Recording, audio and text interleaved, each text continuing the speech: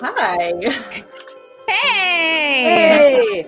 It's not Thursday and the sun's out. What's going on? I know, Where's you the guys look light? weird in light. I'm so pale and pasty. I'm going to be right back. I have cookies in the oven I have to go check again because for some reason they are not baking. I'll be right back. Hey, as long as you bribe the DM with the cookies, I'm totally fine with this. I don't know if you'd like these. They're called kitchen sink cookies, so they have peanut butter chips and caramel chips and pretzels and M&Ms and coconut chips. Like, there's just so much going on. I don't think you'd like these. Yeah, That's I a feel lot like of as long as things. you dunk it in milk, it'd be fine. Yeah, I'll be right back. All right. Bye. So we're kicking off today with a little bit of D&D 101 and then also talking about how we're adapting the D&D 5e rules for a Wheel of Time setting. So we're taking all these wonderful books that the Wizards of the Coast have put out and all the rules and totally fucking with them, homebrewing a lot of stuff. And making them compatible to a Wheel of Time environment. So I asked Melindhra and One Shelly to come on with me a little bit early because they both have experience in D&D. So Melindhra, tell me a little bit about your experience, with your background and experience with D&D. Sure. I just, Bain&Chiad, if you're listening, would you mind turning the background music down just a little bit? I feel like it's a little bit loud. We've got, she's getting ready in the background, but she's also helping us out. So we're, just FYI, as far as the schedule today, Rob is running a little bit late, and so we're gonna talk a little bit first and tell you about what we're doing. So, he'll join us in a minute. But my background, so I had never played D&D as a kid or anything, but I started playing a Firefly-based role-playing game in around 2006, 2007. That was my first exposure to ever playing any sort of game like this. And I was lucky we had a really wonderful DM who was just incredibly thorough and was a great first entry jumping off point into playing. We played a couple campaigns and then I hadn't done any more for a few years until about 6-7 months ago, and I started another real life campaign with some friends of mine, and it's very, very classic D&D, and I play a druid. So that's also a changeling. That's also has 2 souls in one body. That's just all sorts of layers of things on top of each other. Because I actually switch off with Doyne, real life Matt Cawthon. We switch off playing, and so we play the same character that inhabits one body, but different people play it at different times. So it's kind of a crazy, ad hoc, insane character, but it's pretty fun. We have a good time. That's really fun. So, One Shelly, how about you? What's your background and experience with D&D? So I was hugely intimidated by D&D for a lot of my life. It seemed like something that I'd never be able to figure out. Ooh, the floppy water tree's back. Yes. This is what we do when we meet on Sundays, guys. That is true. I've got a green drink that has not any alcohol in it. Yeah. Anyways, the D&D question. I was always super intimidated by it, and then one day a mutual friend of ours, mine and Leigh-A's, asked if I wanted to join a game, and I gave Leigh-A a heads up that I am definitely not good at D&D and new, and she took me on. And so in my other game that I play a human druid who is kind of an animal rights activist, but also has a very petty streak, which I enjoy playing because it's not like me in real life. So she likes doing things like rubbing her butt on someone who is a neat freak and getting bats. I burned a spell slot to get bats to poop on 2 people who pissed me off. So I like this kind of mean streak that I don't actually have in real life in my character. And then I also DM a game That's a lot of fun. I've just started DMing, and I don't know, it's good. I've got a really good group that I play with, and we have a very collaborative type of game because so many of us are new and learning that we just decided we'll figure it out all together as we go. Brother Dan is in the chat, and he's one of my players, and so it's a lot of fun. And I have to say, I love that Leigh-A lets me be a bit of a nut with my other character. It's very refreshing. It's nice to have that outlet, and yeah, it results in some hilarity. Like there was a time I got shrunken when I was in Lynx form. I was shrunken into a miniature Lynx, and then pelted 50 meters through the air. And our orc character tried to catch me as a football, like over the shoulder, and tripped flat in her face. And it was just like that one, natural one, back to back to back by multiple people. That it just, nat 20s are great and all, but I feel like the game really gets made when you hit all those natural ones, and then it's just like, okay, so what's about to happen? So is there anyone in the chat who's never played D&D before and doesn't know anything about it? Feel free to say hi, because we've got two expert DMs. I've just played characters, so I don't really have that background. But we got two people on who could give you the basics if you are interested. Yeah, and we're just gonna again at this beginning part, we're just gonna talk through really quick what D&D is, and then how we're particularly adapting it for the Wheel of Time world. Now, I am adapting it, but and how we're people who aren't channelers have magic, things like that. So I've come up with some nice, fun little homebrew rules. There are lots of Terangriel that the White Tower is awesome. Stand out. So it looks like we've got quite a few newbies. Goat Brother, Luke Ice Jedi, Boz. I never know how to say your last name. Cute little fly. Boz the fly. Kitsunagari has never played. I'm surprised, Kitsunagari. That seems like it's up your alley. Yeah. So we got a lot of newbies and some experienced players here. Oh. A lot of people Stranger Things references. Thanks. Yeah. Yeah. It's a good entryway drug to D&D. Yeah. So my experience has only been with 5e, so I've also come into D&D as an adult. Was never allowed to play as a kid because it was very demonic. So oh yeah, I forgot about that. All the like stereotypes and Stranger Things where they it's part of a demon culture. Like, yeah, that's what my family did very much believe. So never allowed to play D&D, wasn't really allowed to talk about it. I've always, just like Melindhra and One Shelly, I've always been interested. And then it was actually pre-pandemic where some of my friends who live in my neighborhood they all wanted to play. There was a mixed level. It was just like our game today. There were 2 new players who had never played and 2 experienced players. They were actually experienced in previous editions of D&D. So all of us were new to 5e, and I was just like, screw it, never played. I guess I'll DM. That's fine. I don't have a problem with doing that. Classic Leigh-A. You just have to be fine with me not knowing what the hell I'm doing.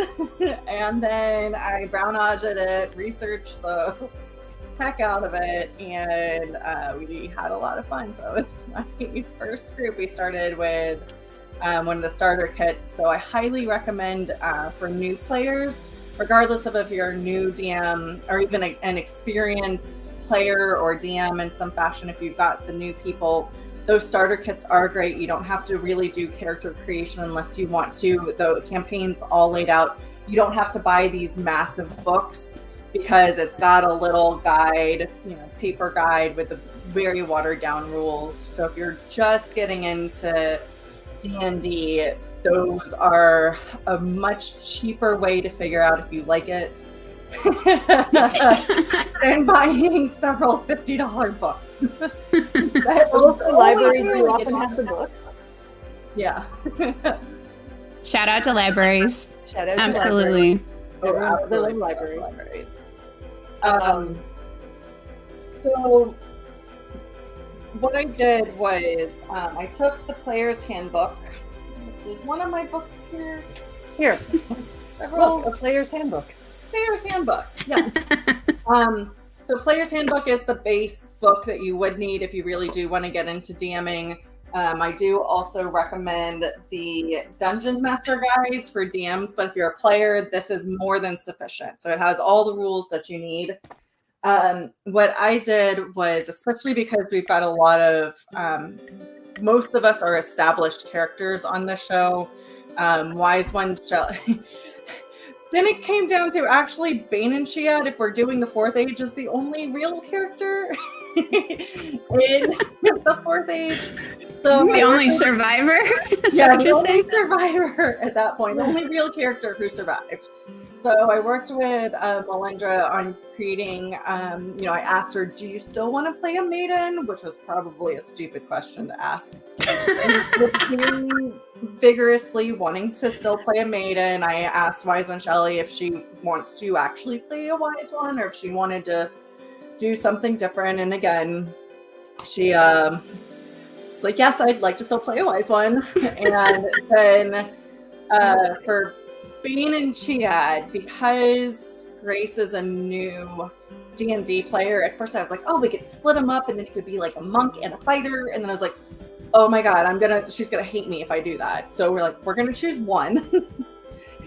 Bain makes the most sense. So she's playing Bain as a fighter, which is a little bit easier. They don't have all the key rules that monks have. There's a lot of fancy shit that goes on with monks that can get complicated. And then Rob was actually kind of hard. Because at first I was like, oh, you could be a bard. That's fine. Like, you like making jokes and doing funny things, but then trying to make him a gleeman and work it in the story. Then I realized he could be a wolf brother from Malkier, and it just worked out so much better. So Rob's going to be playing a wolf brother ranger with a Beastmaster subclass. No, Rob should not have been a white cloak. I refuse to put a white cloak. Although that would be fun, guys. So it's supposed to be fun, and we're also supposed to somehow end up wanting to go together on a journey, and that would be very difficult. I mean, we could figure it out, but that would be very difficult if you wanted to put a white cloak in with a bunch of Aiel. Don't think the white cloak character would survive this particular campaign. Can you give us any hints about what's in store for us without giving away too many things? Like, what do you want people to watch out for who are watching? So I'll give a basic intro. The way I like to do my campaigns is I kind of set it up like a movie. So this time I'm going to set it up like the beginning of the books.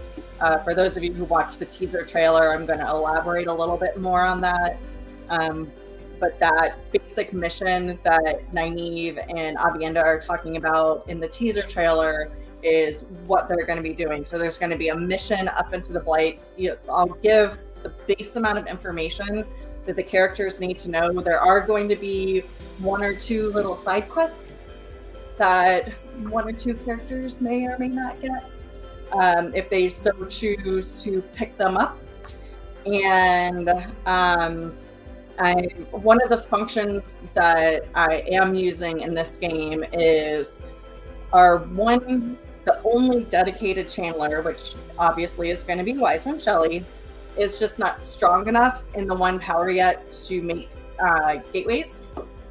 So, so there will be a Terangriel that is given to the team so they can easily get back, and it only brings them back to the White Tower, so it's a one-time use, a one get-out-of-jail-free card. So if you're in the middle of battle and you decide it's too tough and you want to go home and bail on the mission, you can.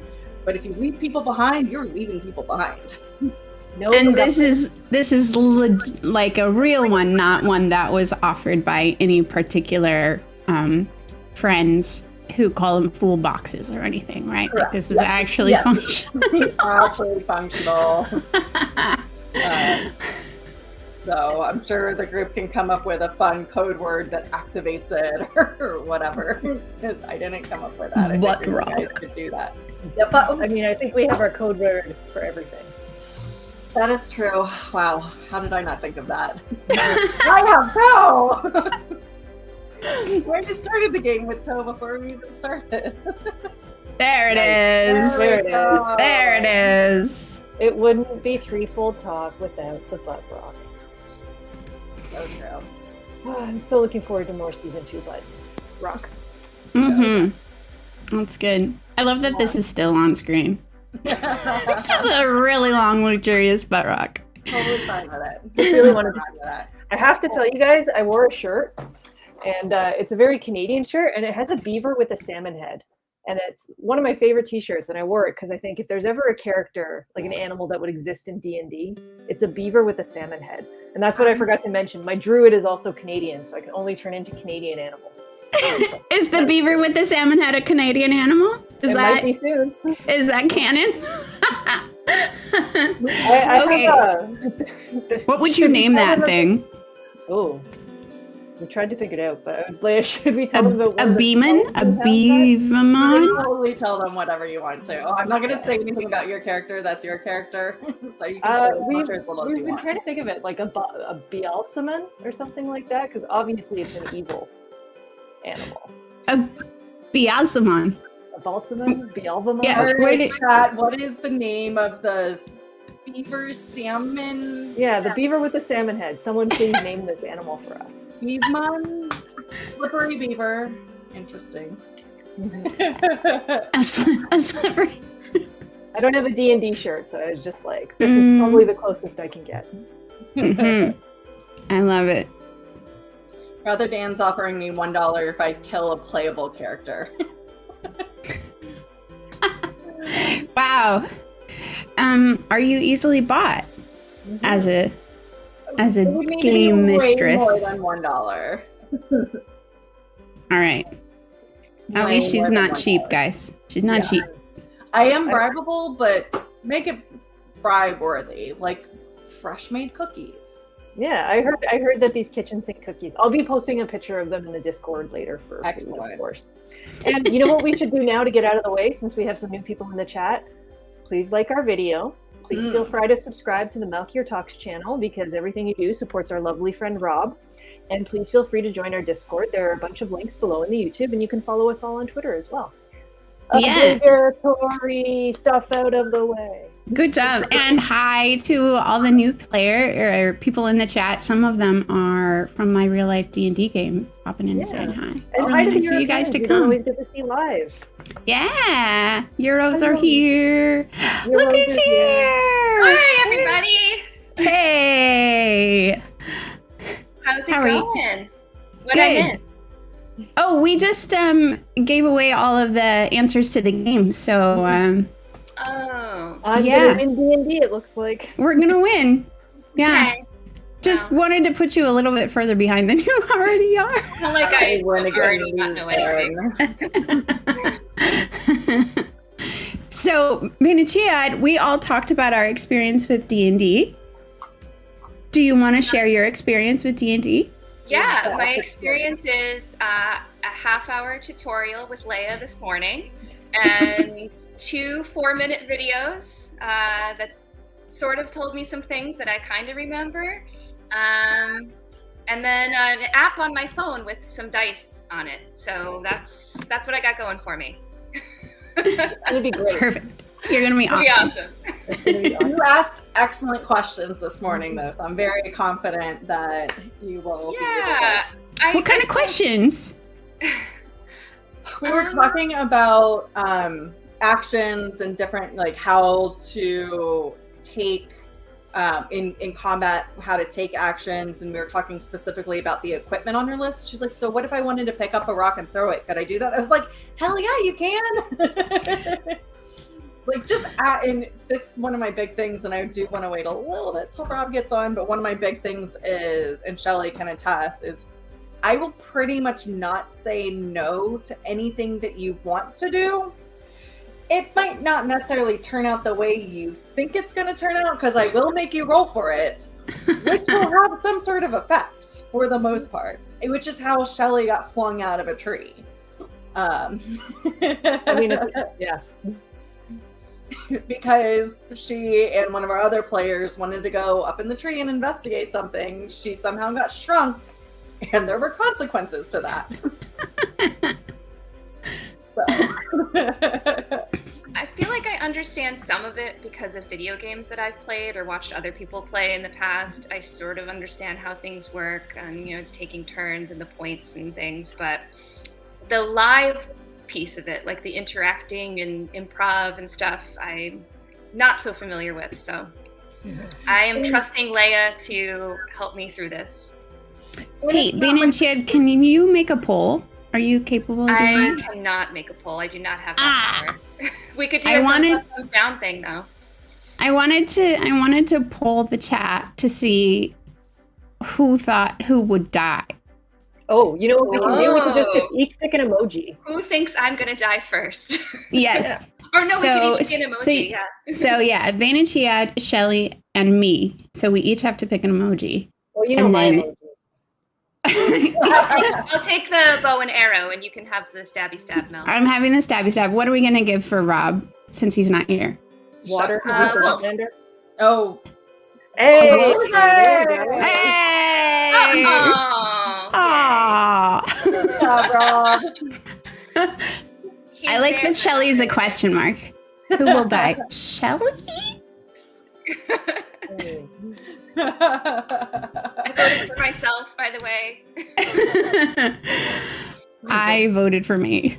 I for voted sure. I voted for Mel too, because I feel like Mel's the most likely to just be like, fuck it, I'm gonna go do something stupid. Mel's gonna Leroy Jenkins. Why would you think that? Why would you think that? That's not how I am. I'm not at all impulsive. Okay. You would never do that. All right. Go ahead. None of us voted for Rob, though. So- like, being way too nice. The other thing we should ask, Leigh-A, did you talk about Homebrew at all? Because people who are real D&D nerds might notice that there's a couple things that don't align with the books. Yes, I touched on it a little bit. So I alluded to the fact that some of the non-channelers are going to have Terangrial that are going to help them do things. I don't want to get too spoilery before we get right into it, because that will be part of the conversation, is the gifting of these Terangrial. I was thinking more like, my character might have a spell that doesn't belong to my character. And we know that. So I definitely added, so the number of spells that people have are more than they should be. There's I am not strictly following the 5e rules. So please don't come at us and say that is not what the player's handbook says, because I'm the DM and I get to do what I want to do. That's the first rule of D&D. The DM gets to pick. For me, that's rule number 2. Rule number 1 is everybody should have fun. Yeah. Everybody should be having fun.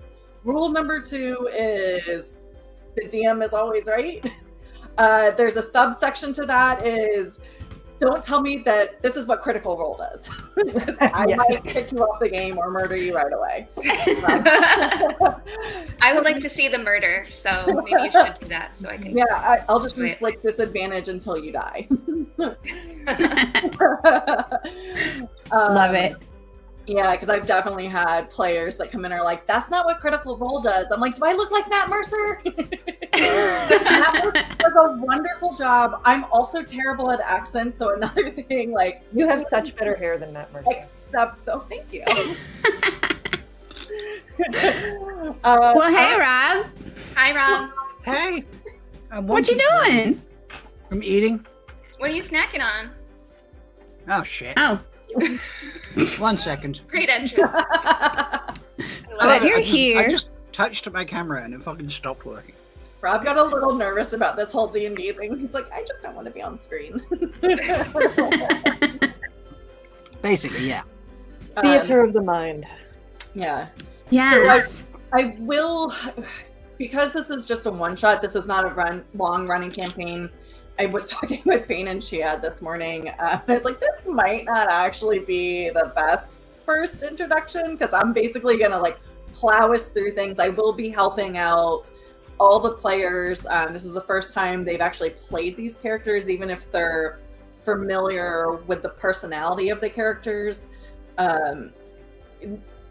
This is the first time any of us have played this game at all. We do have 2 new players. We've only mentioned that once or twice. We are playing at a level 7. So there's a lot that is going on. There's a lot of mechanics. That being said, we don't have time for a 10-hour campaign. I did pack a lot in. I do want to leave time for the general chemistry that this group already has. So I want to leave time for that fun role play, but I do want to push through things. So I won't be spending a lot of time today explaining rules. If you have questions, feel free to pop into Twitter or our Discord and ask questions about why things went the way they did. Or if you ask in the chat, I'll probably go back and eventually rewatch it and answer your questions. But that being said, I am going to be aggressively pushing the game as much as reasonable. So, are you guys awesome. ready? It is 3:30 on the dot, which is when we wanted to. Are we good or are we good? Somebody said Anas is shadow banned. Yeah, Does I just anybody looked know? into that. I don't know what's going on there, but I just unapproved and reapproved him or something. I don't know. It should. Ananas, are you there? Try writing something. What's going on? Anas can't chat. Apparently. I don't know. Everybody has their character sheets up. Sure. Yes, ma'am. Yes. And you have your whatever version of dice you're using, whether it's electronic or Yes. actual dice. So my ramen rattle is usually my dice box, so I'm actually going to be opening this, and Anas is not here. I'm sorry you're not here, Anas. You're just going to have to miss out on it. Oh no, he's here now. I know. People are Yay, Anas! Yes. So Go ahead and try and make us cry from the chat, Anas. Go ahead. all right. Are we ready to play Wheel of Time 4th Age D&D? Let's do it! Yes. All right. The Wheel of Time turns, and ages come and pass, leaving memories that become legend. Legend fades to myth, and even myth is long forgotten when the age that gave it birth comes again. In one age, called the 4th Age, a new age just born, a wind blows across a war-ravaged land. It starts in the west, across the lands known as the Borderlands, where Trollocs came down from the north and ravaged towers, destroyed entire countries. It blows further east, across farmlands that have been burned and destroyed. Complete devastation had reigned. But as the wind keeps going, it sees that civilization has not died completely. Towers are being rebuilt. Farms are starting to plant again. And though it passes many gravestones, it also passes new life that is springing up. It blows to a partially destroyed city, nestled on an island in the river Aranon, where an Aes Sedai is walking in the garden, waiting to meet with one of her friends that she hasn't seen in a couple of months, as well as 4 new adventurers that will hopefully help her continue to save the world. So this is where we're going to pick up. So that Aes Sedai is Nynaeve. So she's walking through the gardens, and she is strolling out to meet Avienda. Avienda is sitting on a bench in the gardens. Her feet are still have been completely destroyed. Oh, by the way, spoilers. In case you couldn't tell, it's the fourth age. This is full spoilers.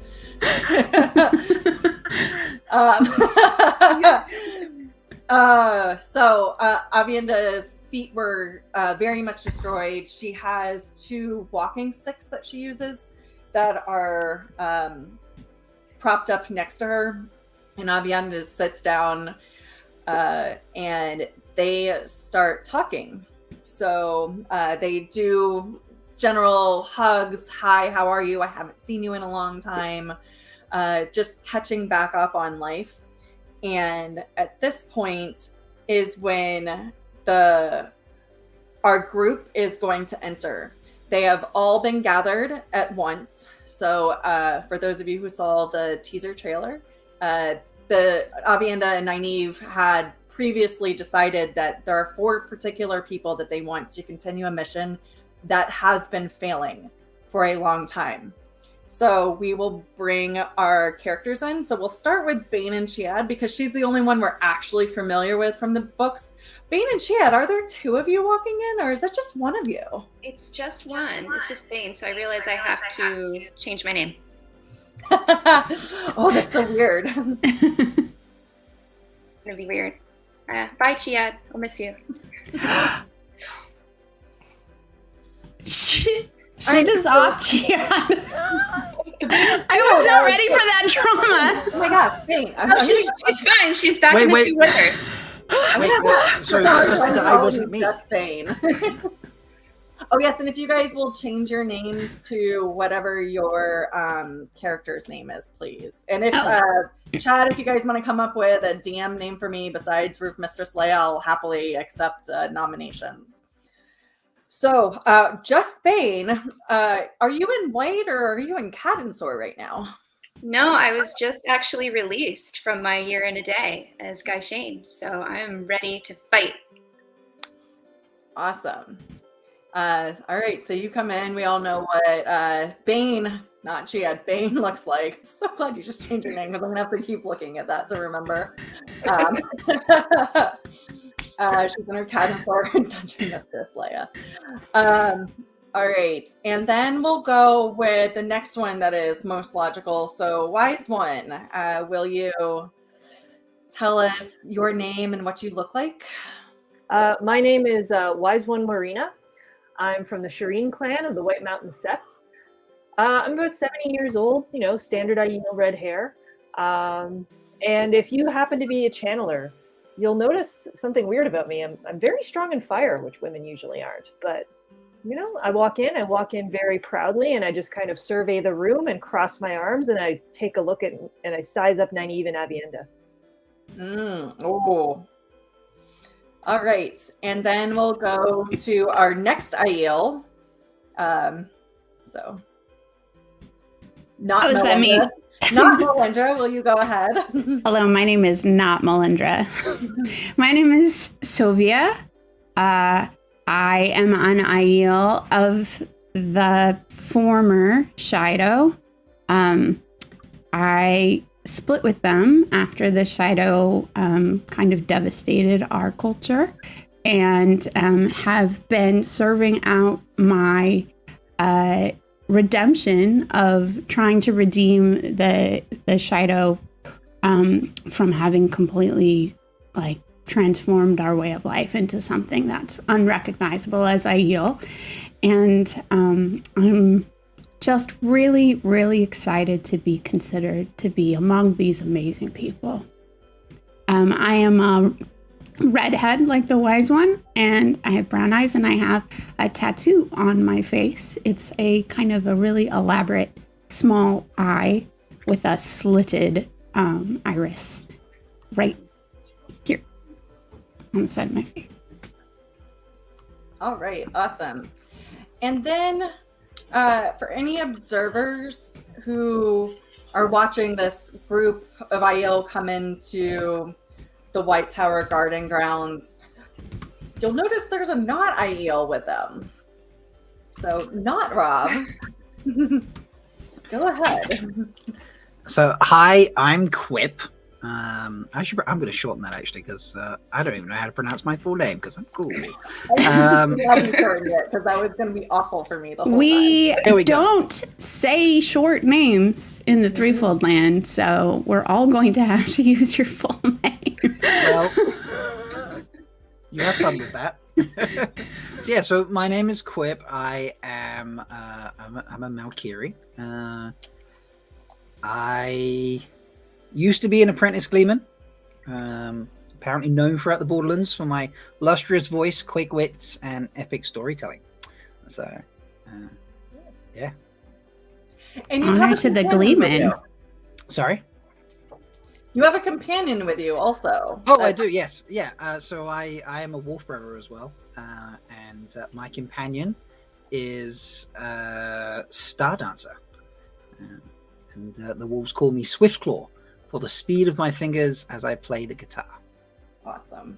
I space myself as far away from the wolf as possible. So you guys approach Avienda and Nynaeve, and they welcome you. They both bow their heads very serenely. Avienda will probably, give a little side eye to Marina since she's like feeling some judgy vibes there. And they will formally welcome you. And Nynaeve, of course, will start talking because it's Nynaeve. Thank you very much for coming. We know that the last battle has ended, or so everybody thinks. The Blight has not retreated as fast as we think it should have, and we are concerned that we weren't actually able to slay all the Trollocs and Dark Friends during the last battle. We're concerned that there is some resistance currently up in the Blight.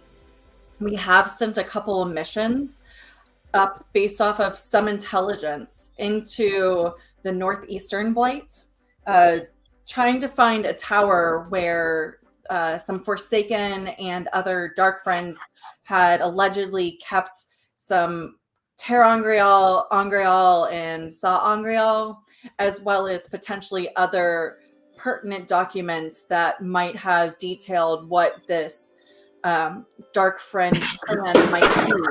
Unfortunately, all of the missions that we've sent up there, and at that point, obviously, it'll be like Wetlanders, have failed. We've sent channelers, we've sent I was going to say merchants. The other one, armed guards. We've sent warriors from different nations, and we just have not been able to get everybody who's returned has either died right away or given us minimal intelligence. Most of the people just have not returned. I was speaking with my colleague, Avienda. I'm going to kind of side-eye her. Nynaeve when she says colleague. I'm trying to be professional. And Avienda had a wonderful suggestion that the Aiel might actually be the perfect people for this mission. My husband also recommended you, Quip, since you're a Malkier, you have some familiarity with the Borderlands as well as the Blight. And then you also have the added benefit of your innate skills. So, you guys just still listening or any questions? Yeah. Okay. So just feel free to interrupt anytime you want, by the way. So if you've got questions. So you want us to go to this tower and find these Terangrial and return them to the White Tower? Well, right now, what we mostly need is intelligence on the best way to get there. Right now, the parties that we've been sending, we haven't been able to exactly pinpoint down the location of where the tower is. So we've been sending these parties up in the general vicinity of where we believe it is. And we And that, we believe, is one of the problems, is just sending parties up into the Blight, and they either just can't find the tower and aren't able to escape the horrors of the Blight. So we have been able to neck it down a little bit more. The last party that returned actually made it, well, the one person who returned, they actually made it to the tower and were able to do some investigations of the tower, but the majority of the party was killed. One person did come back alive, but wasn't able to give us any actionable intelligence. We'll be able to put you exactly where they were put and give you the general directions on where the tower was. That's most of what we got from that person. Some of the other information that we got from them is that there are human guards guarding the tower, as well as some creatures of the Blight. They did see, we weren't certain whether they were in the tower or around the tower, but there are Trollocs there. It's possible that they're Murdral if there are Trollocs, because, as you know, the Trollocs would probably just eat the humans if they didn't have a Murdral to control them. They mentioned that the tower seemed to have some magical components to it and they were in their death throes at that point, so we're not certain whether it's just some basic traps or whether some dreadlords laid some channeling traps there.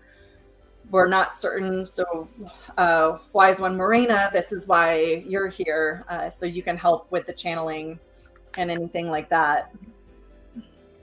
So you want to send the four of us into the Blight? Correct. To potentially face Shadow Spawn and Shadowrunners, to go visit a tower, and sure, that sounds great. Let's do that. That sounds great. I don't have any objections to going to the Blight ever. No. If that's where you need us to be. Thank you. I knew you would be one of the right people to send on this. Yeah, I feel really great about this. I'll go. Because but we will discuss the cost of this later. I'm not keen to do favors for the Aes Sedai, but we'll discuss how this will benefit the Aiel later. And she looks at Avienda. And I assume you have started these discussions and understand that we are sacrificing ourselves for the White Tower's causes here.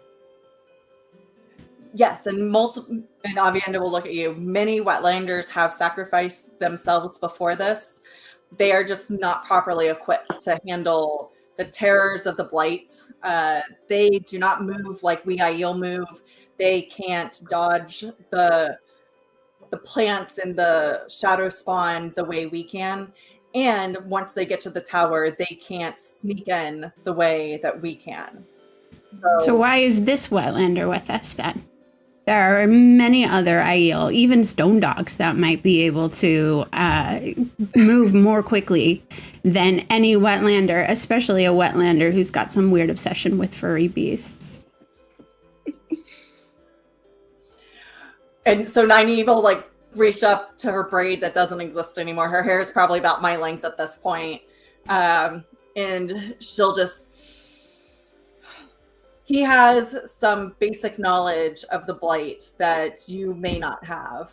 He is very proficient at reading maps and understanding the terrain of the Blight, and he has a very unique talent that will only benefit you.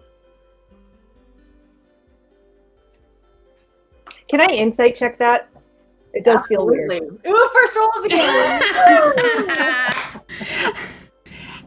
I also have a danger sense that 19. What are you specifically trying to check?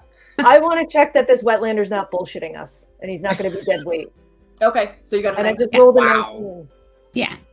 So you can look at him. You notice that his eyes are yellow, and you've heard of at least 2 other people who were very successful in the last battle, specifically up in the Blight and other areas.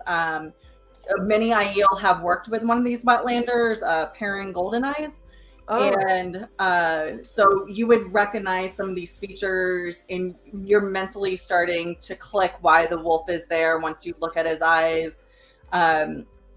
He also he carries himself very well. Like, he's not, when you guys walked in, he wasn't as heavy-footed as a lot of the other Wetlanders are. So you would probably assume that he's familiar with being out in nature. He's not a soft city dweller like many of the One Aes Sedai in front of you. Okay.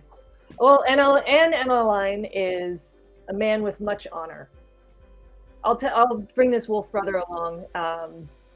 Welcome to the Threefold Land, wolf brother. Thank you. I look forward to traveling with you and seeing if you can be quieter than a stone dog, which shouldn't be hard. And I say to the other girls and the other people in the group, I say, he looks like he knows of what he's about. Well, I personally trust the Wolf Brothers because I've spent a long time in the Two Rivers with Lord Perrin Golden Eyes, and he has much G. So if he's a Wolf Brother, then it's fine for him to be there with me. Okay. So we're agreed. Who am I to go against a wise one and someone who knows Wolf Brothers? I guess he can come. Thank you. All right, so at this point, Nynaeve is going to pull out a satchel, and she'll say, I'm aware that the task we're about to send you on is perilous. So we have brought some things that may help you up in the Blight and through this mission. Bain&Chiad, one thing that we want to give you are these terangrial. So there's a couple of terangrial arrows. We know you like to shoot your bow. These will help you with a couple of feats. One is, crap, I'm gonna pull up the wrong thing. And this is D&D, folks. Are you going to tell them what my magic arrows do? Because I can tell them that. Oh. Okay. Well, she's going to tell you first. You don't know what they do yet. Oh, okay. I don't know what they do. Bane doesn't know. Grace I'm excited to get these magic arrows I know nothing about. All right, so some of these, what they do is they will explode once they hit. So not only will they pierce, but then they'll explode and cause damage to other creatures in the area. Some of these are what we call grasping. So once they hit, vines will creep out and cause poison damage, and then also slow down some of the creatures in the area around them. That sounds useful. How many of those are you giving her? So unfortunately, you'll only be able to use these 4 times between rests. There's one that causes the creature to have not be able to see afterwards.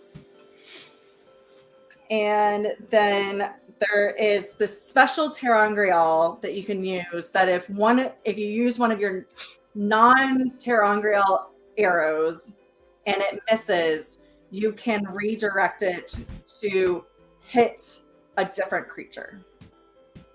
Different creature, but also human if I wanted it to or needed it to?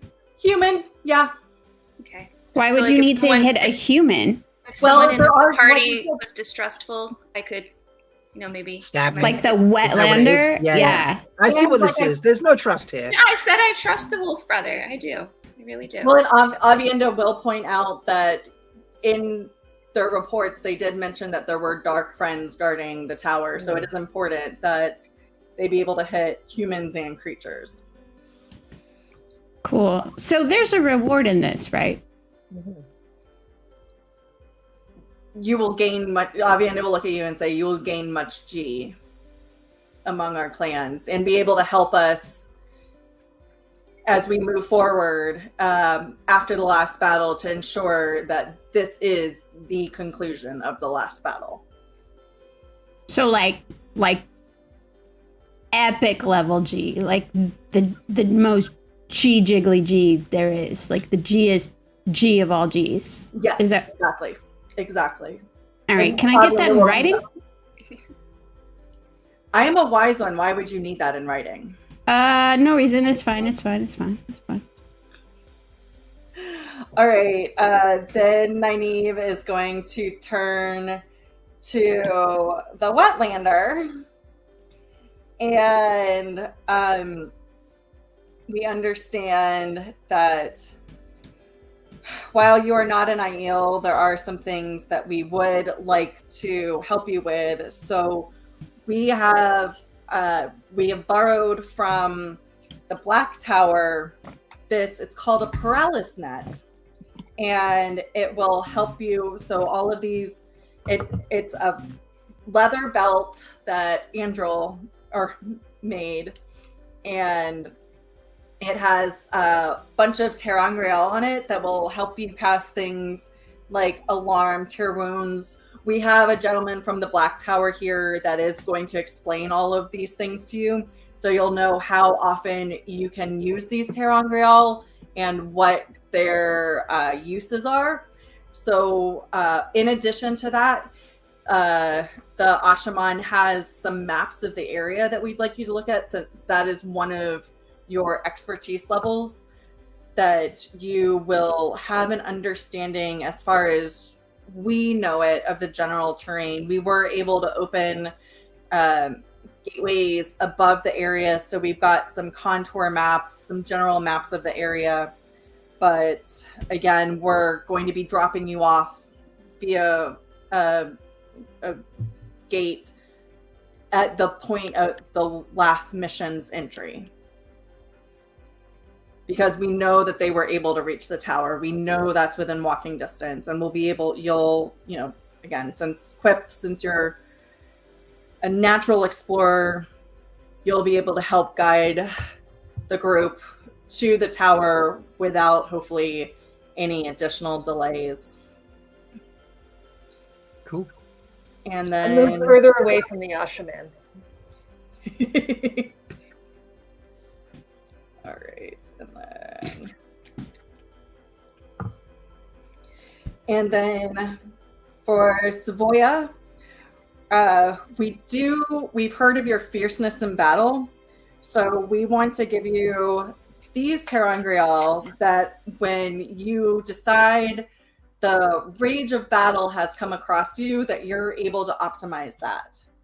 So again, it's a limited amount of time you have to rest in between, otherwise you'll become exhausted, but it will enhance your fighting abilities when you're in that ferocious rage of battle.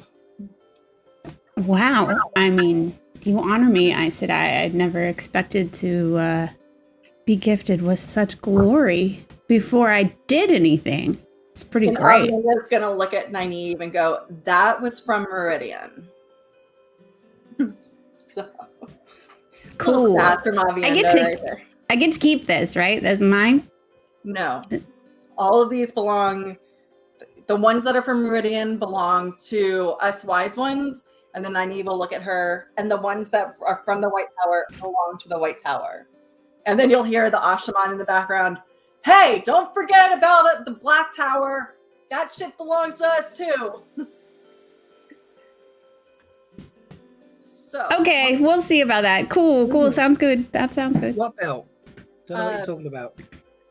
So, Savoya, one of our Aes Sedai has asked that you help her figure out what supplies you need. We will be supplying you with a pack horse for this trip. In addition to these terangriel and the pack horse, there is one last gift that we have for your group. Morena, we know that you have been struggling creating the words just escape me. Magic gateway. Thank you. Gateways. I only said it like 10 times before. Gateways. So what we have created is these 2 ter'angreal that are 1 use each.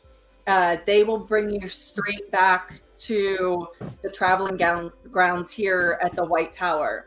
So once you can either all leave together, you can split the party. If you want to stay together and you're going into the tower and you want to send the pack horse back, you can do that. But you only are able to use one. They only have 1 use each. So be very cautious of when you use these. Wise one, those look really heavy. I'd be happy to carry those for you. No, I'll be all right. I'm actually wondering, do we even need a pack horse? Since when have I ever used pack horses? I look at Amanda and I'm like, they're not sending any guy shine with us. I need a pack horse, clearly. Put it on your wolf. This is where do I keep the wolf food? Come on. Isn't the pack horse the wolf food? Don't wolves go hunting for food? You could leave the wolf behind. No, I'm so not leaving. Depending on how efficient Quip is at finding his way to the tower, you could spend anywhere between 1 and 4 days searching for the tower. Okay, so we'd best get on the road. All right. But Savoya, if you'll go with Nalaine, she has volunteered to help you pick out any supplies that your party would need. While Avienda wants to catch up with Wise One Shelly. Quip, I'm sure you need to go talk to the Black Tower gentleman, and then Nynaeve's gonna want to catch up with Bain&Chiad. Just Bain. Ah, thank you. That was so hard. Damn it. Okay, cool. So, before we, we're gonna do the, go talk for about 30 minutes. But do you have any other questions for us before you depart? I do. I don't know if you already said this, so I apologize. But do we know anything about the nature of this tower? Like, what's in it, what it's made of, what it actually is, if it's even a tower? From what we were able to see from the gateway above, is that it's made out of all black stone. It appears to be of 1, maybe 2 levels for the vast majority of it, with a tower on one side. There's a partial moat surrounding it, but it is completely surrounded by the blight. It is deep within the blight. Okay. Any other questions? Again, we have limited intelligence, but we will happily answer anything. And we do appreciate the great service you're doing for the people who have survived the last battle and mitigating any further atrocities. I'm a busy wise one. I want to get on the road. Show that we can get out faster than these Wetlanders did. I have one question. Yes. Were there any of the parties that you sent out before us that didn't come back that you might suspect had survived? Like, do we have any potential allies out there in the Blight?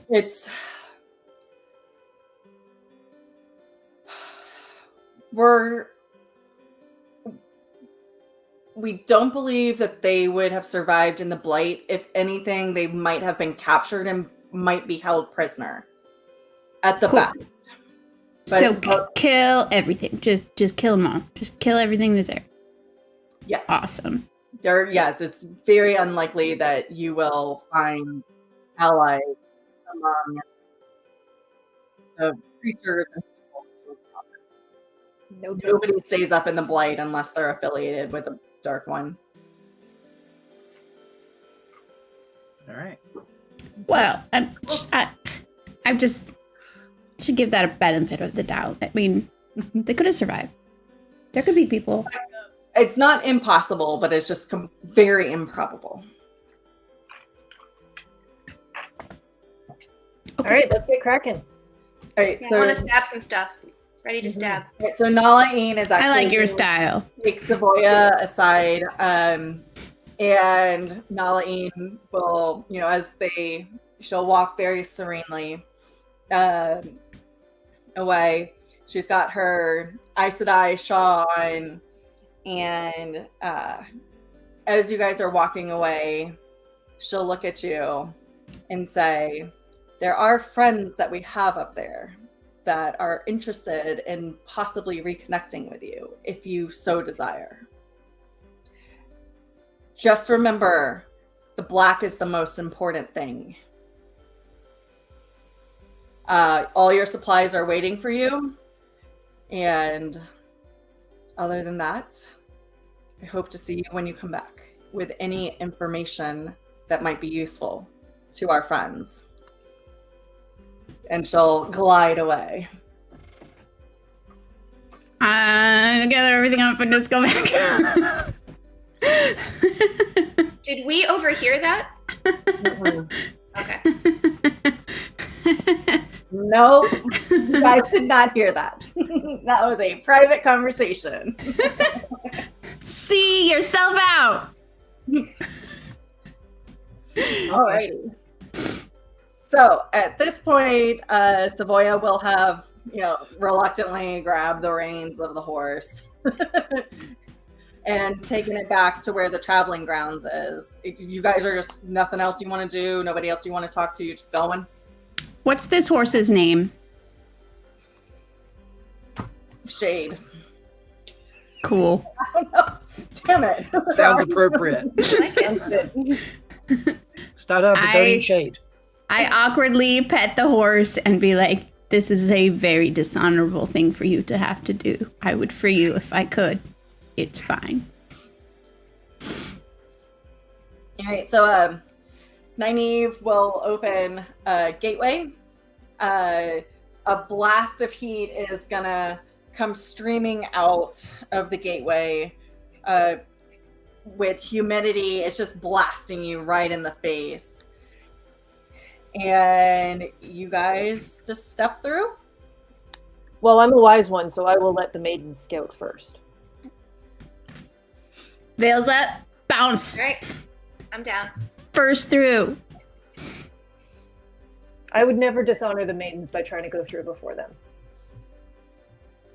Well, Savoya, did you hand off the horse, or did you just let go? Hop through? No, I brought it with me. Okay. You brought the horse scouting with you? That doesn't seem like a really good Yeah, I did. It's my fucking horse. Someone handed me the reins. Aren't you concerned you'll be seen? No. Okay. Well, if you get hit in battle, it's not my fault. Your hand talk is really, really judgmental at this point in time. Maybe this is why it's called Shade, because the horse is...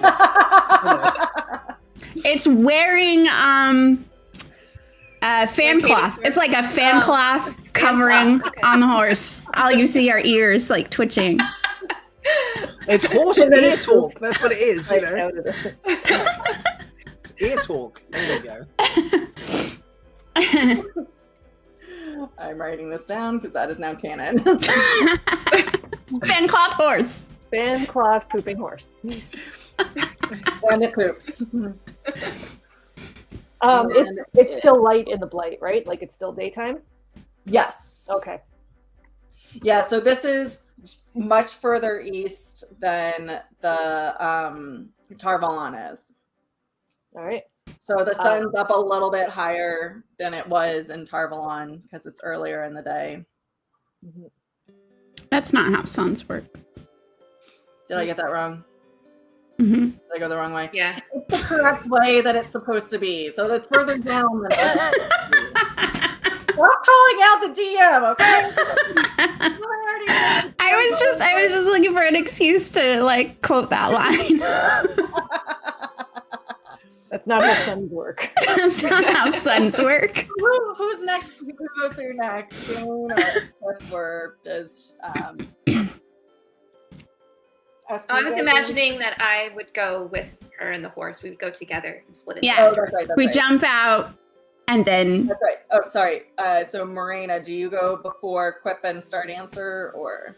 Well, I would feel bad letting the wise one be last, so I shall take rear guard. Amazing.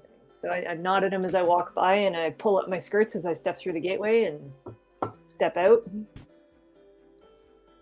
Awesome. All right, so you guys successfully make it through the gateway. It's not like this is new to any of y'all. It's been around for quite a bit.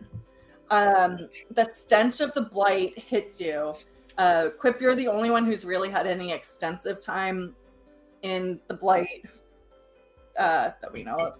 And it is an overwhelming smell. So even though places throughout the world prior to the last battle have been plagued by blight afflictions, this is just a completely new experience for the vast majority of you as you go through. The air is very warm and damp. It feels like a cloth soaked with water is being held over your face, just trying to inhale through the humidity. All of the plants are just completely distorted and look nothing like you've ever seen before. So with any experience that you, Aiel, have had in the wetlands, you know this is not what trees, shrubs, leaves, any of it should look like. You'll hear a shriek off to your left. Sorry, your right. I'm holding up my right hand and I say left. I'm doing really well. You're doing great. You're doing great. So good. I hear a high-pitched whining shriek. It's way off in the distance. It's nothing that would be of concern right now, but it just makes you even more hyper-aware that this is a dangerous place and you don't necessarily know what you may or may not encounter. Do I sense anything in the immediate vicinity that would be of a danger to us? Roll me. So are you trying to look for it, or are you just trying to pass it, like just get a general sense? What particularly are you looking for? Potential baddies.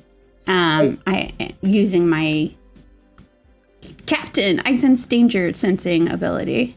Oh, okay. Give me an investigation check. And is that with advantage? Got a 13. That's with advantage, right? I have advantage on dex saves for things I can see, but not about the perception of an uncanny sense of things nearby you when they shouldn't. You have advantage on save throws. Yeah. Okay, whatever. So what did you roll? Sorry. I got a 13. 13. There is everything around you is potentially dangerous, but other than just plants can kill you, the mud can kill you. There's no creatures within the immediate vicinity that you need to be aware of. So yes, but no. That's really okay. Blight. I will just say, step carefully, Wetlander. There are things here that even your light feet wouldn't be able to handle. Well, I thank you for the light feet comment, but I have been here before. Well, lead the way there. Sure. I definitely haven't. I have not been here at all. All right, Ever. So Quip, roll me a d4. Your first roll for the day. Any guesses on whether Rob? I got a 2. 2. All right. So you guys are only going to have 2 days of travel to get to the tower. So Rob, Quip, you turn around, you get your bearings, you smell, you converse a little bit mentally with Star Dancer, and you get a general sense that the tower is that way in 2 days. So this is where we get to my first official homebrew rules. If I can find the right notebook. That is not the right notebook. Where is the right notebook? Dari, where'd you put the right notebook? In the meantime, Rob, do you want to tell us where we're going? Like, tell us what Leigh-A just said? I sense the tower in that direction. It's going to take us about 2 days. Thank you for keeping us informed. You are most welcome. Can you smell people's emotions? Yes, I can. Yes. Yes, you can. So, like, if someone in our party was like lying a lot and being really shady, you could probably tell, right? You wouldn't necessarily be able to tell lies unless they're self-conscious about something. So, like, he can smell emotions that might be tied with lying, but if you're comfortable lying, then he wouldn't necessarily be able to sense that. And I really don't know where the fuck I just put that notebook, which is really bad. Because it's got all the things in it that I need. But this is like a really good party with all honorable intentions. So I'm sure he's just smelling like roses and, you know, lilies of the valley, a couple honeysuckles up in your honeysuckle. You know? This is kind of upsetting me a little bit because I don't know where I it's not put really my... honeysuckle. Oh, I'm sitting on it. You know. Of course I'm sitting on it.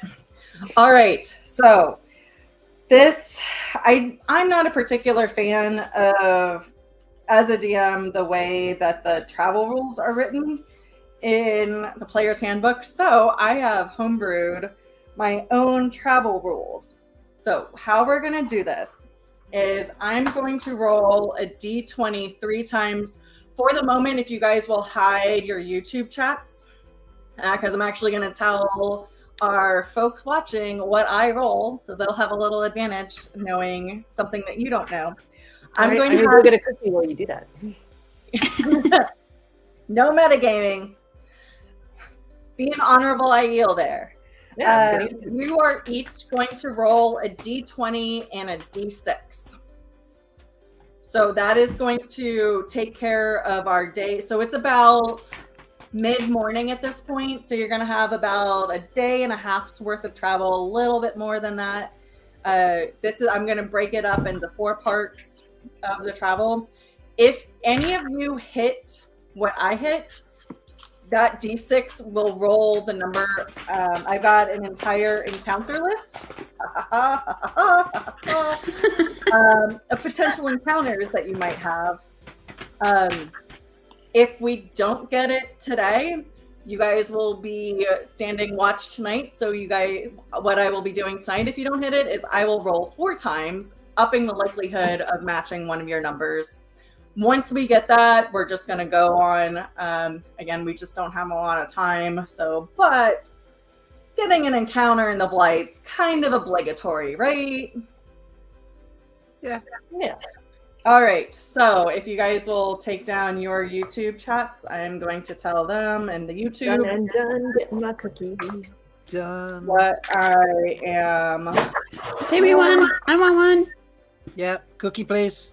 2, because I need to. Do feast you on want that. a cookie? All right. Yeah. So people in the chat, if you guys can just start chatting, so those numbers will go up. So my team can, yeah. So they go up.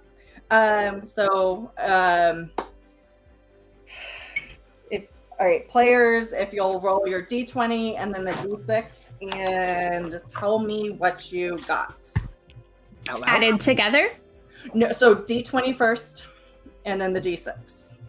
I mean, I can just show you. I can't see that. I got an 18 and a 4. 18, 4, Nicely done. I got a 7 and a 1. 7, and a 1. Wait, so the d20 was the 7? Yeah. Okay. I did you one less. I got a 6 on the d20 and Okay. a 6 on the d6. Okay. And then Marina. I got a 10 on the d20 and a 4 on the d6. Alrighty. And I didn't write down what I got, so. All right. When can we have YouTube Wolves chat are back up? howling. So they've chatted enough. They literally just started saying chat, which is hilarious. Best chat ever. Thanks, chat. Thanks, chat. Alrighty. So what order? So Quip has kind of been like that way for 2 days. Yeah. Order do you guys want to get into? It's the Blight. Quip, you're going to probably recommend that they go single file unless the IAL want to do something different. So, I would definitely recommend single file. Hide your numbers if people are following us. Well, as a maiden, I would like to immediately awkwardly pet the horse and put it directly into the hands of the Wetlander and stand and scout in front. Like I will veil up and maybe even scout ahead of the group. I don't know if I'm a lot faster than everybody else, but I think I am. Well, I'm used to the maiden scouting, so my plan is to either stand in front of the Wetlander or just behind him. Assuming the maidens will go ahead and scout. Yeah, I'll go ahead.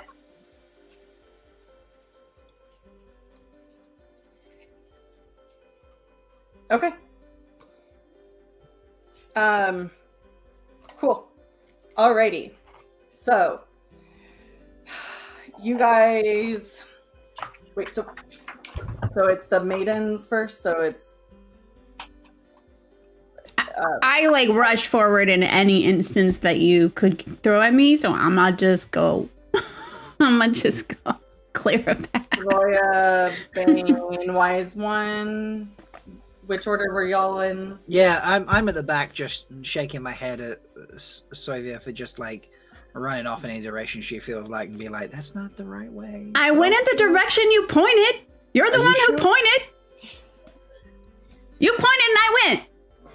And is Stardancer just chilling with you, or what's Stardancer doing?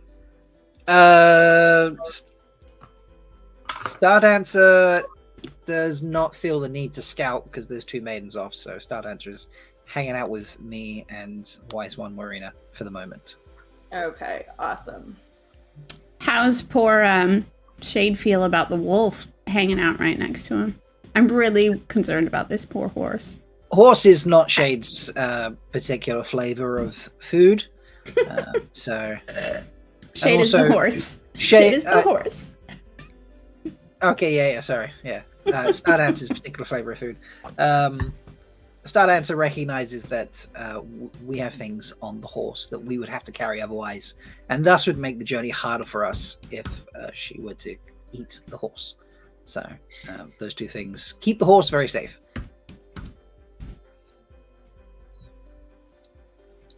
All right.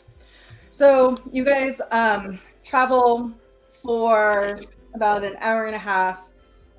You didn't, since it was mid-morning, whether or not you actually ate breakfast was kind of up to you before this mission. You do have plenty of food with you on this little trip. So whenever you want, if you want to stop and eat, if you want to eat in the saddle, or not in the saddle, because you guys aren't in the saddle. But how do you guys want to travel? Are you trying to travel quietly? Are you talking? Are you communicating? What's going on? So kind of tell me how you're doing this. I'm taking my guidance from the maidens. Yeah, and I'm highly alert to scouting ahead, trying to keep an eye out in all directions at once. How far ahead are you?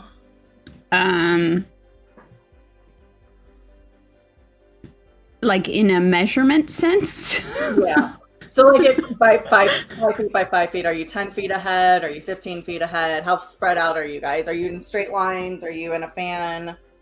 I can imagine that I would run ahead and then circle back every once in a while. Okay. If I don't find anything, and then reset and then go back out and then come back. And as far as eating, like, I wouldn't even think about it until the end of the day. Yeah. We had a good breakfast. We don't want to catch any shadow soul on a full stomach. Okay. And how long are y'all intending to go for? Until the Wetlander says it's safe, since he knows this area so well. Until the Wetlander gets tired, because he's a Wetlander. So I'm just waiting for the horse to get tired, basically. You don't have to blame it on the horse. Shade is a good horse. Shade is a great horse, but Shade is a good horse.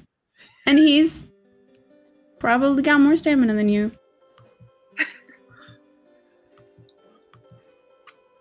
All right. So you guys are just going along. Let's say quickly and quietly, because we do want to do this faster than the Wetlanders to show them up. I am sensing that Wise One Marina is in a bit of a hurry, so yeah, definitely moving at a fair pace. Okay, awesome. Hold on, I'm just trying to get things set up. All right, so you everybody roll me. I'm assuming you guys are kind of keeping an eye out. So roll me whoever has the highest perception out of the two maidens. Since you guys are out in front, roll with advantage since everybody in the group is going to be keeping an eye out, but particularly you two are the head scouts. So one, again, whichever of you have the highest perception, do that. I have +6. Do you know what you have? +6. We have the same. Same. All right. So whichever one of you wants to roll, I don't care. Well, Sylvia, excuse me, seems like the more impulsive one, so I think she can roll first. Why would you say that? I'm not impulsive. That's crazy. I got a 4. Really? With So you had already rolled. Oh, sorry. I forgot about advantage. God, wow. How badly did you roll? I got a 4 and a nat 20. First nat 20 of the game. So, nat 20. Tell me everything that is in the blight. How many worms are there and how far away are they? You guys can all see that the trees around you are slowly moving and reacting to you as you go through. Nothing is actively reaching out. There are no larger creatures within your near vicinity as you go through, but you do just get this more and more ominous sense as you travel that it's just going to be inevitable that at some point you will have an encounter. So, and then... So I report back that everything is terrible and fine at the same time. Yep. All right. This is what you get for hanging out with trees in the wetlands. And it sounds about normal for the blight. You'll also, as you pass through, you'll start to see a little bit more variation in the vegetation. So there'll be these clusters of large mushrooms that as you look at them, you realize they almost have skull-shaped faces where the mouths coming out of their eyes and an additional set of teeth in their mouth. Quip, you would recognize these as what y'all in Malkier called shriekers. You Borderlanders call them shriekers. They're bad juju. You'll want to avoid those. Yeah, don't eat those mushrooms. They're nasty. Yeah. They looked really good. I wanted to lick one. No, don't lick things. You sure I shouldn't lick it? No licking. You sure? No, don't even lick yourself, okay? No licking. Trust me. Wise One, should I listen to this Wetlander? I mean, is he even trustworthy? I don't even know. I mean, he's telling me not to lick the mushrooms. I think even the wolf, even Star Dancer is being like, don't lick the mushrooms. Why should I listen to a wolf? The wolf is weird. In general, it's best to avoid mushrooms if you don't know what they are. That's very wise one. There it is. See? Even one of your own wise ones is saying, don't lick the mushrooms. I just look at Sylvia and I wink and I say, if you really want to lick something, and I wink. Wow. Okay. That's how You'll give me something else to lick? Is that what you're offering? We're on a mission here. Stop flirting. You guys start. I'm sated for the moment. More from a forested area into a little bit of a bog area. So there are water saturated pits. There's a whole bunch of mud puddles throughout. It's just almost completely unavoidable to get ankle deep, if not calf deep, in either mud or just like a puddle of sludge. Gross. I guess we can Water say is goodbye to gross. Shade. Mm-hmm. Shade's gonna be right in The horse is not called a tree, okay? No, Try, Shade! yeah, what? Yes, no! That's not the horse! Come on, no! Please! Don't give up! Are we doing an Atreyu on Shade? Yes! I don't know if I'm ready for Clearly! It's not the never-ending story, okay? It's not the never-ending story. Universe! We're all just traumatized here right now. All right, so and actually, Yeah, come on, we're giving chat PTSD right now. Sorry, Jen. We'll go ahead and bring up roll 20. Say it Sorry, again? Will, which? Roll a You 20. froze. Bain&Chiad, if you'll go ahead and bring up roll 20. You mean just Bane? I really missed Oh Chiad. God! Sorry. That's why I'm jealous. I'll be your Chiad if you need. No one can replace her. All right. Okay, so what am I rolling? A d20? Bring up the roll 20, the website thing. Oh, the roll 20. Okay. The irony is, like, the two people who are inexperienced in D&D are the ones that are in control of all the tech Running stuff. this. All right, so as y'all are walking through, it's a little bit afternoon, and you're just kind of keeping your eyes on where shit is, and just, it's Behind the horse. yeah, everything's creepy. Everything's creepy. And let me make sure I'm on the right thing, because I always screw this up. That did not come up. Are we traveling in a general northwesterly direction? Are we going You're into the trees? going, the terrain's just going to continue to vary. So why is this not working? Because I moved it to the wrong thing. What the hell just happened? Looks like you zoomed in. Wait, I think the I wrong want thing. to cast Fireball. It's just sitting there. I- ready to cast it. Sorry. The lady does shoot fireballs. Yes, she does, and she wants to cast it. Ugh, this is driving me nuts. Come on. No, don't do that. I love Roll20, but sometimes it just doesn't want to work. There we go. Here I am. Yes, so... I got really big. I'm huge.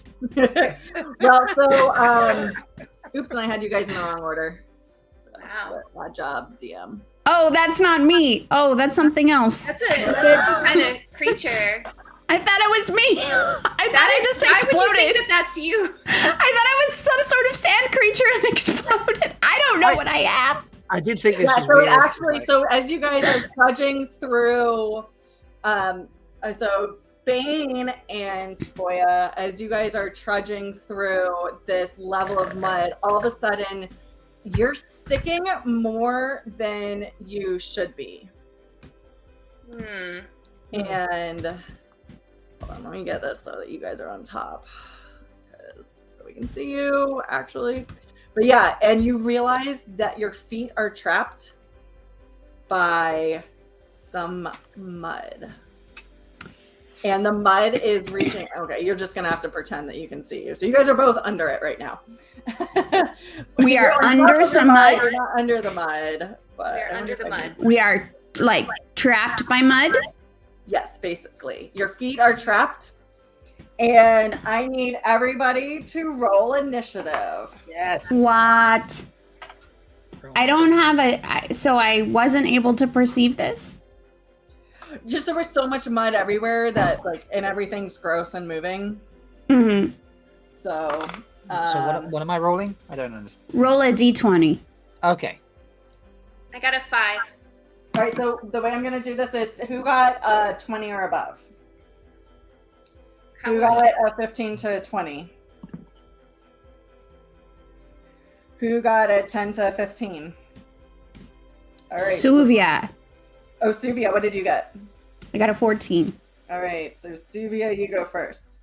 And then the mud creature's going to go because they got an 11. Who got 5 to 10? Me. What did you guys get? Bain, you said you got 5? Mm-hmm.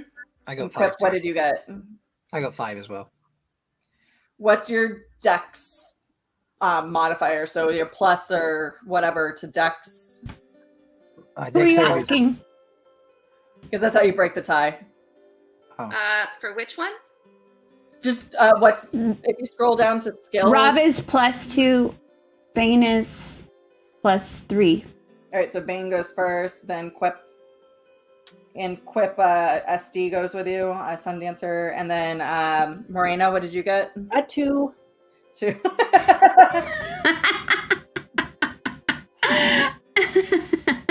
You really do have the Wheaton effect. Shelly will tell you that she just has very special rolling skills. Very special. All right, so we are in combat. What do we see in front of us? So Fighting the mud. right now, there is just this mud coming up and encroaching you, and right now, Bain and Svoya you're entangled. So if you want to break free, you're going to need to do a strength check to see if you can get out. Okay. All right. Can I get really mad at the fact that I'm entangled? Oh, are you trying to rage? I mean, if mud is sucking on me, I'm going to be like, the only thing that's allowed to suck on me is the wise one, and get really mad that something else trying to suck on me. Okay. Yeah, you can get mad. I'm going to get mad. Get mad. Yes. I would like to rage. I would like to rage at the fact that I am being kept away from the thing that wants to suck on me. All right. So, and then what are you going to do when you rage? I rage, and now I have, I'm going to try and encumber myself. Okay. So roll your strength check, and you need to beat an 11. I rolled with advantage, and I got a 16. All right. So you are able to unstuck yourself, and this thing is only, as you can see, it's like 10 by 10, and you're kind of you're right here. If I can get it to, you're right in this upper corner of it. So you'd be able to, if you wanted to use your movement to get out. Why would I want to get out? I would want to stabby stab it with all of my stabby stabbing abilities. Oh, okay. I mean, why would I want to get out at this point? Yeah, you can stabby stab. Okay, I have a spear, and I'm gonna double hand my spear. Okay. And I'm gonna try and stab some mud, I guess. All right, roll the attack. He's stabbing mud. I'm stabbing mud. 13. So 13 does hit. Sweet. You hit the mud. I hit the mud with my spear. I'm not sure that earns you much G, but congratulations. Tell me what damage you think you do. I am gonna just let this thing roll it. Okay, it says I do 9 damage. Yeah, so you. Oh wait, sorry, I rolled the wrong thing. Okay. 1 damage. No, 4 damage. Sorry, I can read this screen. 4 damage. I do 4 damage, and then I'm gonna stab it again. So the Oh, first boy. time you stab it and it comes out, it undulates a little, but it doesn't appear to have any effect. Cool. I am going to stab it again. Okay, stab it again. It really sucks when you stab it and it undulates but doesn't have any effect. I do hate that so much. It makes me really angry enough to want to stab it again. Yeah, come on, stab it away where it has effect. And Malcolm. I think I got 11 damage. Maybe stab it more gently. And like Work up to the really. I am very distracted by the advice the wise one is giving me. Whereas as you stab again, it like undulates and like there's rippling effects out, but it appears to be exactly the same as it was before. Stabbing doesn't seem to work. Cool. I'm just gonna back myself out of the mud in the northerly direction. Okay, so the up direction. Is each square 5 feet, or Yep. what is the? Yep, and I'm resizing you, not moving you, so you got a little plumper during that whole little encounter. I got plumper? Actually, I Are you calling me fat? She looks smaller. if anything. you actually Yeah. lost a little bit of weight during that whole encounter. Wow, rage has some weird side effects. All right. Just move me too, but I'm still going to be like aggressively spear thrusting at the mud. Okay. Cool. Hey, if that's what you want to do, that's what you want to do. Listen. Alright, so the mud is next. What it's going to do is it's going to solidify a little bit and bash at Bane's legs. So let's see if this attack hits. it's punching mud. So that's it's attacks for 10. I throw out my hand and protect Bane with the Shield of Spirit, You have which shield spirit? does Where's that? Oh, there it is. reduces her damage by 11, so she gets +1. Hey! Sweet. Well, so, wait, see if it hits first. See if it hits her first. Wait, I have to roll for that? Yeah, As a well, reaction? It's attacking her, so we got to see if it hits first.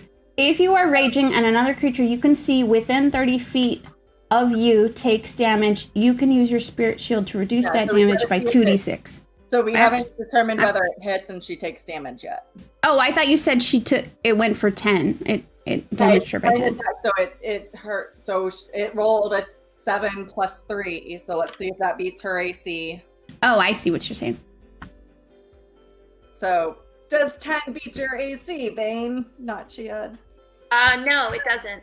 'Cause my AC is 14. Yeah, so your Aiel fortified legs from all those miles of running are very much able to withstand this puny little, not so little mud pile smashing into your legs. And that is its turn. Yeah. Good job, Mud. All Mud, right. you suck.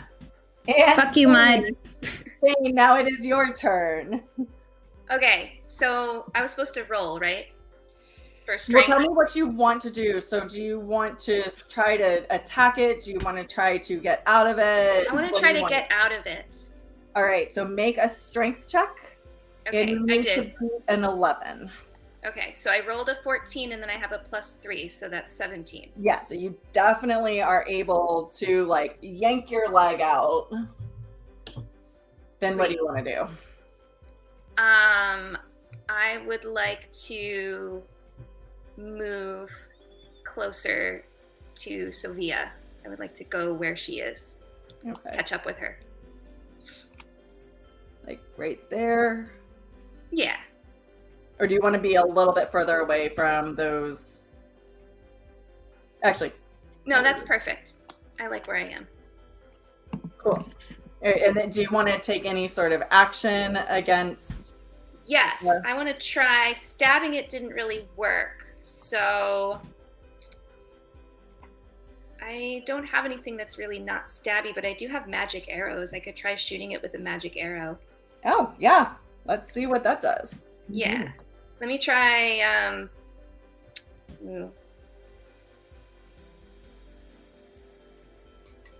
Actually, I can make light appear. Can I use my light as a weapon? Or is that like a torch? Can I try to burn it? Or is that not what it's for? There's no real attack on that one. Okay. I don't... All right. Yeah, there's no attack on that. Yeah, so there's no damage component to it. It's just bright. Okay.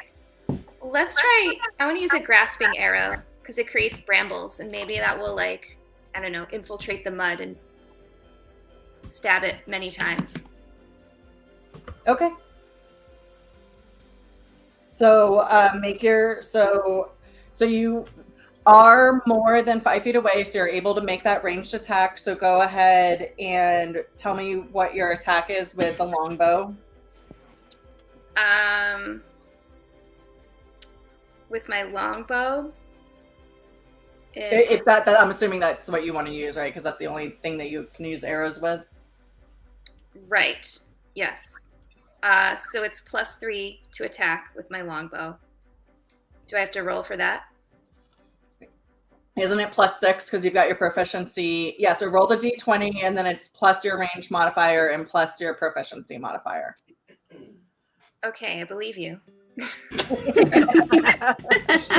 So it's ultimately +6. Okay, so whatever I roll +6. Correct. So I rolled a 3, so it's a 9. 9 does not hit. So you're kind of grossed out by this mud. You're like, shit like this doesn't happen in the Threefold Land, and you're a little bit closer than you normally are than when you shoot your longbow, so you do shoot just a little bit short. Well, that's do you want to use your Terangriel to try to, since this is kind of bigger and it's a little bit more nebulous, I'll let you use the curving shot to redirect it in. Yeah, let's do that. All right. Cool. So roll again with +6.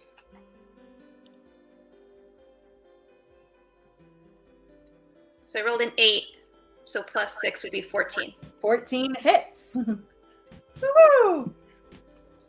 All right, so roll me the damage of the regular damage from whatever the longbow would be, and then roll me the additional grasping damage.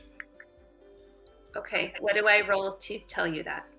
Okay, the longbow would be... it says a 1d8? Yes, 1d8 Okay. piercing. Okay. That's All right, what's so happening. longbow is a 1. Right, yeah, so the longbow, like the arrow goes in, it undulates out, and like you can almost like feel it vibrating like it's laughing at you. But Wonderful. then roll me your 2d6 poison damage. Okay. 2d6. Okay. I have 7. 7. All right. So as these little poisonous brambles start creeping out over and they stick in, you can see the mud just kind of pull in and almost like try to wrench away from the brambles. You're not really sure what this is supposed to look like, but you're like, I mean, it's doing something. I thought it might do a little bit more, but at least it's doing something. It doesn't really seem to like what I did. But Yeah, it's definitely not enjoying it. But you're like, okay, it's mud. I mean, I guess mud and poison aren't the best combinations. I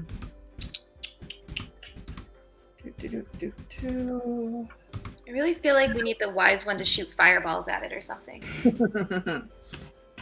We just have to wait till it's her turn. She rolled it too. Great. Can I just like skip my turn then? No.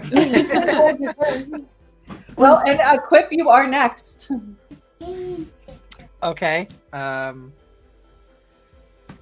don't know. He's not actually in the mud, right? He's kind of No. still He's not in the mud, so you don't need to save yourself. You'll have heard the maidens say that piercing doesn't seem, the stabby stab piercing doesn't seem to be doing a lot to it. So maybe I'll hit it with my mace. This might be a time, so you'll remember that you got these fancy, weird Terangrial thingy-mabobbers from the Ashaman. Right. And maybe there's something in there that might help. Maybe, maybe not. If you wanted to do something that besides maybe a conventional weapon, you could also still just use your conventional weapons if you want. I feel like conventional weapons are not working. I'm not really sure what the spells do, to be honest. That's fine. Actually, as I'm looking through them, there's nothing really useful for her. All right. Okay. Oh well. Hold your turn. I was reading them and I was like, they don't sound like I don't know. I turn to the Wetlander and I say, "Do you want me to try this?" Yeah, you give it a go. All right, I witch bolt that sucker at level 3. Okay. Wow. All right. So, witch bolt. So I cast forward my hand and lightning shoots out of my fingers. All right. And So a you need to bolt make that I a kind of ranged spell like this. attack. So My go ranged ahead and spell roll your d20 with your spell modifier, which should be right at the top of that spell part of your sheets. So 22. 22 definitely hits. All right, and that's 3d12 damage since I cast it at level 3.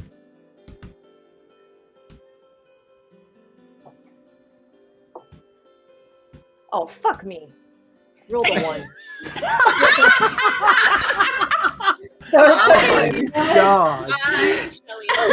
So 15 lightning damage. I think it 15 is. lightning damage. All right. Yeah, so lightning just bursts from your hands, and you see this mud pound just absolutely quiver, and it starts to shrink in a little bit. I knew it. So it looks like it responds better to magical attacks if you've got them, guys. I have no magical attacks. Oops, I didn't. You have magical arrows. Didn't they give you magical arrows? I mean, I have arrows that can burst, but it like does a lot of damage to like everybody around it, and I feel like I should hang on to those. Ooh. All right. Everyone, including us. Maybe you shouldn't I'm not shoot sure, those. actually. Yeah, they don't sound like the best. At this point, All other creatures within 10 feet, yes. Yeah, that's everybody. at this 10 feet point, away. Bain, you're going to feel something grab you.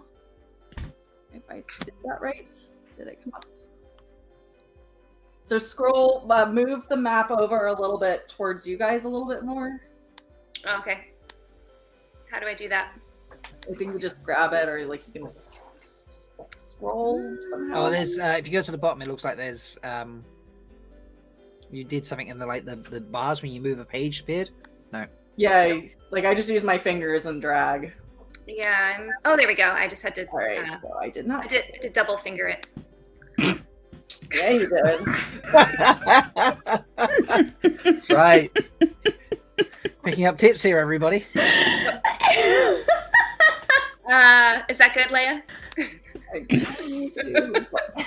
Yes, that's perfect, but unfortunately, I'm fucking it up somehow now. So You're doing amazing, and I love You're you. doing great. Yes. yeah, I just This is what a D20 looks like, Shelly. It has all of these different numbers on it. As you're focused very much on the mud, you will feel something starting to grasp at you as a twig attempts to make an attack.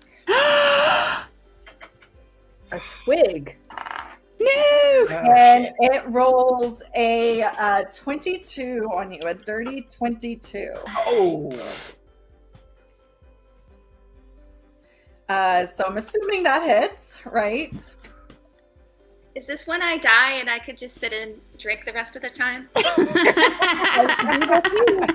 We will see. So it rolls 10 damage on you. Does No, it say I'm a stick? I don't want it to roll 10 damage. Can now I protect her? Yes, now you can. Now you can do the shield thingy.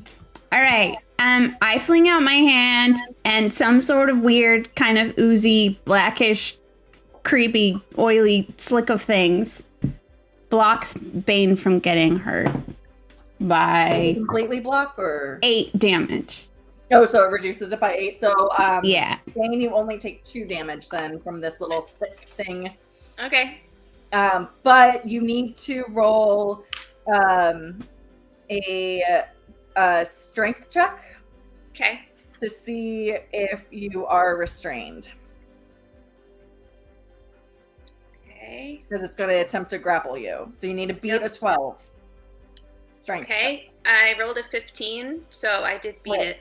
But I Yeah, also so got you're plus able 3. to you take it bites you a little bit and like starts scratching at you, but you're able to like shit can nimbly and gracefully get away. Can I kick it too as I'm getting away? Kick it in its face. Yeah, Does- well, you'll have to. Does wait it have a for your turn technically to move, but you're able to like and on your turn you won't physically move away from it. Okay. So we are now back to the top of the round. Did it attack the sand mud? Yeah, Bane, and it missed. So Svoya, do you want to do anything? Yeah. I'ma just run back on top of it. You're gonna run onto the mud? Yep. But why Yep. would you do that? Because I need to for reasons. And since I'm on top of the mud now, I would like to attack it How? twice with I have nothing that will actually hurt it, but I need to hurt it, so I'm gonna keep just ineffectively stabbing it with some spears. I'm going to thrust my long-handled pointed object into the quenching mud. Okay. Enjoy. I would like to let you know that I rolled a 14, a 17. Well, that hits. Cool. I mean, you're technically able to stab the spear into it still. Yeah. And I feel like it's a little bit. I'm it's just more pulling against those poisonous brambles than it's really paying attention to this spear you're continually thrusting.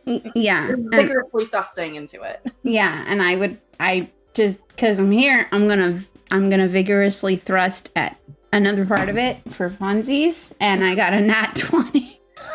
I mean, we're really thrusting in there. I'm like the whole shaft all the way up in there, but it's just like it's focused on those brambles. It doesn't like those brambles, and yeah, and then it's still crackling a little bit from the lightning, and just you pull it out. Your spear is wet all the way down the shaft, but yeah, the mud is not at all affected. I'm gonna flip my spear around, and then I'm just gonna like give it one more good butt to the mud face, and see if we can make that happen. Oh my God. I got a 8. No, I got a 11. Sorry. Yeah. So it goes in.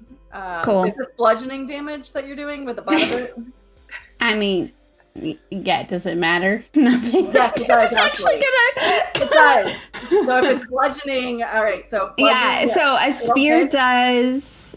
It's a spear, so it does piercing damage. But if you're doing it with the butt end of it, oh yeah, with the butt. When I do it with my butt, it's a bludgeon damage. Yes, correct. Right. So roll me the attack or the damage on the butt damage. On the butt damage. Yes. Okay, hold on one moment. What are we doing to butts? I thought we loved butts on this. It's a the D. butt is the one doing the damage. We're not damaging the butts. It's a D. Butt rock.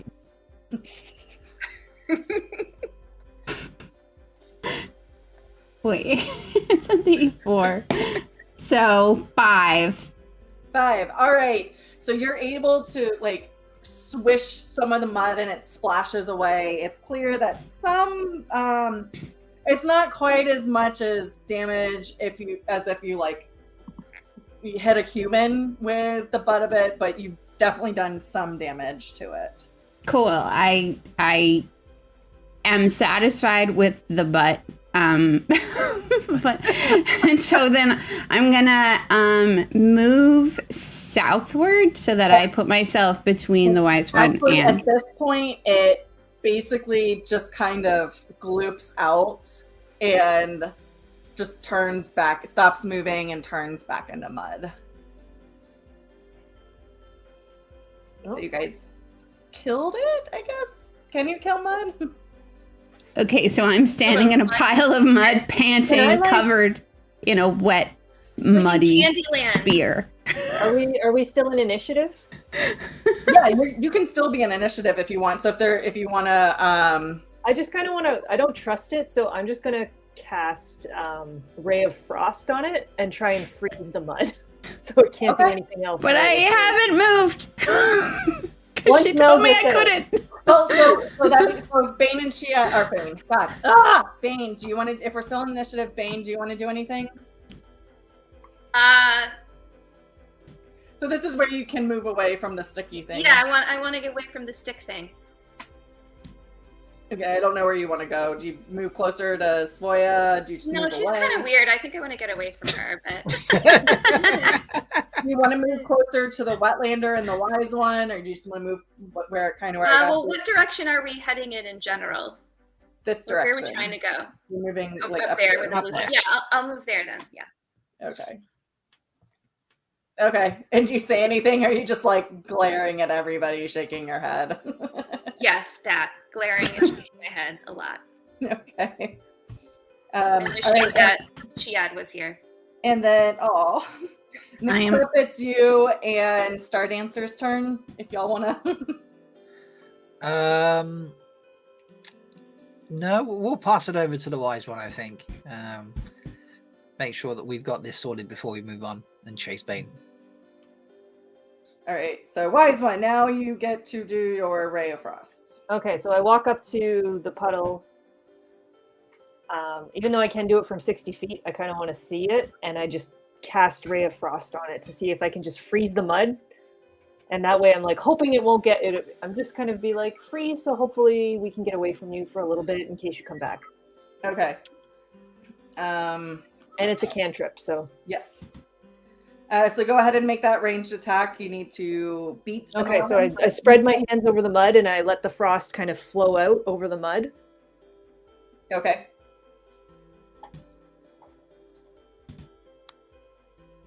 And it says it takes 1d8 cold damage, but if it's dead, it doesn't matter. And its speed is reduced by 10 feet until the start of your next turn. So were you able to hit it? Because you have to make the ranged attack. Oh, do I? Okay. Yeah, and just basically do it with advantage because it's not moving or anything, and you're pretty close. Good, because I rolled a 1 and a 4. Oh boy, you are Will My Wheaton. attack modifier is Really? 6 on the This is really a advantage, thing. so 10 on the not moving mud. Well, I mean, you freeze the ground. You freeze over the whole area, including Svoya's feet. So Svoya, you're gonna take 1d8 cold damage now. Sure I am. Yep, that sounds Nice. right. Oh, do you want me to roll that? Yep. So roll the d8 to see how Yeah, much Svoya takes. 5 cold damage, so Should we rename you Wise One Wheaton for? So I am now currently completely covered in mud, and my feet are frozenly cold. Is that what you're saying to me? I cast fireball at her feet to warm them up. I'm joking. It's the blade. It's the blade. It'll warm up quickly Max, anyway. It's I don't want obby feet. What did you do? The test Her feet aren't burned. They're smashed up. There's a difference. Okay. I don't want to tell Rob how to play his game, but I think he has healing word or something like that, doesn't he? Yeah, so I mean, if you guys want to do any healing after this, so everything kind of settles down. You do hear a little bit of roaring in the background. Rob, you'll recognize that as worms that might be far off in the distance. Yes, I do hear some worms. We should get moving if Okay. Sylvia can walk. Can you walk, Sylvia, or do you need healing? I'm okay. I'm just really dirty. Yeah, it I is don't have warm enough in the bright that that the ambient temperature defrosts everything really quickly, so no need to fireball her. Let's not catch shit on fire quite yet. We'll save that for another Guys, the time. frost won't last very long, so let's GTFO while this ground is frozen. Do we Yep. need to walk in a certain arrhythmic manner? Are you? I'm asking the wolf brother. He's making a Dune joke. Oh, right, okay. Thank you. No. I got you, Boo. Thank you. All right. Okay, cool. I think we just need to walk fast, right, Wolf Brother? Just Yes. need to get as fast as we can. Yeah, definitely. All right. So since we got that one thing of combat out right away, you guys, for the next day, day and a half. So it's mid-afternoon at this point. Wolf Brother, you're able to successfully find a great place for the. Actually, roll me a survival check to see who wants to try to look for a place that is safe to sleep tonight. And is anybody helping any better? Are you all trying to do this on your own? Because you're all just cowboys at this We're point. Aiel, so we work together. Yeah. Yeah, with Aiel. But as a wise one, I'm inclined to be more of a supervisor. Okay. And then Quip, I'm assuming you and Dancer are working together to find a safe place also. Yeah, and then So I'm going to let's point see out who to the rest finds of them that the- they've picked a stupid spot and my spot's better. Let's roll. So We'll each point out to you that you needed all these cushy blankets and stuff, and we're just sleeping on the ground. Yeah. Notice how Okay. we just fought mud, remember? So, So, enjoy that roll- ground. Each group roll me survival with advantage since you're all getting help from somebody, and then we'll see who actually finds the best place. So what do I roll? A D20. So I just roll rolled a a 20 twice. Way to go, wise one! Take the Wait, highest survival? number and then add your survival modifier to it and under Okay. skills. We're rolling 2 D20s? Just Just one. Or just one person in each group. So Okay. optimally, the way you'd want to do this is like the ideal would want to choose the person with the highest survival. Oh, okay, gotcha. If I roll Or a nat somebody 20, who's can I good just at be like, rolling. look over there, a campsite. Wise one picks. Wise one's in charge. Yeah. Well, I have a +6 of survival. I don't know what you guys have. I have a +3. I have a +1. Oh, okay. Then I guess it's me.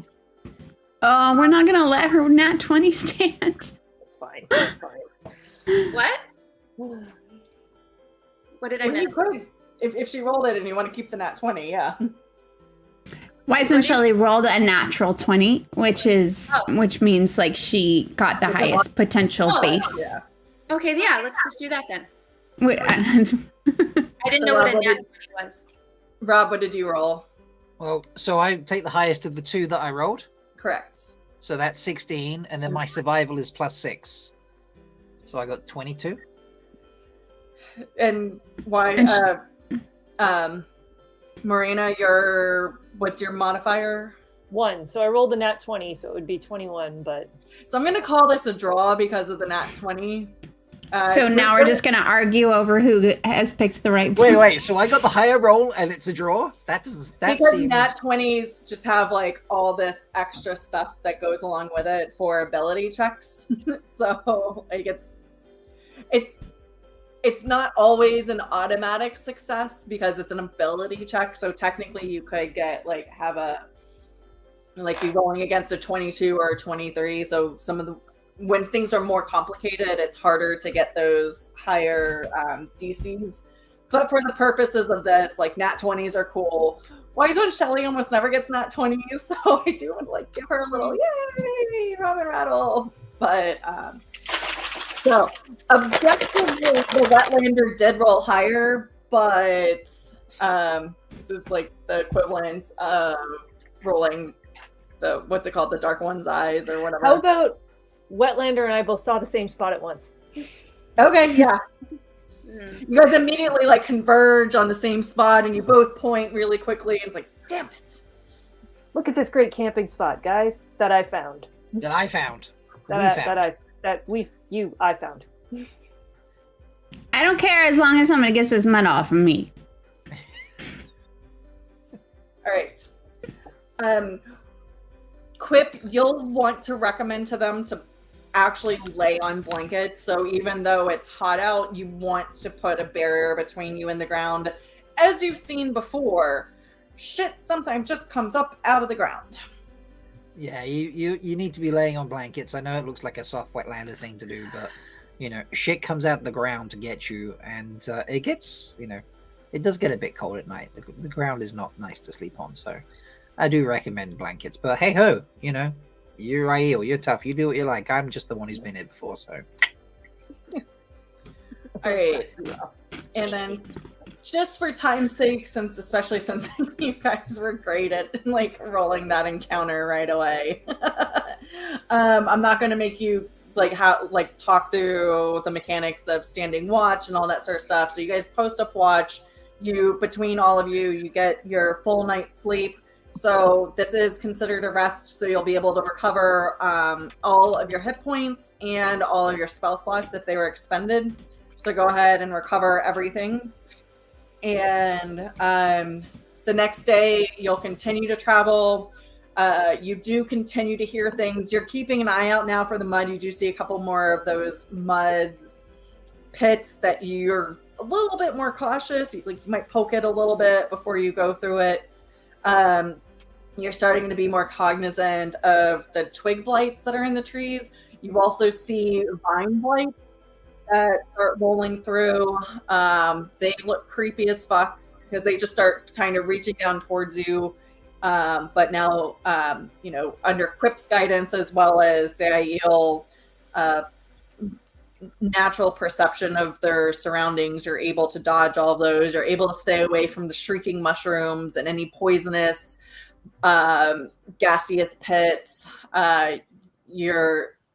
You hear creatures off in the distance, but none of them are coming towards you. They seem, for the most part, oblivious to your passing through this terrain.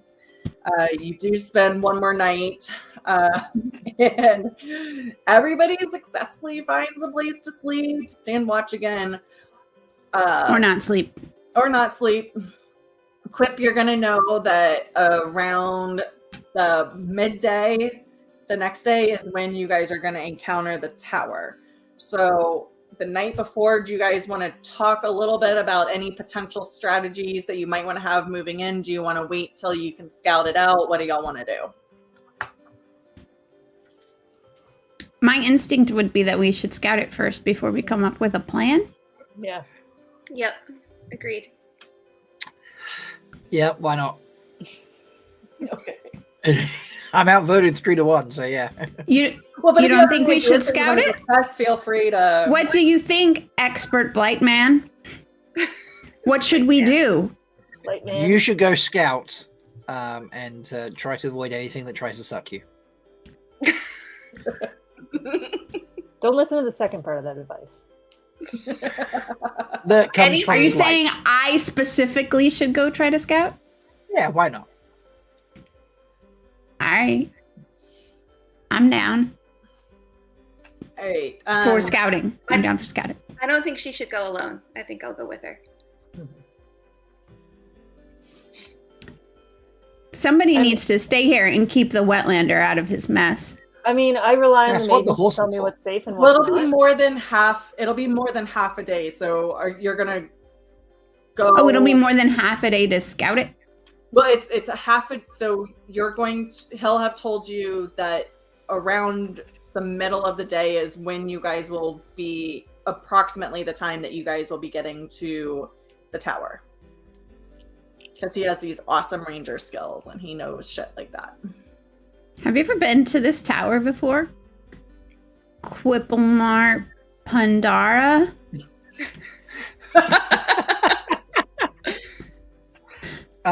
Not this specific tower, but I have been in this area before, so I have a rough idea of. Well, and the Ashaman showed you maps and contour definitions that they were taken from those overhead gateways. Mm-hmm. So you know your way around other towers. I know my way around the Blight a bit, but I've seen the maps, and so with my knowledge of the Blight and the maps, I can tell you it's going to take about half a day to do the scouting. Okay. So how about this as a plan? We go to the base of the tower. The Wetlander and I we will hide a little bit while the maidens do a quick scout. And I don't think we can scout inside the tower. I think we're going to have to all go in together. But they can just do, we'll hide out of reach. I think there were some Murdral and Trollocs around, if I remember from the beginning. So you can scout, tell us how many there are, and maybe from there we can come up with a plan of attack, and the goal is to get into the tower as fast as possible. How does that sound, everyone? I like it. Good plan, wise one. Very wise. Thank you. Whatever you say, wise one. I'm very interested in making sure that this shaft doesn't go any further than it needs to. You're so good at that with the mud. Yeah. All right. So I was fully vested in that. Go big or go home, right? Yeah. So the next day, you pack up all your supplies and hit the proverbial road.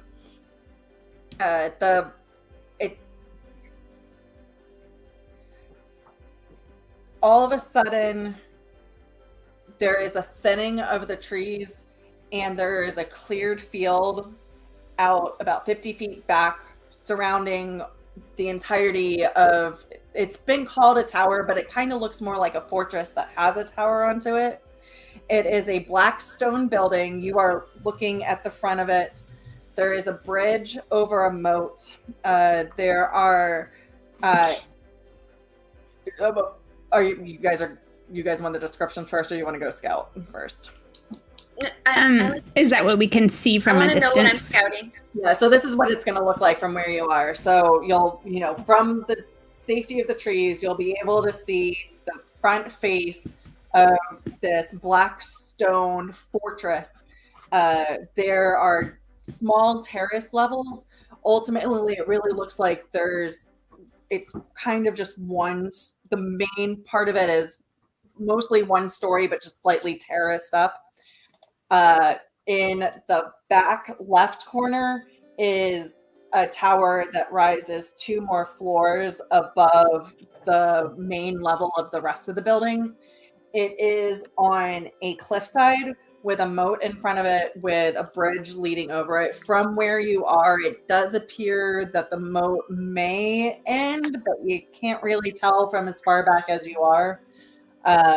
You will be able to, so that's, it's not super far away. You'll be able to see people periodically walking on the different terrace levels. Does the tree coverage exist like around it, kind of like Tower of Orthanc? Yeah. It's cleared, but we could, if we wanted to stay in the trees and kind of go around the sides, we could. Yep. Is that okay? So I'm gonna hand talk to you, Bain, and be like, I'll scout around the back if you want to scout the front. I'm gonna hide in the trees.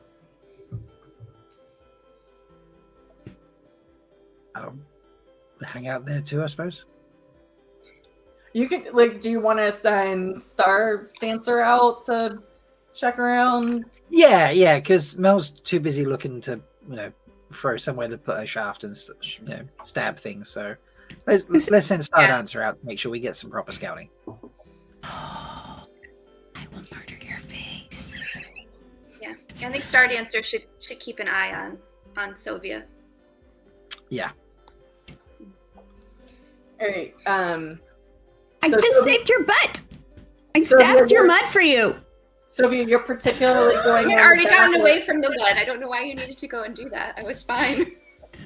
Is one of you going left and right, and then you're meeting up at the back and coming back, or? I'm planning to go skirt the trees and go all the way around to the back. That's what Okay. I'm planning to do. Do you care if it's left or right? I don't care. Okay. So tower side or not tower side? Somebody choose a tower side and somebody choose a not tower side.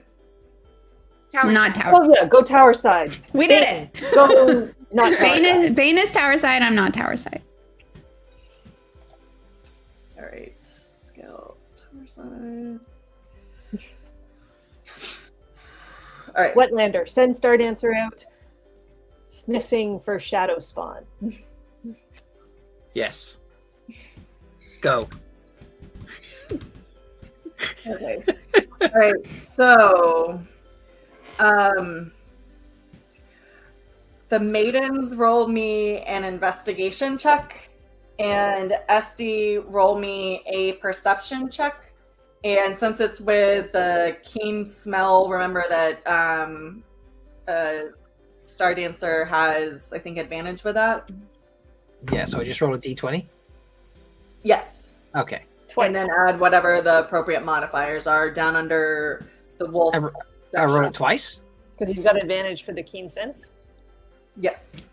What was the thing that I'm adding to it? Investigation. Just your investigation modifier under your skills. All right, so I have a Okay. 9. So I take the highest and then add the perception. Yes. Correct. Okay, so I rolled an 18 as the highest, and perception of 3, so 21. All right. And then, Svoya, what did you get? A 4.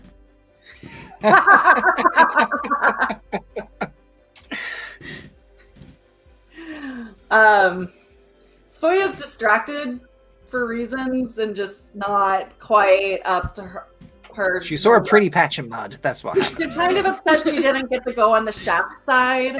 She really wanted to go on the shaft side. So she's kind of focused more on the tower. So you do see there's a tower, and it's 2 floors up, but you keep looking at the tower as opposed to all the other stuff around it. Cool. Bane, I'm going to come back and tell everybody everything's great on that side. We can totally go that way. I'm so glad I said Star Dancer. Thank you, Shelly. Oh, Morena. okay. Bane, as you go around, what you're going to see is that the moat wraps about... So there's the front part, and then the moat wraps about a quarter of the way around on the back. You're going to, just off of what you see, it's probably about 15, maybe 20 feet down to that gross water stuff that's there in the moat. Mm-hmm. And then there's a cliff on the other side of you leading up. There's obviously the bridge going across the middle. That's about 30 feet long. There are 2 guards crossing at a periodicity. Where the fuck are my notes?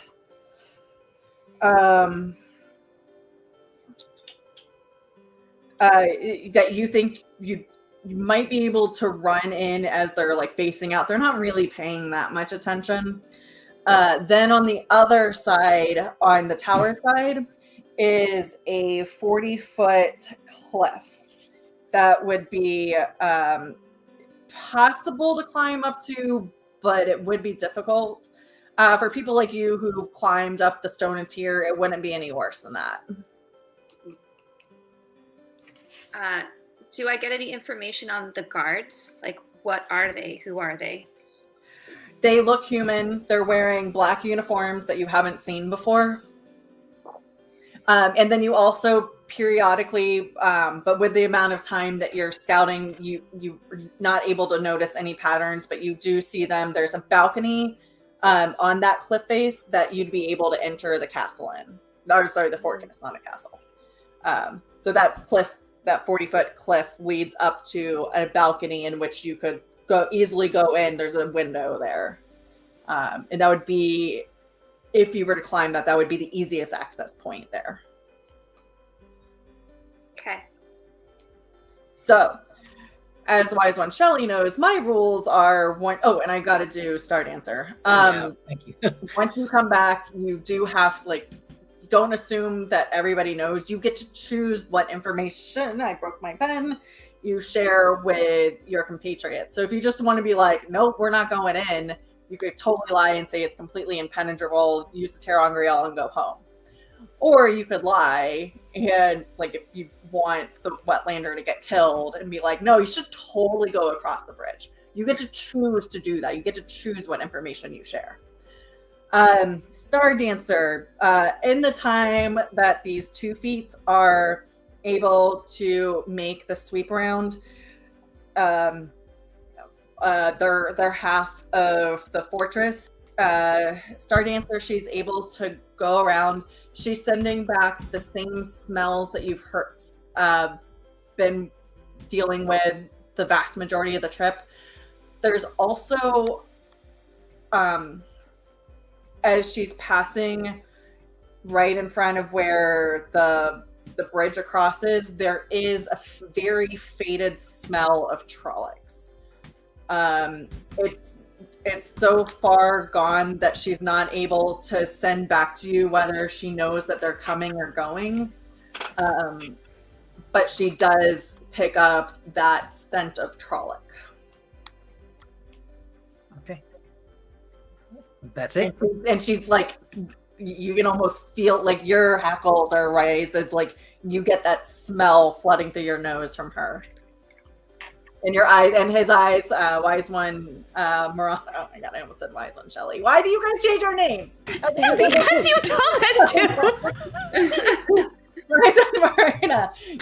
If you're paying attention to him at all, like you'll almost see his eyes like glow with gold and like flash, like he kind of growls a little bit. I kind of, because I can't see what he's seeing. Everything's cool. I don't know why the wolf is really upset, but everything on that side is great. We can go over there and just like, it's breeze right on through into that tower. We can just like cross the plains and just. Lots of pretty mud, is that what you're saying? I'm saying it was like surprisingly clear. Oh, for fuck's sake. I rolled a nat 1. What were you trying to do? So I came back from my really expert scouting edition and came back to tell everybody that everything's great on the not tower side, and we can just like mosey that way, no problem. Marina, were you trying to see questions if you asked, her, or what were you trying to? I was trying to insight check Sylvia. So roll that with advantage because you very much clearly see it's not okay. Like there's nothing okay about this entire fucking situation. I rolled another nat 1. Oh my god, seriously? You were just feeling at like this whole wolf brother thing has like the intellectual side of your brain a little like, what is going on? So you weren't paying attention to you weren't paying attention to the shaft of the tower. You weren't paying attention to the deep crevice of the moat. Like you're just dice is going into dice jail. She used all her wisdom to find us a good place to camp, and that was it. Yeah. Maybe she's just really interested in, licking things. I was not definitely distracted by Savia's butt. Definitely not. A really nice cat and sore. But Quip, you have alternative details you could provide if you wanted to share them with the group. Bain also hasn't made her report yet either. Yeah, so there's this cliff that I could easily get up and get into this balcony at the back of the tower, and the guards wouldn't see me if I did that. So I could get in and like clear the way for you all to come in the front.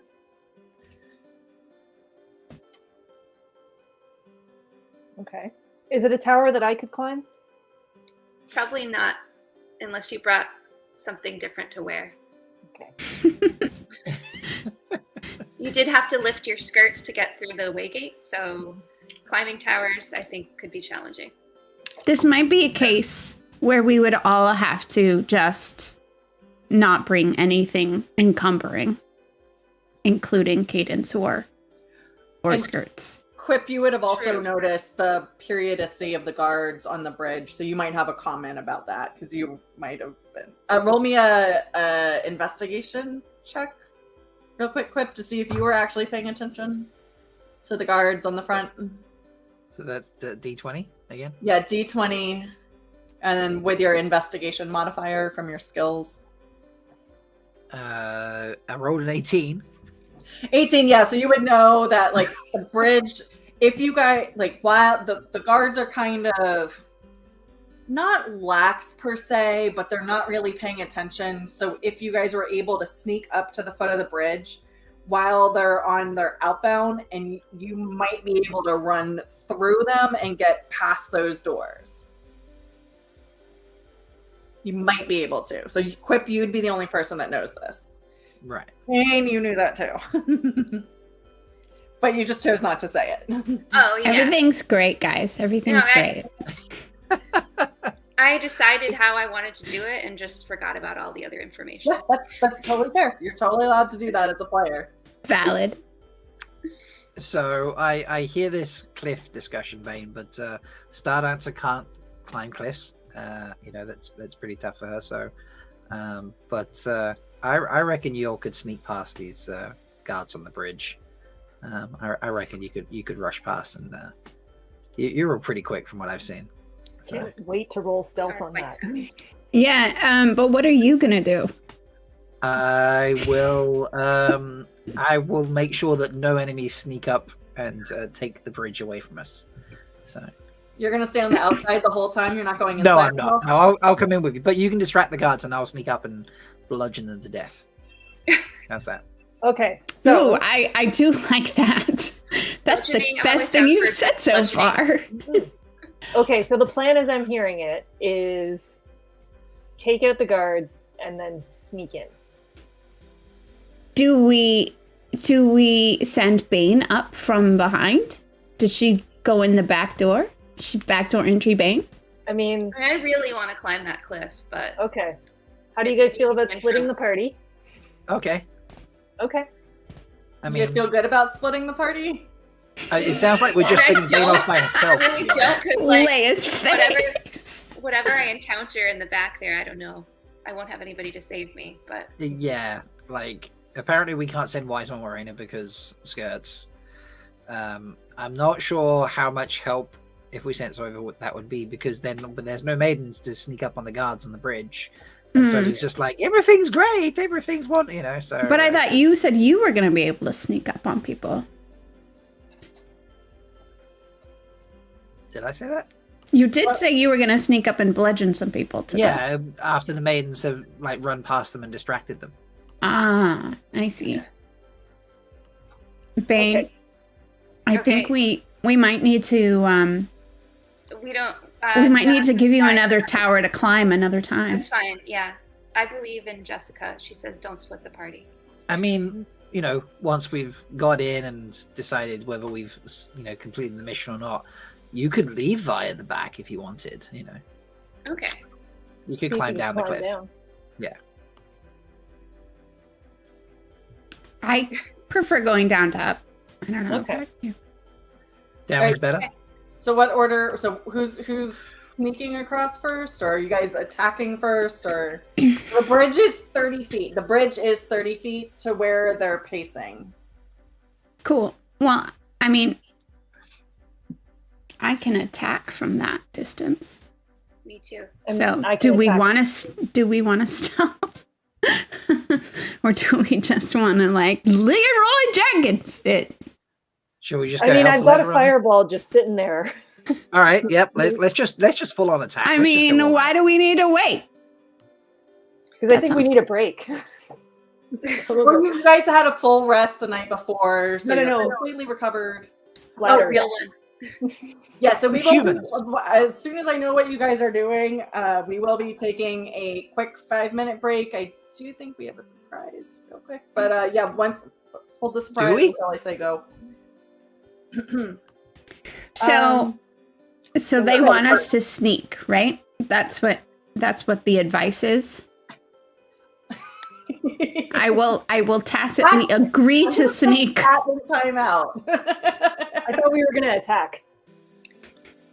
Okay, Wait. my question is, I don't know how this works, but like when I play a video game and like you attack the guards, if there's other enemies in the tower, they will like hear that and notice that, and then they will all come and swarm you. So like, is that Awesome. a possibility in this? Like, That sounds great. If it is, Yeah. then we should sneak.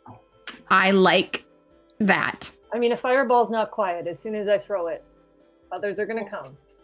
All right, I vote for sneaking. Yeah, I vote for sneaking as well. All right. I begrudgingly agree. Oh, well, why does it sound so upset? Shelly, I promise. Marina, sorry, I promise you will get a chance to throw the fireball. There will be fireball opportunities, I'm sure. Can you I'm can just you gonna say, put a just wait muffler till the on your stealth fireball? roll. Just wait till the stealth roll. And on that note, we shall take a break. Do we have something that we want to do before we take a break? We Yeah. do, but hang on. You guys keep talking, and I'll set it up. Okay, so Rob, you know how we said we didn't get you on our 1-year anniversary show? Yeah, what did you do? You've just become too complacent and too ready to expect things. You So we were had to also incredibly gloaty about how I was very impressed with myself. you pulled one over on us and just definitely took us out. I would say there was almost some Very hubris, gloaty. maybe, perhaps. Mm-hmm. I think that's true. Mhm. So what? Instead, should we just show it to him and then explain it? Do we need to explain it? I think all we have to explain is we found a new sponsor for the show. Yes, we did. Oh yeah. God. Okay, cool. So shall we play the sponsor, our new ad? Yeah, definitely. And All right. I think we should also say the Foldies really helped us find this particular sponsor. Yeah. All right, we ready? Ready. I'm ready. Oh my God, I'm sitting there I getting the think title. we should kill the music, the background music. And make the sound turn on in that window. Yes, thank you. There we go.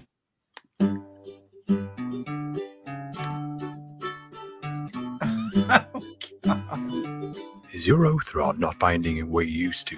Have you tried working the shaft, but the flow's spirit just won't come? Are people giving you unhelpful advice? Oath rods work best with 2 people. Try holding it with both hands. If this sounds like your oath rod, the Sisters of the Yellow Aja have a remedy just for you. Put the power back in your bond with V. Agara. V. Agara is an herbal remedy designed by Gorgia Sedai. When combined with her patented healing leaf, Gorgia Sedai guarantees that V. Agara will make your rod bind just like it did in the Age of Legends. Disclaimer: oath rods are not recommended for children or people over the age of 700. May cause skin tightening, undying loyalty, diarrhea, dizziness, and awakening new desires. Oath rods should not be used by the Forsaken or Black Aja sisters, as adverse eternal side effects may occur. V. Agara may be used in limited circumstances for assistance in ferreting out spies. However, prolonged use of the oath rod or espionage may lead to excessive paranoia and the possibility of becoming what you hunt. If your oath rod is active for more than 4 oaths, go find a green sister. It's going to be more fun than whatever the yellows would come up with anyway. That's brilliant. Bye-bye. that is epic. Yeah. So thank you. If you remember in the chat, some of the Foldies created an ad one day, and that is kind of the ad. And so this was recorded by the Foldies, edited by the Foldies. A group of them got together and picked the photos for it. So happy 1 year, Rob. That is brilliant. Nice try. Thank you, Foldies. Thank you. That's amazing. I'm gonna have to play that for Kayla and Katie later. They're reading. I'll send you the link. Yeah. They made. I'm gonna one sec. They made a new sponsor for the show. All the Foldies got together, and it's power power raw Viagra, basically. I like. I'm getting some nods of approval. All right, so we're gonna take a quick 5-minute break. So we have something that we could throw up real quick. Like I queued up. Okay, cool. Yeah. So I'll queue up. So, Foldies, we will be back in 5 minutes. Feel free to keep chatting. I am unfortunately not paying attention to the chat right now, so chat to these people. Chat with each other. And we will see if we successfully attack this tower. All right. See you soon. Mute your mics, everybody.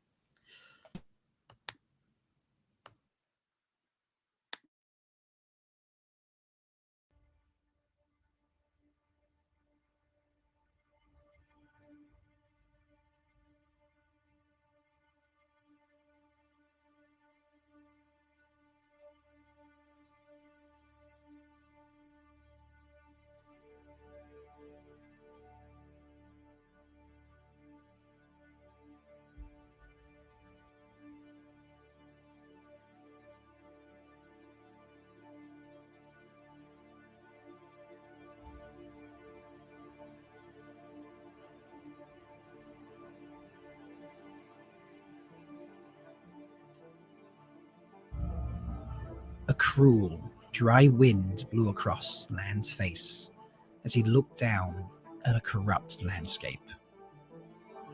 Tarwin's Gap was a wide pass, rocky, speckled with blighted knife brass.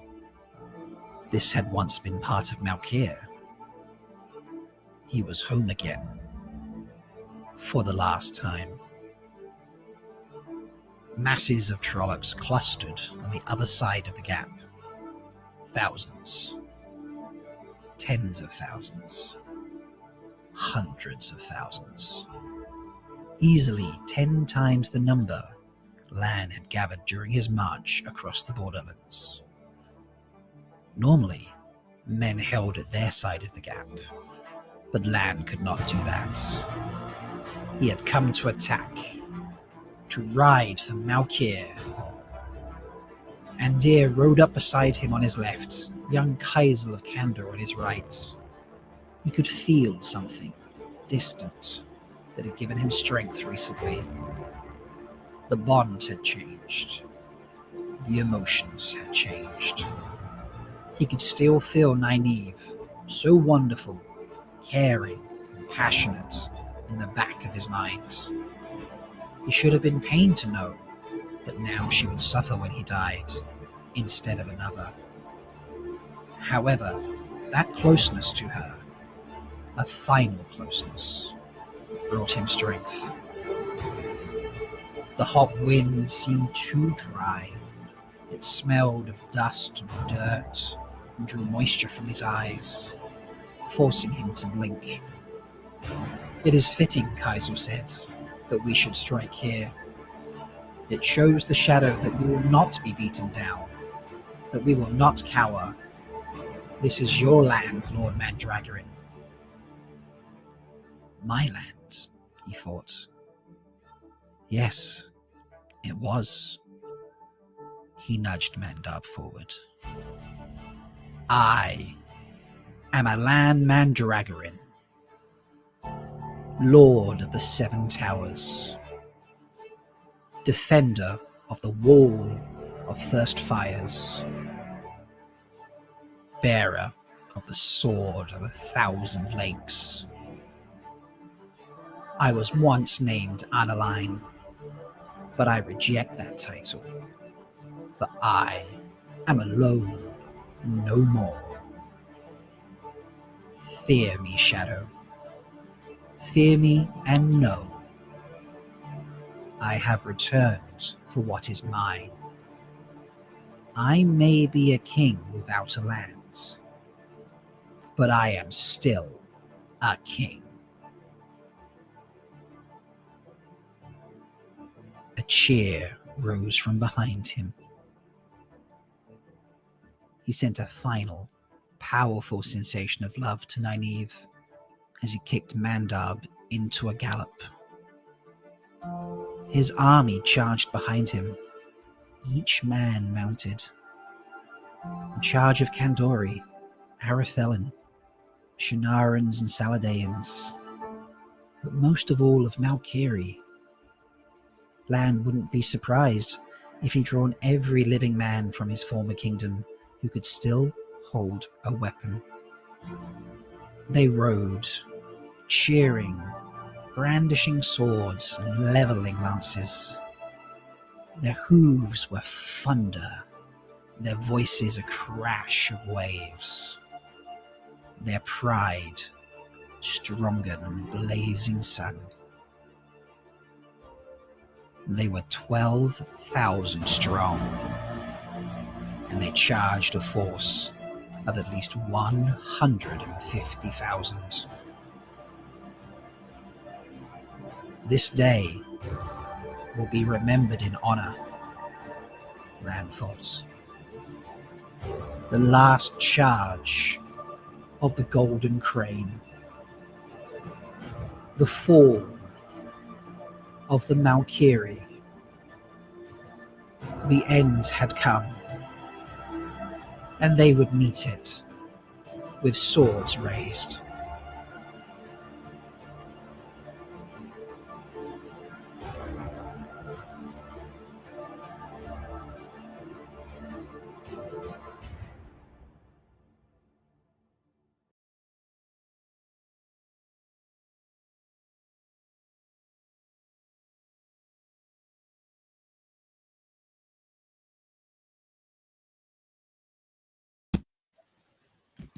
Hello.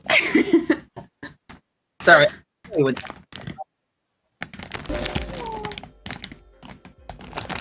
Alrighty. Box of flapjacks are completely consumed now. I will literally murder you. Did you hear that? I have murdered it, yeah. They're like, hey, Kayla! Hi, Kayla! Murder.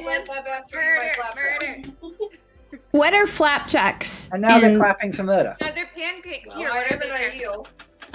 That's not a flapjack. That's not a flapjack. What is that? Give me Is it a brownie? I don't understand. Yeah, what is that? Is that a blondie? It's basically oats milk mixed with golden syrup. So a granola bar. Yeah. All right. What would you call these? They're like soft granola bar bites. Soft granola bar bites. There you go. All right, let's pull up the roll 20 Bain, not Chiad. Okie dokie. Hold on. And so what we're going to need to decide is what order y'all are going to go in. So hypothetically, if I unhid things correctly, you'll be able to see the front of the fortress and what you're really looking at. Besides just probably my pseudo-inaccurate description, because sometimes I think I explain things clearly. And, oh, I have to switch it over. I'd throw it, but it's Details. lemon fabric. Details. Just didn't want a cornflake massacre repeat. All right, so you guys should be able to. So scroll down. You might need to zoom in. All I see is black. Yeah, so take that scroll thing and go. Just physically, you got to go down. Yeah. Yeah.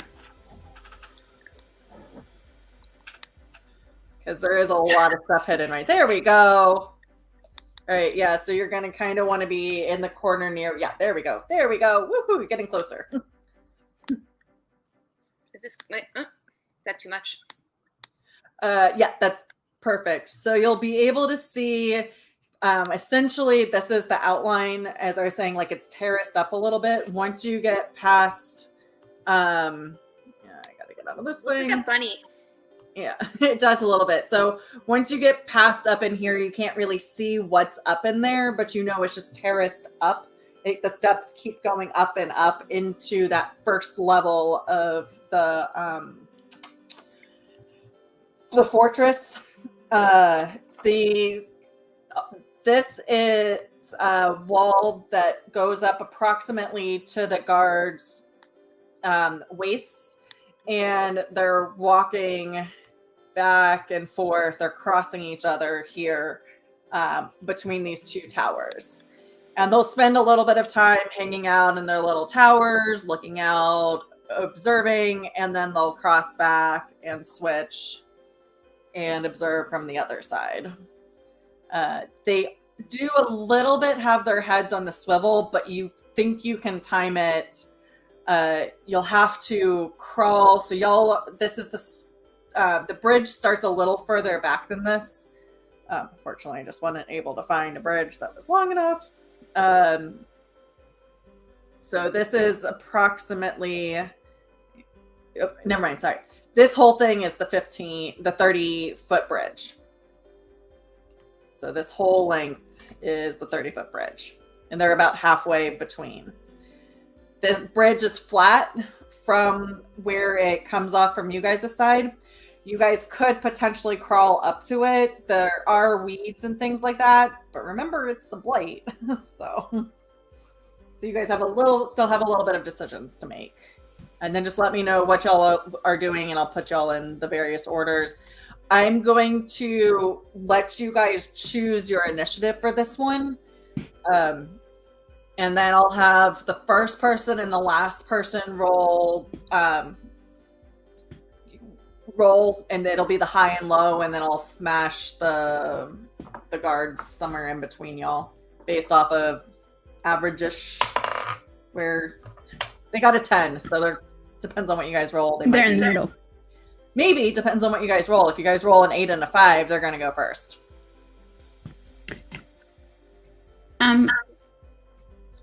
So, Bain, I don't know about you, but I think we should kind of sneak up to them in parallel with each other so that we could kind of, what's the word? Flank them from, like, both sides? Mm-hmm. And so flanking is a melee thing, and it means you're, for the most part, on either side of them. So you would need to be, like, here and here.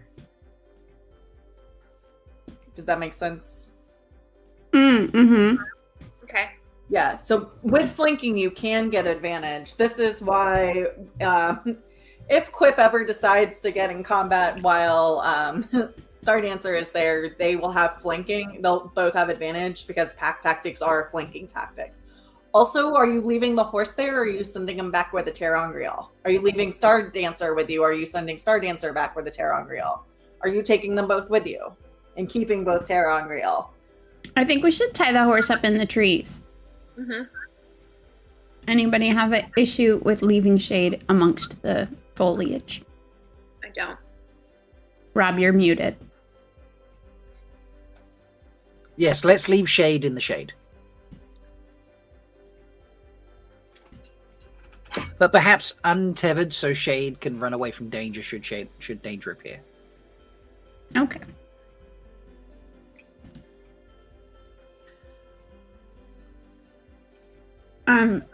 Bain, how sneaky are you? Very sneaky. Although I left my Terangriel with all my stats in the other room, so I'm gonna have to take a quick break, and I'll be back. I feel like she just took a break. I know. She's not technically as stealthy as me, but she has more dex. So I guess she's stealthier than me. I'm not great at stealth. I don't know if I have stealth. I can't tell. It'll be in your skills. Oh. Yeah, no stealth for me, please. You have +2. But he gets a disadvantage because of his armor. Yeah. No sneaking in that armor. I did not accuse her of being stinky, Kev. We're in the blight. Everybody's sneaky.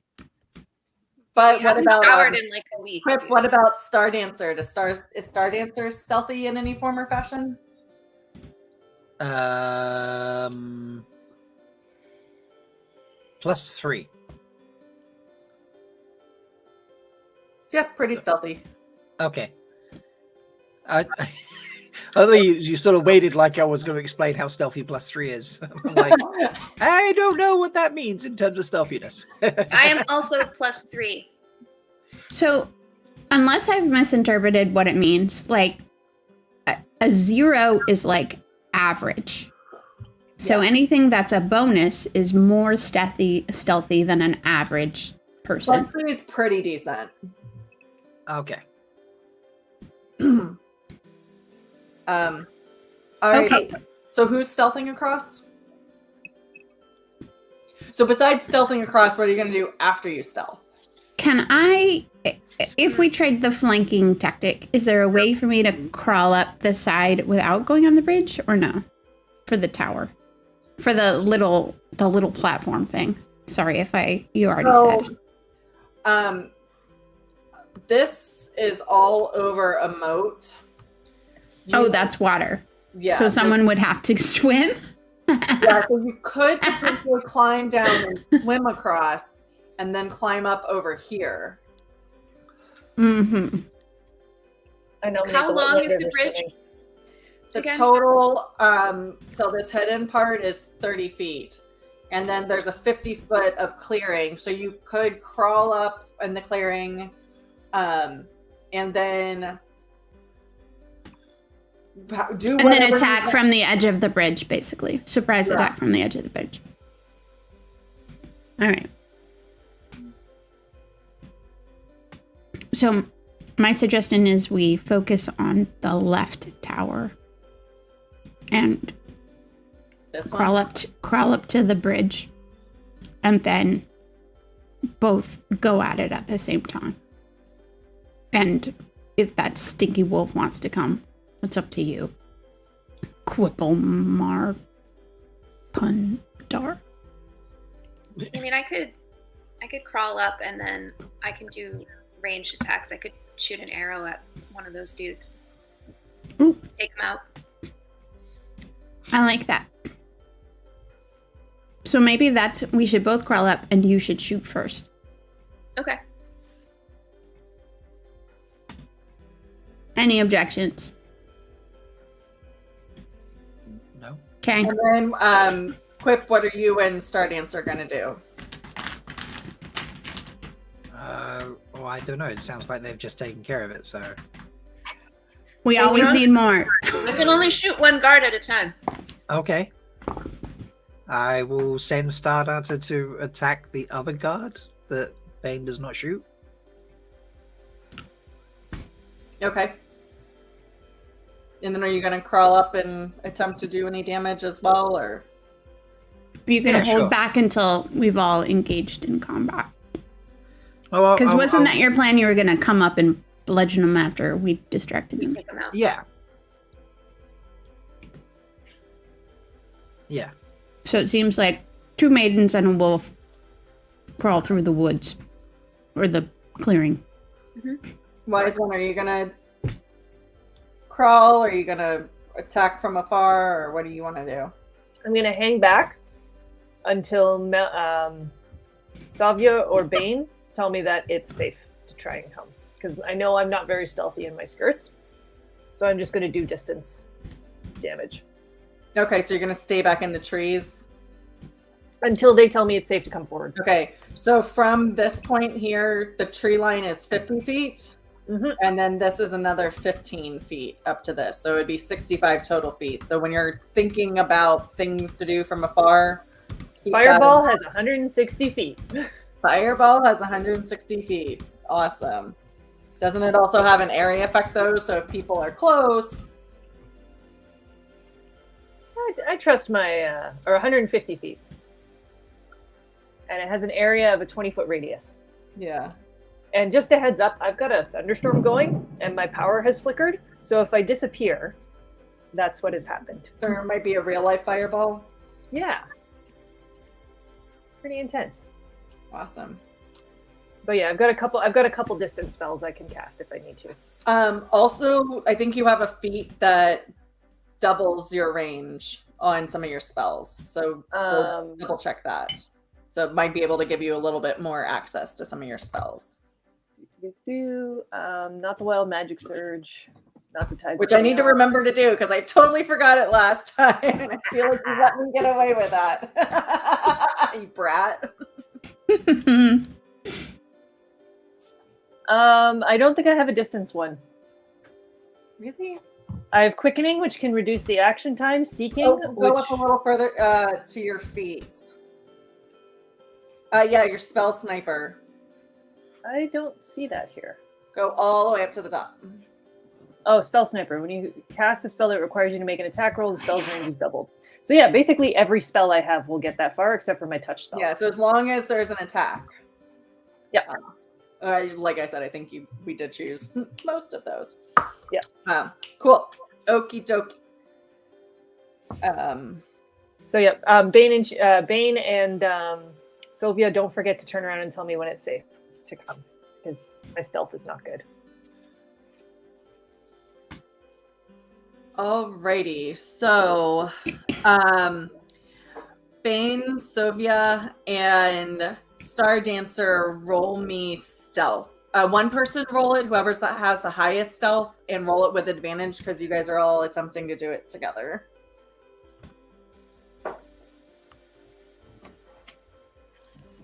I got a 20. 20 works. 20 works very, very well. All right, so I'm just kind of nebulously putting y'all at the base. So you can kind of see down here at the bottom, there is the three of you. Quip and Marina are off scene right now, but they're still in the action. They're just a little bit far away. Okie dokie. And we know that this point is 65 feet from them. So unless they move forward, we'll just adjudicate it if they move out of the tree line. Who's going first? Bain. Yeah, I can shoot from here for sure. All right. And then I'm assuming somebody in the trees is going last. All right. So both of you roll a d20. Both of whom? Sorry. Bain and Marina. And I'm just going to stack y'all in order based off I got a 9.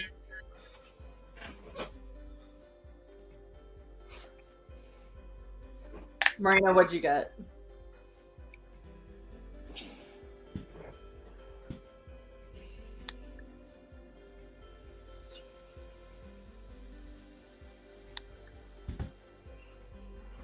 Marina, did you roll a d20? Or is she thinking? Sorry, 13. 13. All right, so, wow, that was really tight. Okay, so we will go Bain, then Savoya, then Star Dancer, then the guards, and then Quip, and then Marina. Alrighty. So, let's get this shit started. Bain, go ahead and tell me what you're doing. Okay.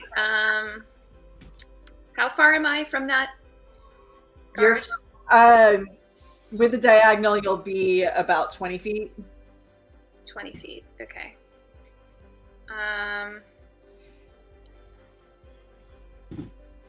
And this whole thing around them is up to their waist, so they have half cover. And how far are they from each other?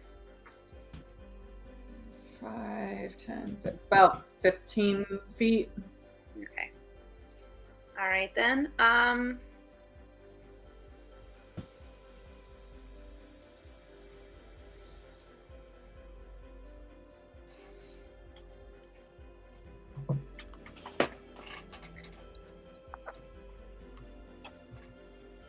I am going to use another grasping arrow. Okay.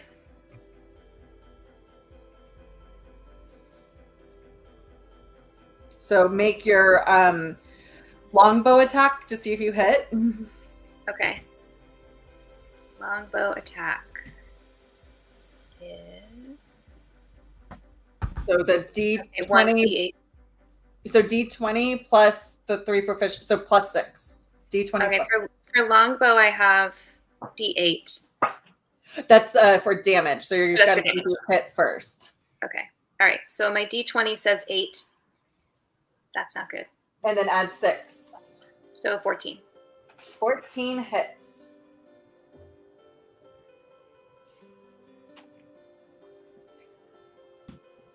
And then, so this is where you do the 1d8 piercing damage, and then whatever the additional grasping arrow damage is.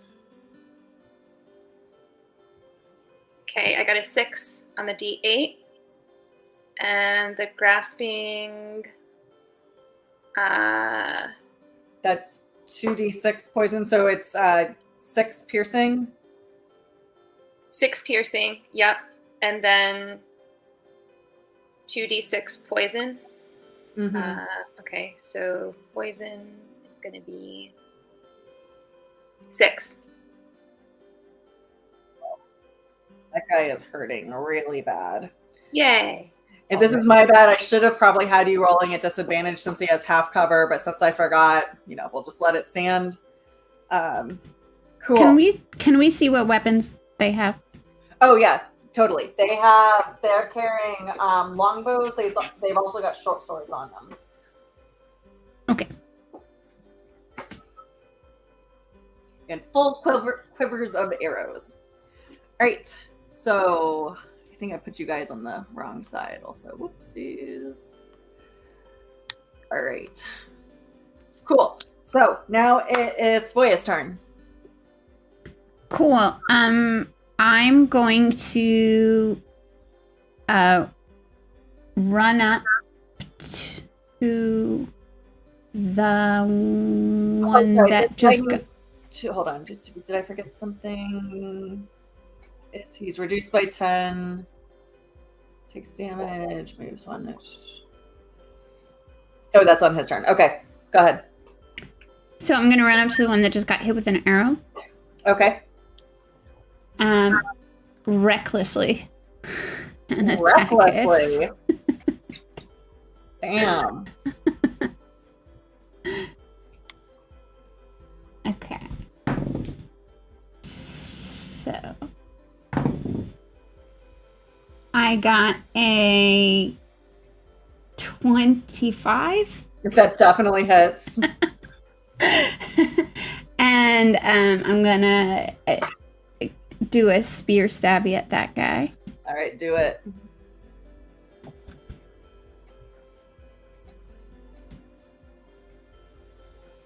Okay, that's a 9.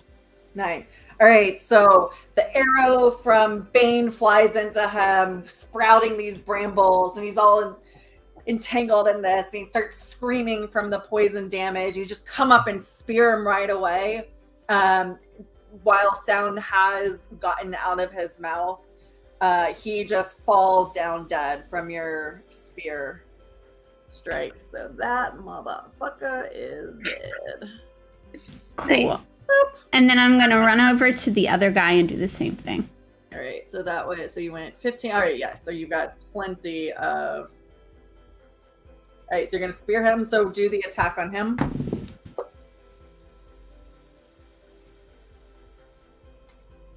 Nat 20.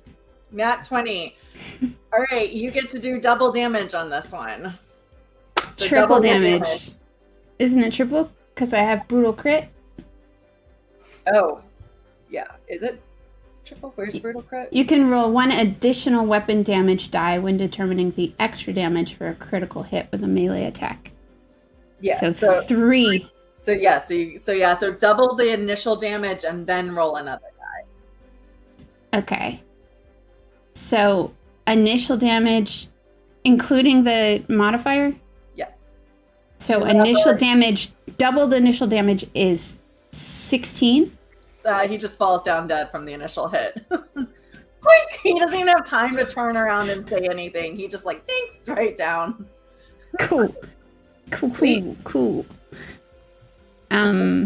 kind of it's safe. I'm disappointed in that. You see my hand with the fireball just fizzle out, and I just walk out of the thing. I'd like to point out Star Dancer is just looking at me now in disgust and being like, what did you just like send me for a self walk and you know, I just gotta stare at these chicks doing shit and do nothing? Like, yeah. You get your wolf judginess out. Just because I'm marginally annoyed, I'm like just letting my hands spark a little.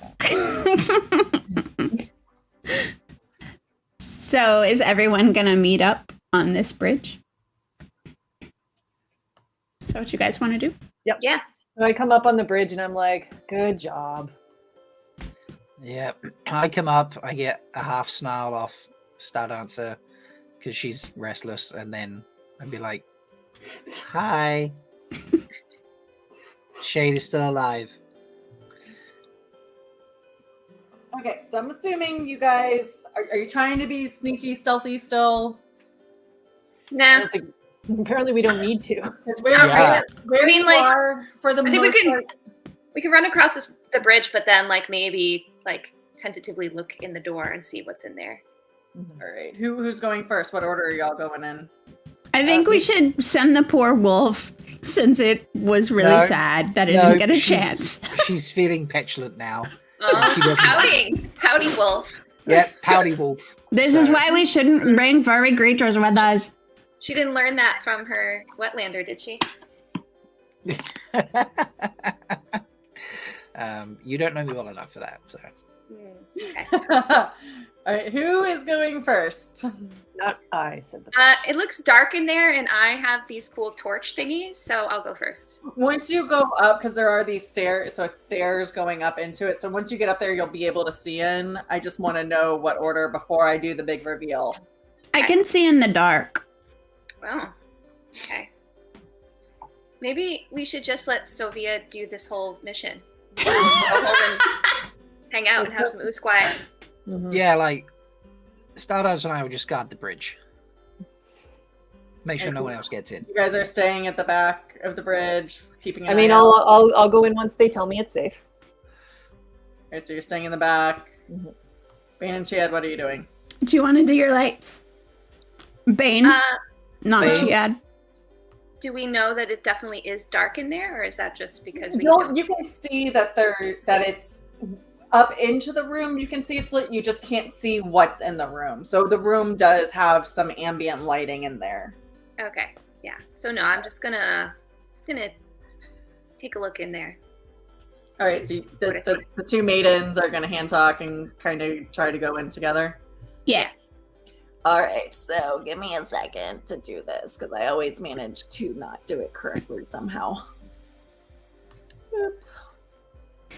Boop. Boop.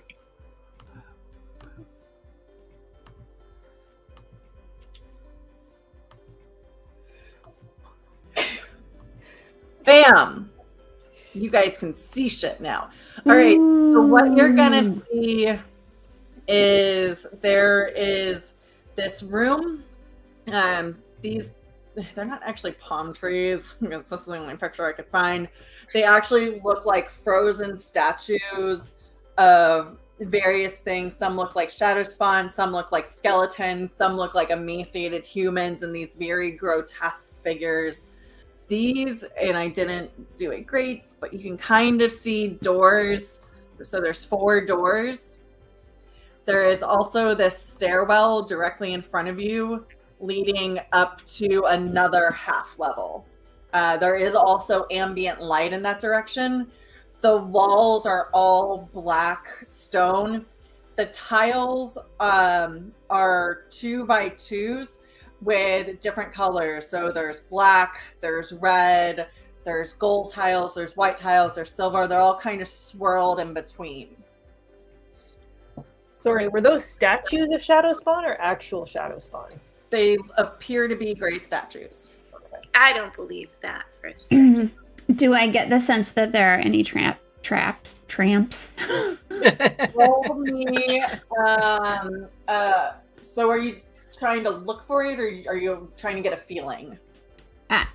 I don't know how danger sense works. You asked me this question before. It says I have an uncanny sense. Oh, yes. Especially with what the message that you got before from your friend.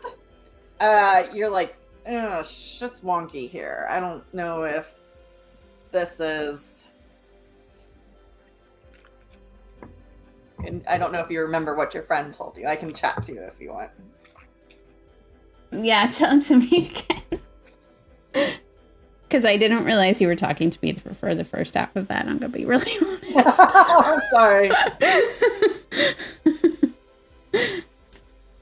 All right. That is in there. It's in your Thank you. Discord Yes. chat. Cool. Now I got to get back to where I was. Right. I remember that. But roll me with your danger sense.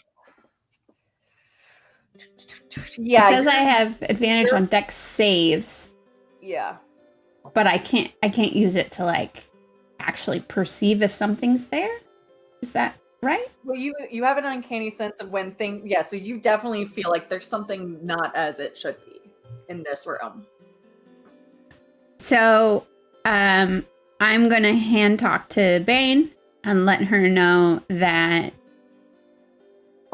something seems off in this room, and I have a sense that the black tiles are gonna lead us on the best, safest path. What's that thing Shelly did before? Insight check? Is that a thing I can do? Well, just tell me what you're trying to do, and then I'll tell you what check to do. I don't think she's telling me the truth about the black tiles. Everybody thinks I'm sus. All right, so you're trying to see if she's deceiving you. So roll me a and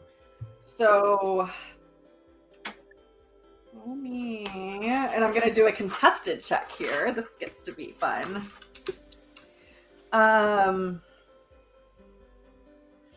Roll me a perception check. Okay. Sorry, no, roll me an insight check. And then I was going to call you Melindhra. You're just too small for me to see right now. And I had your Sylvia? Sylvia, thank you. Sylvia, I need to put your guys' names back where I can find. There it is. Sylvia, you're trying to convince her, right? You want to persuade her that the black is good? Okay. So roll me a persuasion check then, and we'll see if you're able to persuade her or if she thinks you're lying to her. I didn't do very well. I've got a 3, and then I have +3, so 6. I got a 9. So you're like, okay, I guess you're telling the truth. Okay. Sure. Black tiles. Are you guys going in? Are you hollering back? What are y'all doing? Let's go in. We're going in. You're just going straight in? Onto black tiles. All right. Maybe I want to, before we go, maybe I want to holler back and get some people. Holler back? You want to holler back? Holla! I just want to be clear what you're doing. I just want to say, wait, like make noise? Is that what you're Are you like, hey, come up here and only step on the black ones? Or are you like... No. I'm going to look back and I will motion for somebody to come, like, as backup. All right. Who's going forward? All right, I'll go. Stardancer and I will go check this shit out. Yeah, like in case I fall, like, through a black tile or something, you can come and help out. Yeah, I'll come too. Right, so you are going. I could see that Bain is hesitant, so I step on the first black tile first. All right, so because the tiles are only 2 feet, what we're gonna do is I'm assuming you guys are going carefully, correct? So I'm gonna consider this difficult terrain. You're only gonna be able to move half your speed at a time, and you're gonna need to do an acrobatics check each round. You need to beat a DC 12 on your. Did you say 12? 12, yes. Mm-hmm. So on your acrobatics check, each round, You need to beat a 12. The tiles literally go up the steps, so it's all the way back here. You might want to talk about if you want to investigate any of these doors on the sides, or if you're just going straight back up into the room. Anyone want to check out a room, or are we just going straight up?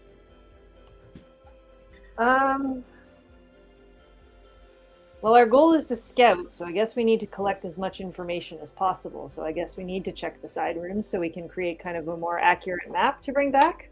This is true. Should we take a room each, or? How many rooms are there? There are 4.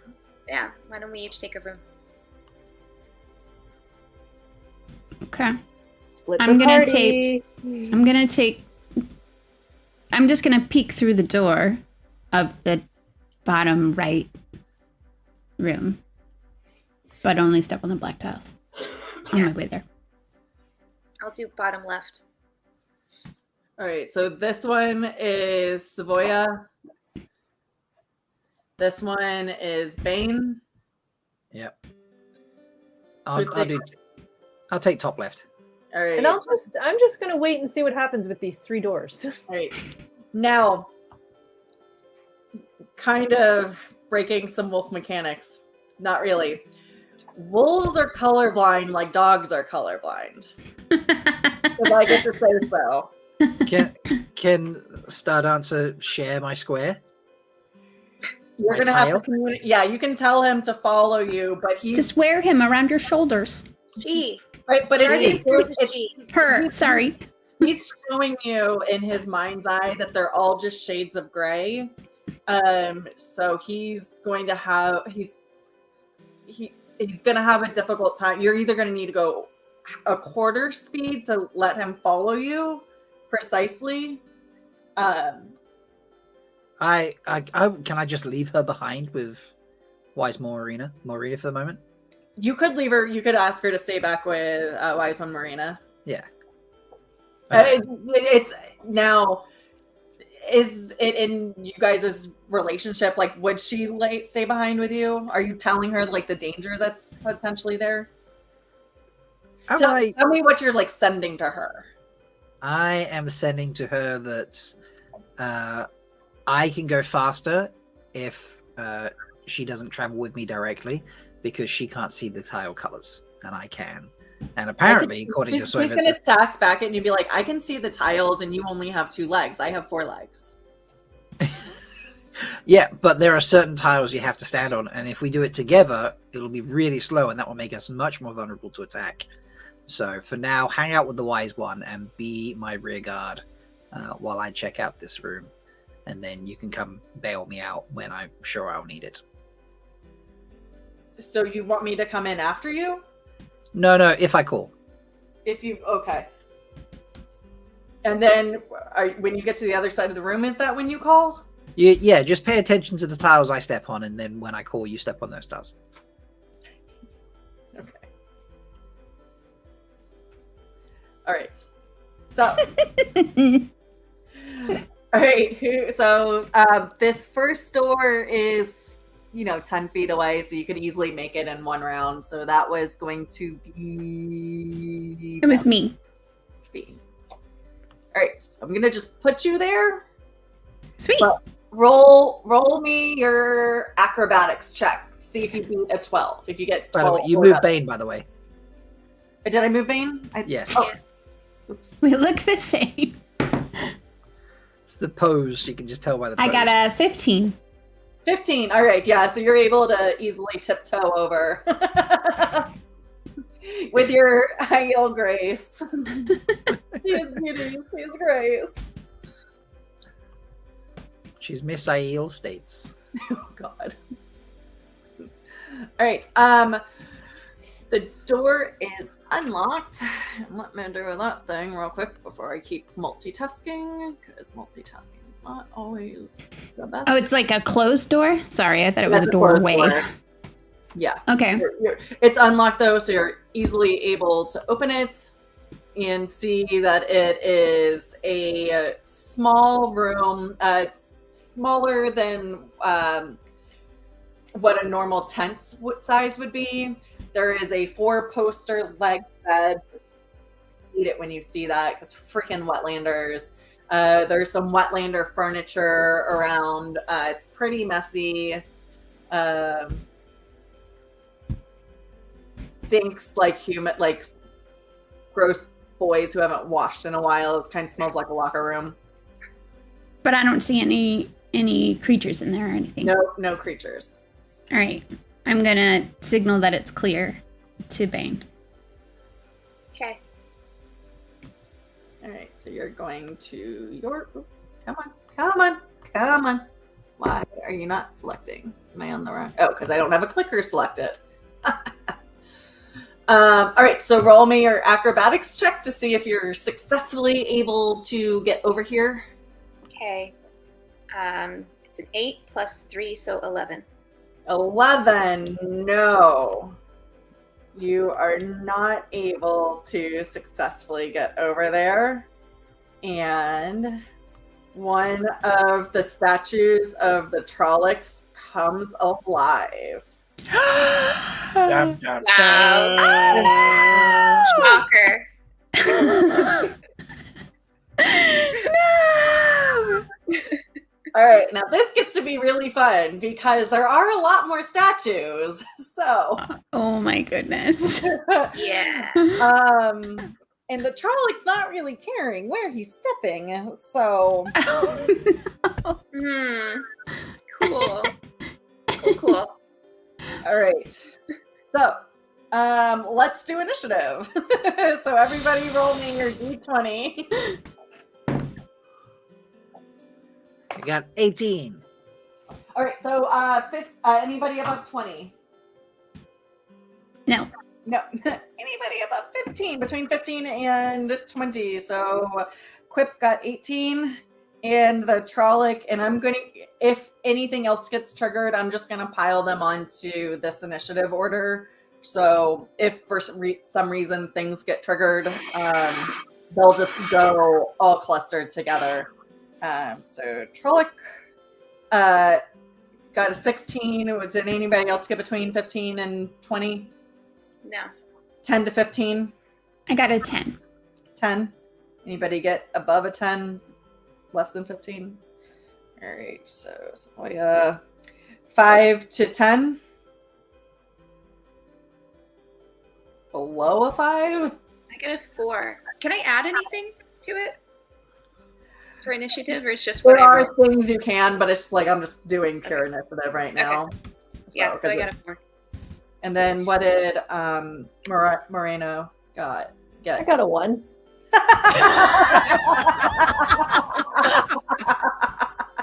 Oh, wise one, Wheaton. Bless you. I don't mean to brag, but Alrighty. So just for the purposes of this, I'm moving y'all right up to, because I'm assuming y'all would have just like been right up at the edge of the tiles.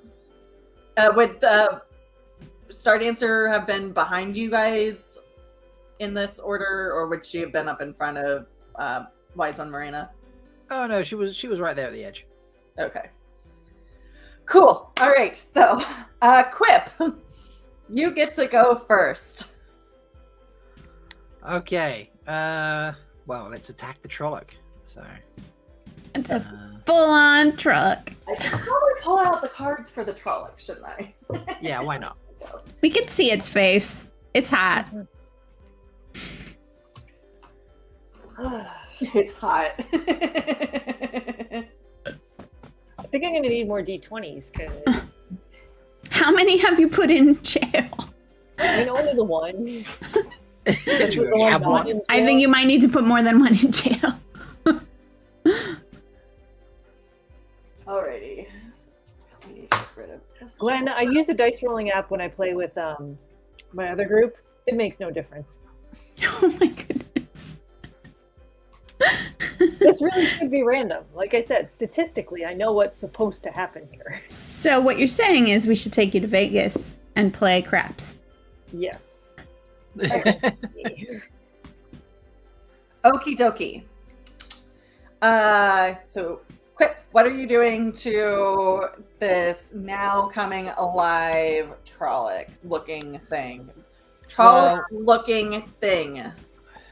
Okay, well, if I go out and attack it, I'm just going to end up hitting more tiles and probably awakening more various creatures of some kind, so... You can, so what I will allow you guys to do is part of your movement. It will be half movement, and I'll let you do the acrobatics as part of the movement, so it won't take extra, it won't eat up your action. So you can move, but you're just going to have those limited things to it. All right, so I'll go to the Trolloc then, so I can attack it rather than like 5, 10. do a range one. Yeah, you can get up to here. So roll me an acrobatics check to see if you trigger anything else. So what do I roll for that then? D20 and add your acrobatics modifier in your skills. Oh wow, I knocked something over because I rolled a 6 and my acrobatics is a +2, so I only got an 8. Okie dokie. Well, that gets to be fun.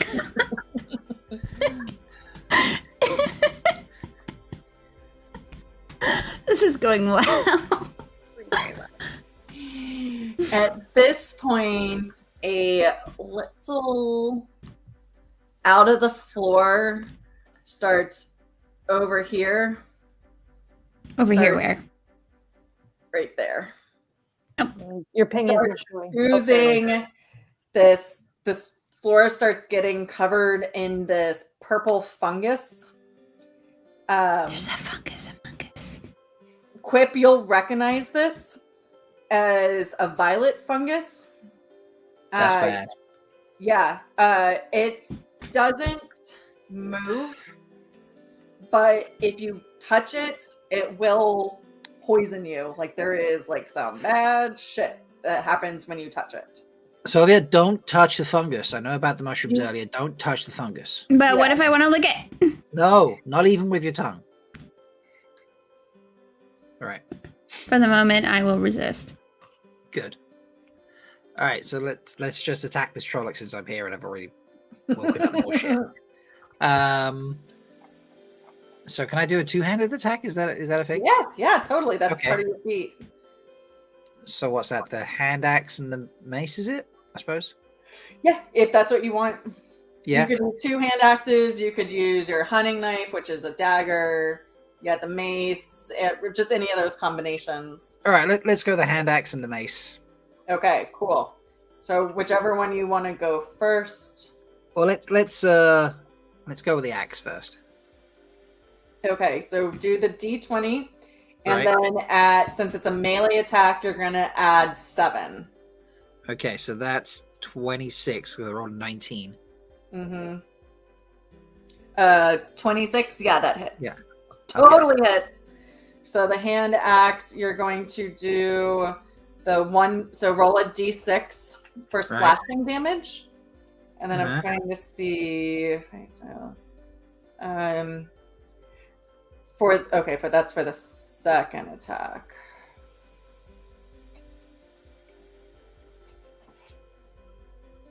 And you actually get to do this twice. Right. Because you've got an extra attack, so you can hit up to 4 times. Nice.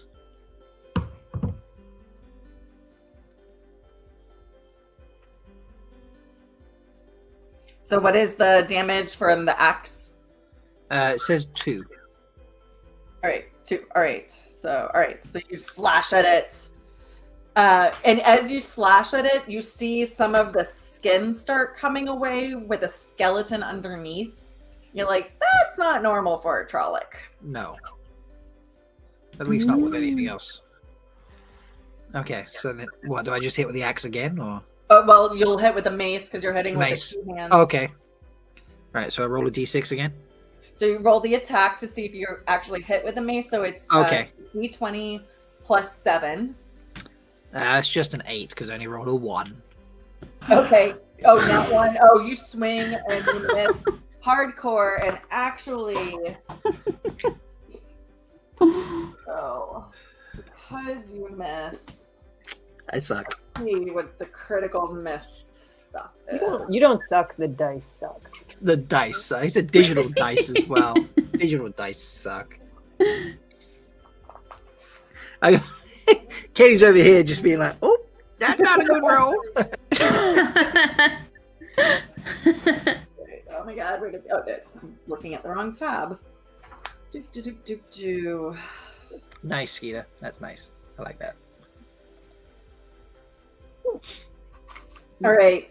So you could do one of two things. You can either lose the rest of your turn, or it's going, because it's more than likely going to attack you, the next attack on you is going to do double damage.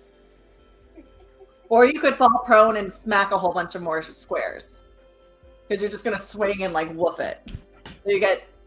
So lose the second attack, take double damage whenever you get hit next, or fall prone and more than likely just hit a whole bunch of freaking squares. You get to choose. I think I should just give up the rest of my turn then, really, shouldn't I? Alright, so you wolf and you're kind of off balance and you're just like, oh shit, don't step on stairs, don't step on squares, and you just like, you're so focused on staying where you are that you cannot attack anymore. You can't move anymore, you can't attack anymore. And now, does Star Dancer do anything? Like, she's probably making fun of you in her head, but also, I'm getting those vibes. Yeah. Trollic attack. Does she just... I mean, I don't know how this works. Like, does she So attack you guys as well? can communicate. You've told her to stay back until you ask her to come forward, but she also sees Trollic, and her wolf instinct is eat Trollic. Right. So unless you're going to take a little bit of time and be like, yes, come eat Trollic, I don't know what you do about squares. She's going to just run. Probably hit squares, or you can tell her, like, wait. No, I'll just tell her to wait. Okay. Cool. She's not happy with you, by the way. She is very pissed. She just literally sits and huffs at you. Well, yeah, because she's like, Marina almost like basically understands that expression. I feel it too, Wolfie. I feel it too. Yeah. And also, I'm feeling that vibe from everybody, to be honest, right now. They're looking at me just like, what's the phrase I feel that is running through their mind right now? I feel there's a phrase going through their mind. Wetlanders. Yep. That's it. That's right. There we go. Yup. Sorry, okay. I accidentally put a purple blob there and I'm trying to get rid of it. Okay, now it is the Trollic's turn. So we've got Huffy, Star Dancer. The Trollic is going to use its great axe and just try to smash down on poor Quip. And this is where I die. +6. So it's 30-20. I got to roll a 20? Okay. No, it rolled a 20. So it's All right, 30-20, so it's a 14 plus its 6 bonus. And it does 2d12 plus 4. So Whoosh. This is good. It's bad. 15 plus 4. So if he's dead, can we step on that tile that he's laying on? We could try. Like if we step on him, does that count as the tile? If you want to try that, we could see what happens. So that's a 20 total damage. Oh yeah, I'm dead. How many? You're dead? No, you must have more hit points. Dead? Oh, Your wait, hit points are look at the so wrong way. number. I'm looking at the wrong number. Sorry. Okay, yeah. Yeah. You're not even You're not close to that. dead? You're not feeling great. You're not even to halfway that yet, though. So it just like smashes, like as you're wobbling, it just like this Trollic-looking thing that's got this piece of flesh hanging off of its chest now just smashes right down on your back, hitting you right in your armor, in your scale mail, and you just hear a whoom, everybody, like, it's this deafening thump sound. Everybody in the room can hear it. You almost want to cringe. Eek. And that is the Owie. looking thing's turn. So now it is the purple blob. Nobody's close to it, so it's just kind of sitting there doing its fungus thing and not caring about what's going on in the rest of the room. No licking. Now, Savoya. Yeah. I learned my lesson from watching the Wetlander try and cross the tiles. So I would like to try to throw one of my hand axes at this Trolloc looking thing. Do it.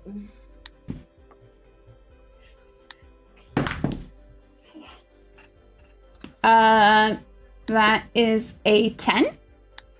10 does not hit. All right. Do you have don't you have? I have more than one. Yeah. I was gonna say, yeah. And then, okay, yeah. Yeah, 'cause you've got an extra attack, yeah. Yep. And that is a 13. 13 does hit. Woohoo! Woohoo! So your first axe, so you're down an axe. Just mentally note that for now. So it goes kind of like sailing across the room because you kind of missed as he was smashing down on poor Quip. So his head went down. You missed his head just by a little bit. The second axe does take him in the back shoulder though. And it goes in and it is pulling flesh off of it. So what is the damage on your second axe? 5. 5. All right. And then I'm gonna get real mad. You're gonna rage. I'm gonna rage. Rage. Rage. Yeah, so damn you, Wetlanders! Hold on to You're that such- cereal that was given to you, and you're just like, Why did I know I was getting the blame for the rage there? What? Why did I know I was going to get the blame for the rage there? Rage. freaking Wetlander. Freaking Wetlanders. All right, Bain, what would you like to do? How far am I from that Trolloc? So here's the complicated thing. You are only 10 feet from the Trolloc, but the dumbass Wetlander is literally in between you guys. So you're going to have to attempt to shoot around him. So you'll get disadvantage if you don't move and get him out of your line of sight. I mean, I feel like I can see like a line of sight from me directly to the Trolloc around the left of that statue there, right? Nice Like, try. He's literally Come in between on, you there's guys. nothing in the way. And there's right. there's also statues here. So there's like double shit in between you. No, but I'm on the left side. Oh my god. So was there stuff in between me Everything I just and said. Thank you. I'm saying, like, wow. So like there's plenty of. I'm just really good at throwing axes through lots of really good at things. throwing axes. Really Wow. good. Really good. How many times have I done that today so far? Just twice. I think Not just that bad. just now. It hasn't happened till now. You're doing Okay. great. You guys are too kind. Okay, so how far am I? You are, let me get the nameplates up because, obviously I totally know what I'm doing. You are just outside of 5 feet. So you're just outside of melee range. Okay.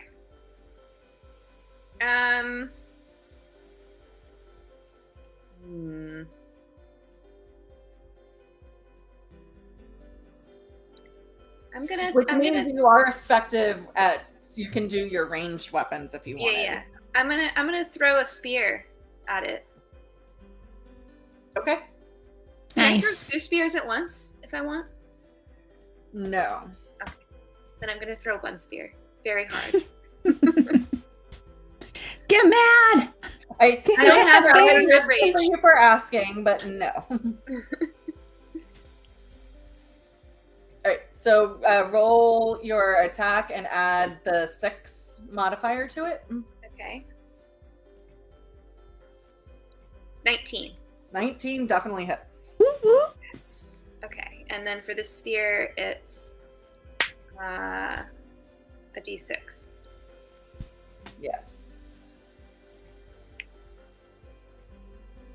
When you hit with a range attack using a thrown weapon, you gain +2 to your damage roll. So in addition to the 2d6, or d6, sorry, d6, add an additional 2 to that.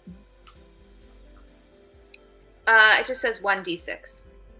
Yes, so 1d6, but then because of your fighting style is thrown weapon fighting, you get an additional 2 to your ranged attack, range damage rolls, which we should have been doing before. So, Okay. not bad. So I just add 2 to whatever I rolled. Correct on your for the damage. So the whatever. So roll the d6 and then add 2. Okay, so 6. 6. Awesome. Yeah. So there's a spear now sticking out of its shoulder, and it just starts growling at nobody in general. And now it is Morena's turn.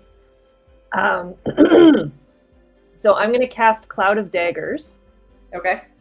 I'd like to do it, if possible, between the 2 statues above them. So far enough away that I don't hit Quip. Okay. Because it's a 5-foot cube on each side. So I think if I center it properly, I should avoid Quip, but be able to hit the Trolloc and the 2 statue and So the statue beside it. Put it like right here. Yeah, basically. All I right, think and that should avoid you hitting Quip. said- So I take one of the daggers out of my pocket and I mime as though I'm going to throw it, but instead of throwing it, a cloud of smoke comes out of the dagger and flies over there, and all of a sudden there's a cloud of daggers around the Trolloc. Wow. Yeah, so these daggers erupt out of midair, just going head over heel. So do your Dari, stop it. Oh yeah, you don't even roll on attack. So do your 4d4 slashing damage against the Trolloc thingy. Okay, 4d4. Mm-hmm. Okay. That's a lot of damage. So 3, 6, 9, 12. Nice. And does it damage the statue at all? The blades are hitting the statues, but they're just kind of like getting stuck a little bit and then going and then stuck and then going and then stuck and then going. There's a couple of statues that they are hitting. Okay. It's a concentration spell, so I keep my dagger pointed at it. And, I yell, Rob, you might want to move. Who's Rob? Quick, you might want to move. All right. All right, and then now it is back up. Actually, wait. Can I twin that? No, because it's not against a single thing. So you would need to if it is targeting a single target. So this is an area effect. It's a 5-foot cube. Yep, you're right. Alrighty, it is Rob's turn, and I need to move.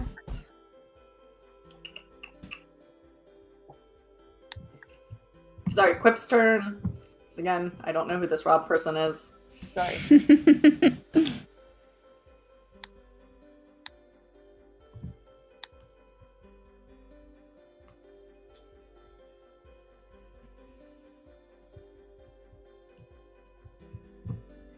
Oh, you're muted, Quip. Rob, you're muted. Ah, that's why. I suddenly was like, why is no one reacting? Right. Let's not also move. Like, why are you not reacting? Yeah, let's I'm sure what you said was quippy and amazing. Yes, it was very quick. Thank you. I'm very sad we missed it.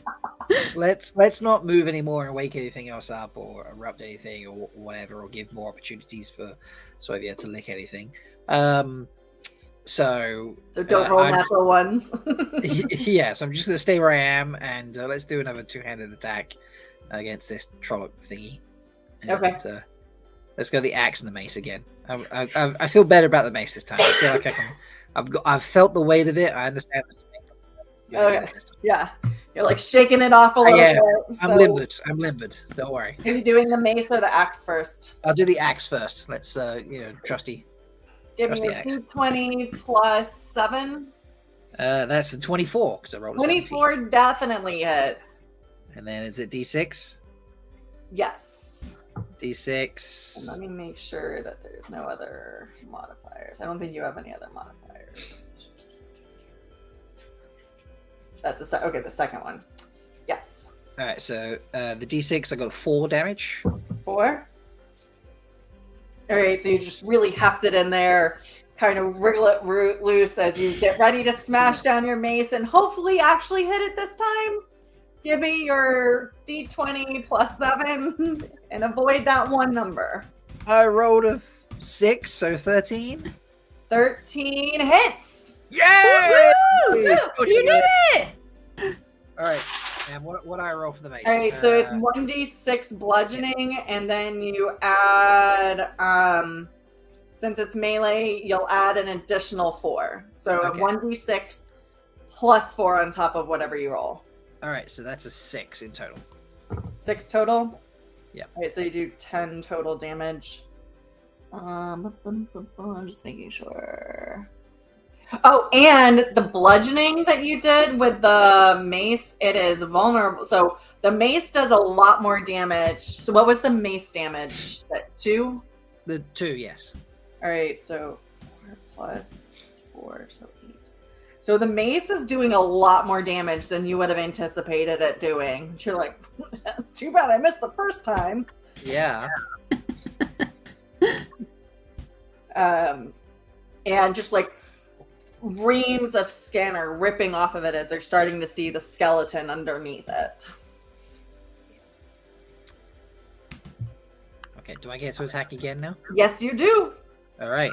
Gonna do your two-handed one again, the same order? Yeah, why not? Okay. So I rolled an 18. Totally hits. And the axe damage is a 3. 3, awesome.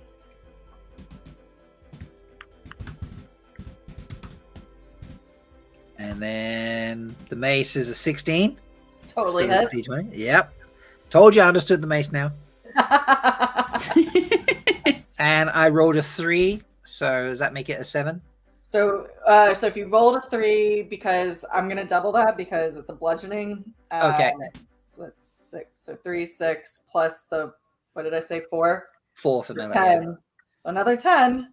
Yeah, you are just shredding this thing, and it's kind of starting to get wobbly, and it's not really a roar, but it's like something a guttural noise.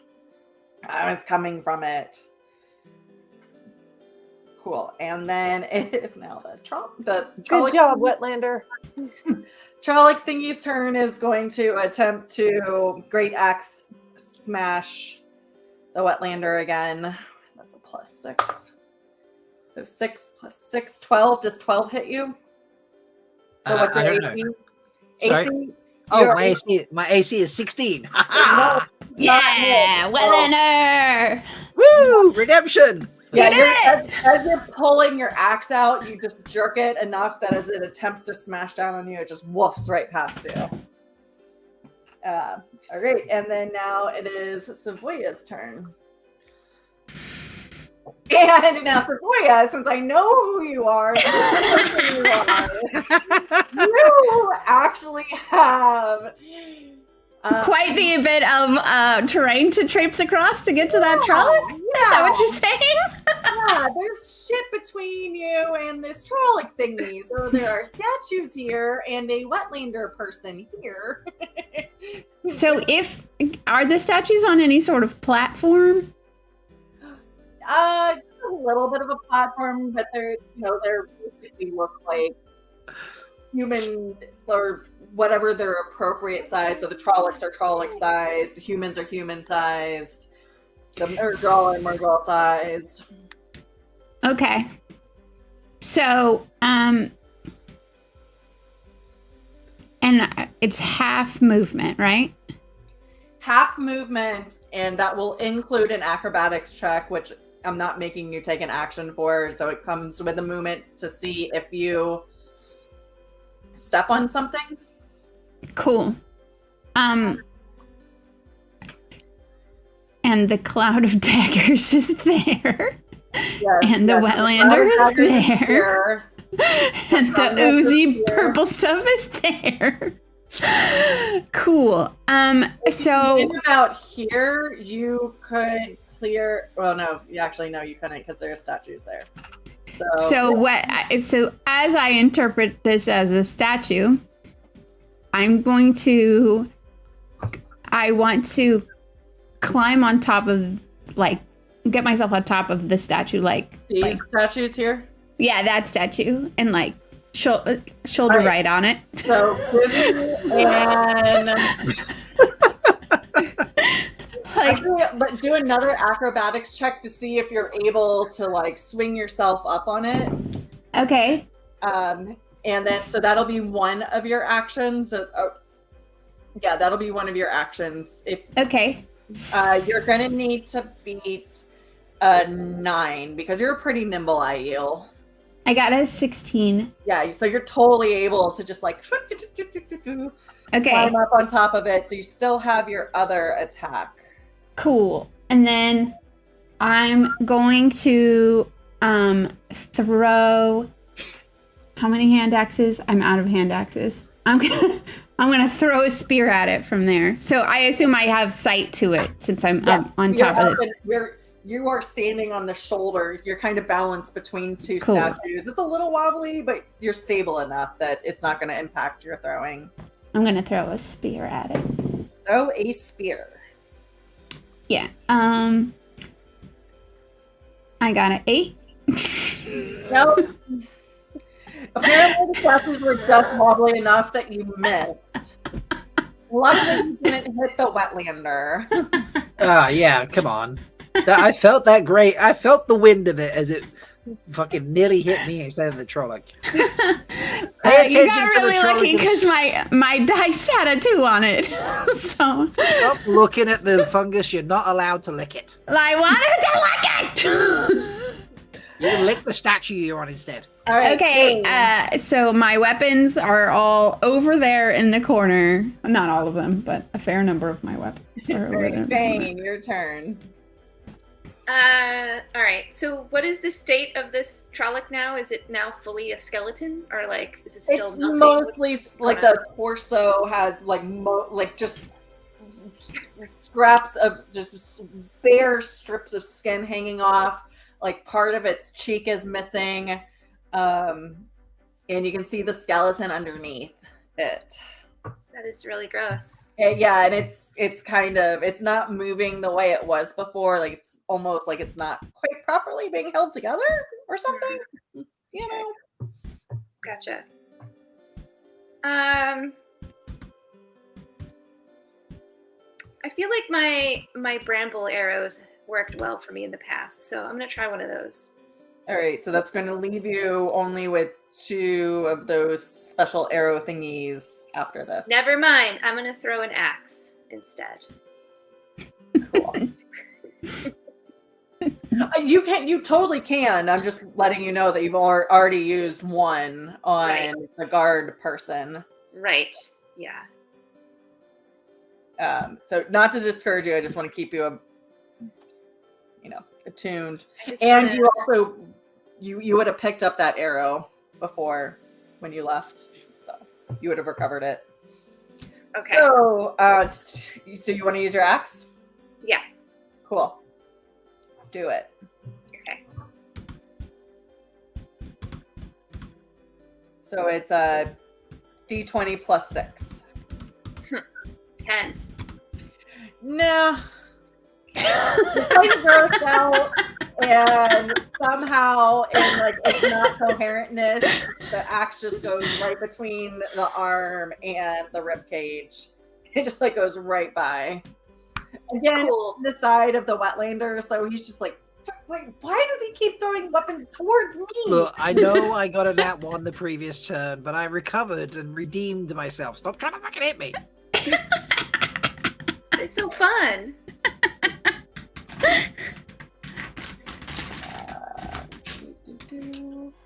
And then, yeah, I think that is your only thing, unless you want to attempt to move. Nope, not moving. Okay. Now it is Wise One Morena. I'm just going to keep up the cloud of daggers. All right, so so you're not moving it. If it's doing damage, I'm going to keep it there. So you can still do an attack, and it just happens. Oh, I should have done that on the Trollocs. It should have done the damage on the Trollocs one. So go ahead, roll retcon, rolling that damage. You can't, while you're concentrating, you can make a singular action. So if there's just like a one-shot thing, something that doesn't break concentration, you can still do that. Okay, so it's you said it's 4d4? Yeah. Okay, let's roll that damage first. 3, And it might have died before the other two I heal. 5, 8, 10. 10? Oh, just 10? Okay. Yep, just 10. Nope, it's not dead yet. It's only like mostly dead. Hacking and slashing. So that's 1, 2, 3, 4. I have a bonus action? So the Cloud of Daggers, as long as you don't pass another concentration, you can still do actions that just take like one thing. So for example, Ray of Frost is instantaneous. You could do that. Shocking Grasp, Firebolt's instantaneous. Like a lot of these are instantaneous or one round. You can do those. Let's hit that fucker with a firebolt too. Okay. And since I'm 5th level, it's 2d10 damage. Damn. Wow. Oh, wait, you're upcasting it? No, I'm 5th level. Oh, okay. Got it. Sorry, I thought you said you were casting it at 5th level. No. Sweet. I don't think I can cast So Firebolt. roll your damage, or roll your attack against it. And then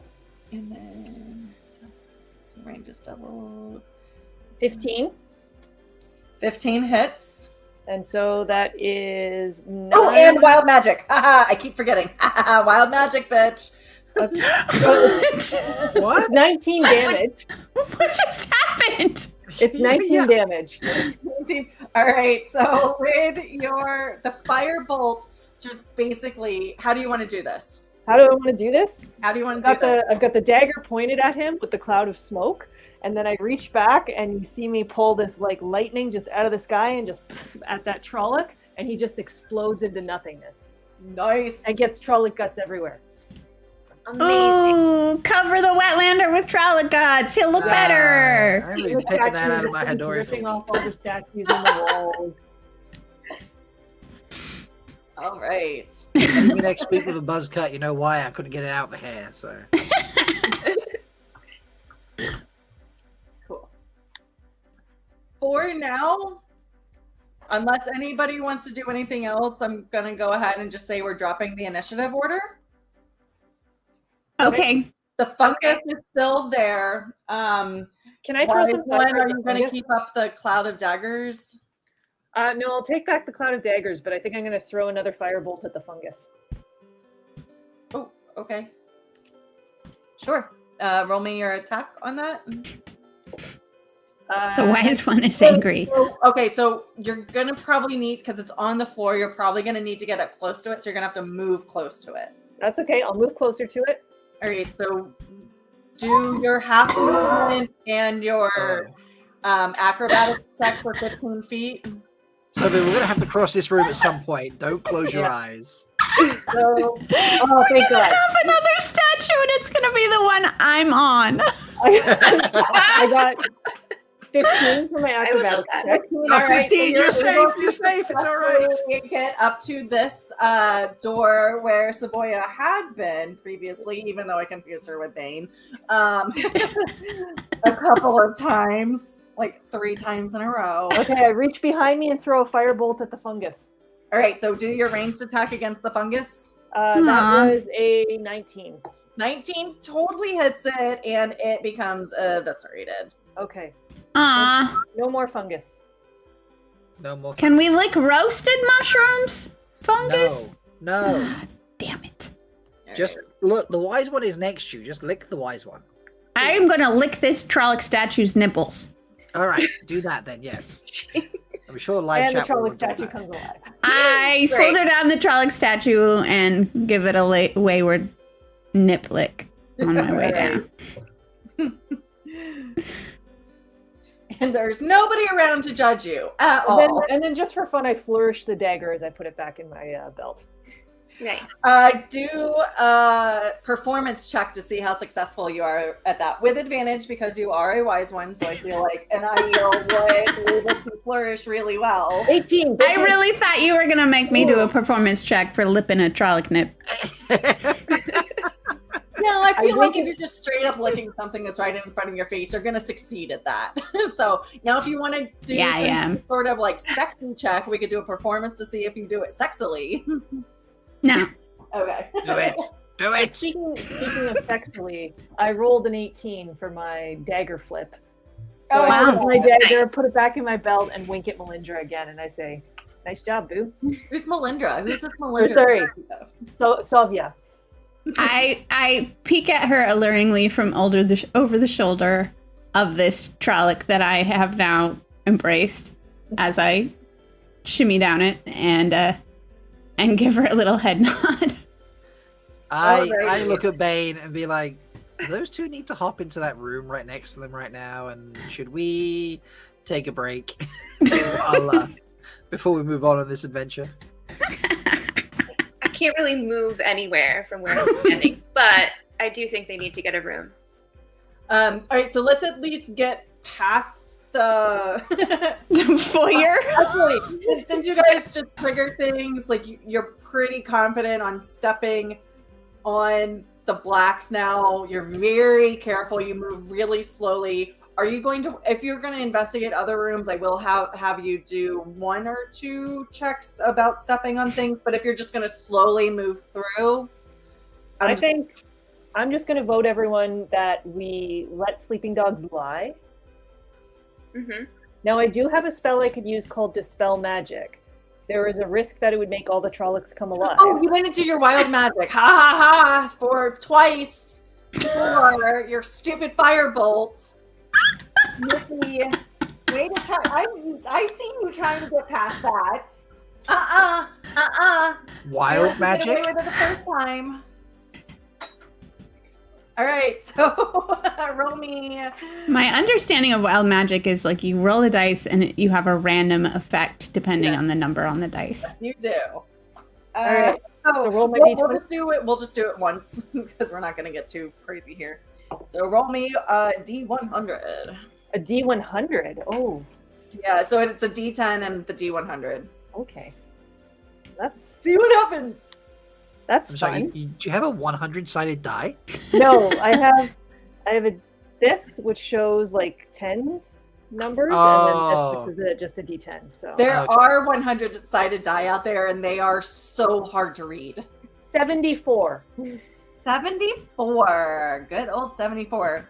A random creature within 60 feet of you becomes poisoned for 1d4 hours. So since you have 5 compatriots, roll it just poisoned one of us, including the dog. All right, so we're wolf. go, The word is wolf. Not a dog. We're gonna go in order of what's below us. So it's Soya is soy. Wow. Soya is 1. Bain is 2. Star Dancer is 3, and Quick is 4? Yeah, and you're 4. All right. So I'm rolling my D4. Yeah, to see who you hit. 3. 3. Oh, poor Star Dancer. Oh, no. Is that poison? So roll it for Deserves it. how many hours?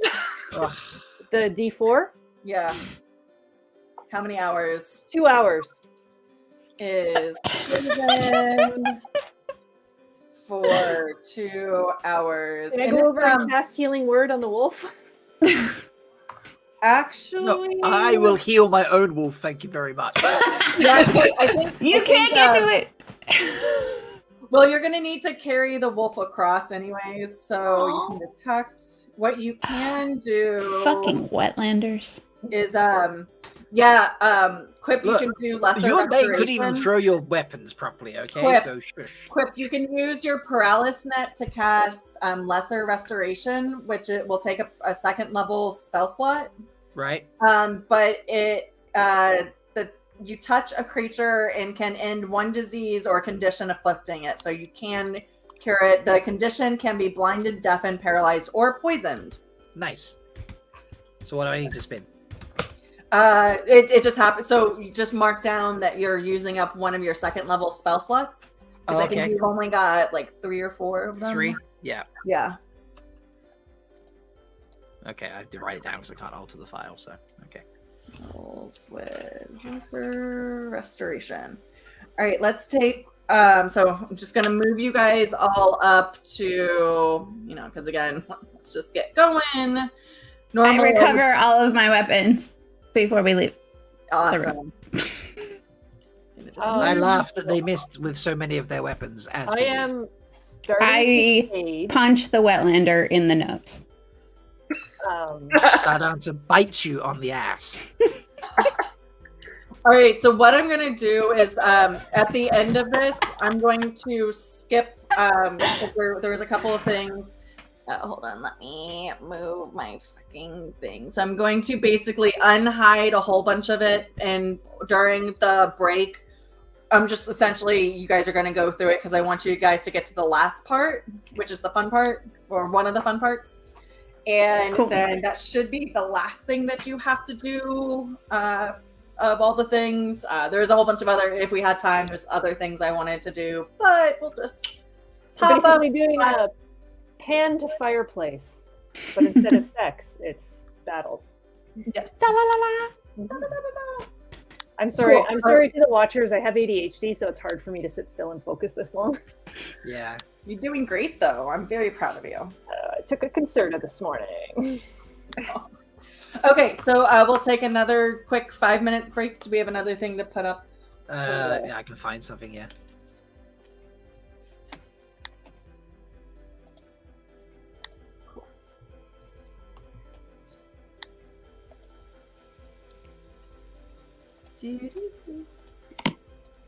I'm sorry, everyone. Yeah. You're doing great. This is so fun, Leigh-A. Thank you so much for putting it together for us. I'm glad everybody's enjoying it. Really want to cast a fireball. So all she wants to do is just cast fireball. What? Where? There. All right.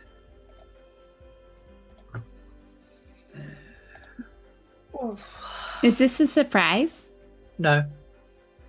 I'm struggling to. There it is. All right.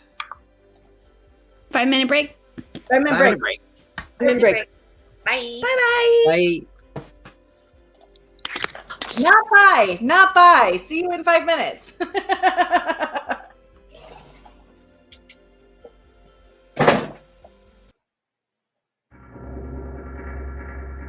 The iron lock spun across the farmhouse floor, and Rand dropped the hot tea kettle as a huge figure with ram's horns on its head loomed in the doorway, with the darkness of winter night behind it.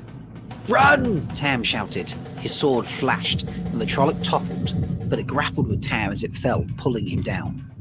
More crowded in at the door, black-mailed shapes of human faces distorted with muzzles and beaks and horns, oddly curved swords stabbing at Tam as he tried to struggle to his feet, spiked axes swinging, red blood on steel. "Father!" Rand screamed, clawing his belt knife from its sheath. He threw himself over the table to help his father, and screamed again as the thirst sword ran through his chest. Blood bubbled up into his mouth, and a voice whispered in his head. "I have won again, Loose Theron." Flicker. Rand struggled to hold the symbol, dimly aware of Veron's voice. "Is not." The power flooded. Flicker. Rand was happy after he married Egwene, and tried to not let the moods take him. The times when he thought there should be something more, something different. News of the world outside came into the Two Rivers with peddlers and merchants come to buy wool and tobacco. Always news of fresh troubles, of wars and false dragons everywhere. There was a year when neither merchants nor peddlers came, and when they returned the next, they brought word that Arthur Hawkwind's armies had come back, or dead sentence at least. The old nations were broken, it was said, and the world's new masters, who used chained Aes Sedai in their battles, had torn down the White Tower and salted the ground where Tar Valon had stood. There were no more Aes Sedai. It made little difference in the Two Rivers. Crops still had to be planted, sheep sheared, lambs tended. Tam had grandsons and granddaughters to dandle on his knee before he was laid to rest beside his wife, and the old farmhouse grew new rooms. Egwene became wisdom, and most thought that she was better than even the old wisdom Nynaeve Almira had been. It was as well she was, for her cures that worked so miraculously on others were only just able to keep Rand alive from the sickness that constantly seemed to threaten him. His moods grew worse, blacker, and he raged that this was not what was meant to be. Egwene grew frightened when the moods were on him, for strange things sometimes happened when he was at his bleakest. Lightning storms she had not heard listening to the wind, wildfires in the forest. But she loved him and cared for him and kept him sane, though some muttered that Rand al'Thor was crazy and dangerous. When she died, he sat alone for long hours by her grave, tears soaking his grey-flecked beard. His sickness came back, and he wasted. He lost the last 2 fingers on his right hand, and 1 on his left. His ears looked like scars, and men muttered that he smelled of decay. His blackness deepened. Yet when the dire news came, none refused to accept him at their side. Trollocs and Thades and things undreamed of had burst out of the Blight, and the world's new masters were being thrown back for all the powers they wielded. So Rand took up the bow he had just fingers enough left to shoot, and limped with those who marched north to the River Tarren, men from every village, farm, and corner of the Two Rivers, with their bows and axes and boar spears and swords that had lain rusting in attics. Rand wore a sword too, with a heron on the blade that he had found after Tam died, though he knew nothing of how to use it. Women came too, shouldering what weapons they could find, marching alongside the men. Some laughed, saying that they had this strange feeling they had done this before. And at the Terran, the people of the Two Rivers met the invaders. Endless ranks of Trollocs led by nightmare Thades beneath a dead black banner that seemed to eat the light. Rand saw that banner and thought the madness had taken him again, for it seemed that this was what he had been born for, to fight that banner. He sent every arrow at it, straight as his skill in the void would serve, never worrying about the Trollocs forcing their way across the river, and the men and women dying to either side of him. It was one of those Trollocs that ran him through, for it loped howling for blood deeper into the Two Rivers. As he lay on the bank of the Tarren, watching the sky seem to grow dark at noon, breath coming over slowly, he heard a voice say, "I have won again, loose Theron." Flicker. The arrow in the circle contorted into parallel, wavy lines, and he fought it back again. Theron's voice, "Right, something." The power raged. Flicker. Tam tried to console Rand when Egwene took sick and died just a week before their wedding. Nynaeve tried too, but she was shaken herself, since for all her skill she had no idea what it was that had killed the girl. Rand had sat outside Egwene's house while she died, and there seemed to be nowhere in Emond's Field he could go that he did not still hear her screaming. He knew he could not stay. Tam gave him a sword with a heron-marked blade, and though he explained little of how a shepherd in the Two Rivers had come by such a blade, he taught Rand how to use it. On the day Rand left, Tam gave him a letter he said might get Rand taken into the army of Ilion, and he hugged him and said, "I've never had another son, or wanted another. Come back with a wife like I did, if you can, boy, but come back in any case." Rand had his money stolen in Baerlon, though, and his letter of introduction, and almost his sword, and he met a woman called Min, who told him such crazy things about himself that he finally left the city to get away from her. Eventually his wanderings brought him to Cainlyn, and there his skill with the sword earned him a place in the Queen's Guards. Sometimes he found himself looking at the daughter heir Elaine, and at such times he was filled with odd thoughts that this was not the way things were supposed to be, that there should be something more to his life. Elaine did not look at him, of course. She was married to a Tarran prince, though she did not seem happy in it. Rand was just a soldier, once a shepherd from a small village so far toward the western border that only lines on a map any longer truly connected it to Andor. Besides, he had a dark reputation as a man of violent moods. Some said he was mad, and in ordinary times perhaps not even his skill with the sword would have kept him in the guard. But these were not ordinary times. False dragons sprang up like weeds.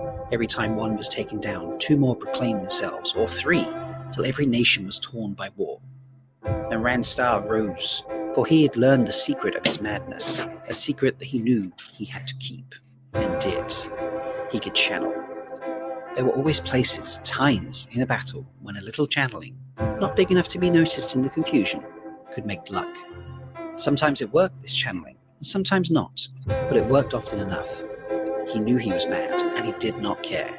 A wasting sickness came on him, and he did not care about that either, and neither did anyone else. For word had come that Arthur Hawkwind's armies had returned to reclaim the land. Rand led 1,000 men when the Queen's Guard crossed the mountains of mist.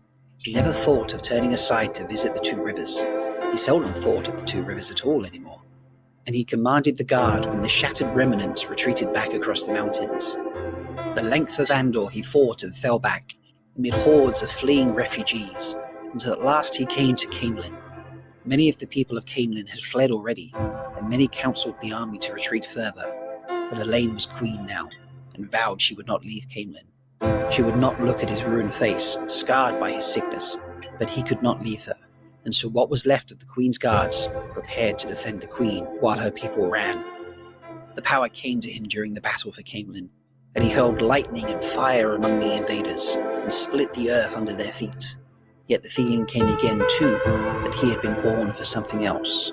For all he did, there were too many of the enemy to stop, and they also had those who could channel. At last, a lightning bolt hurled Rand from the palace wall, broken, bleeding, and burned. And as his last breath rattled in his throat, he heard a voice whisper, "I have won again, Leigh-A." Flicker. Rand struggled to hold the void as it quivered under the hammer blows of the world flickering. To hold the one symbol as 1,000 of them darted among the surface of the void. He struggled to hold on to any one symbol. "It's wrong," Verin screamed. The power was everything. Flicker, flicker, flicker, flicker, flicker, flicker, flicker. He was a soldier. He was a shepherd. He was a beggar and a king. He was a farmer, gleeman, sailor, carpenter. He was born, lived, and died an Aiel. He died mad. He died rotting. He died of sickness, accident, age. He was executed, and multitudes cheered his death. He proclaimed himself the Dragon Reborn and flung his banner across the sky. He ran from the power and hid. He lived and died never knowing. He held off the madness and sickness for years. He succumbed between 2 winters. Sometimes Moraine came and took him away from the 2 rivers, alone, or with those of his friends who had survived Winter Night. Sometimes she did not. Sometimes other Aes Sedai came for him. Sometimes the Red Aja. Egwene married him.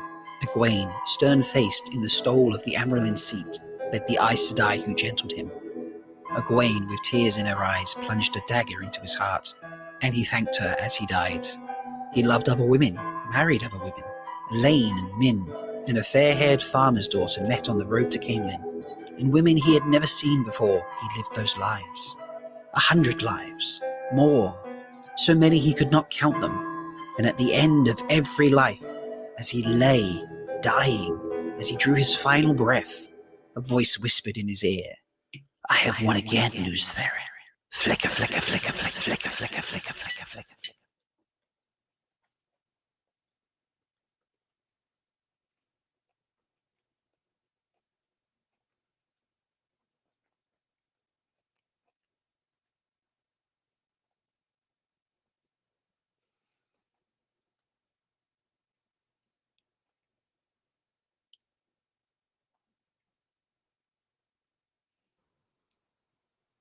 All right, that was awesome.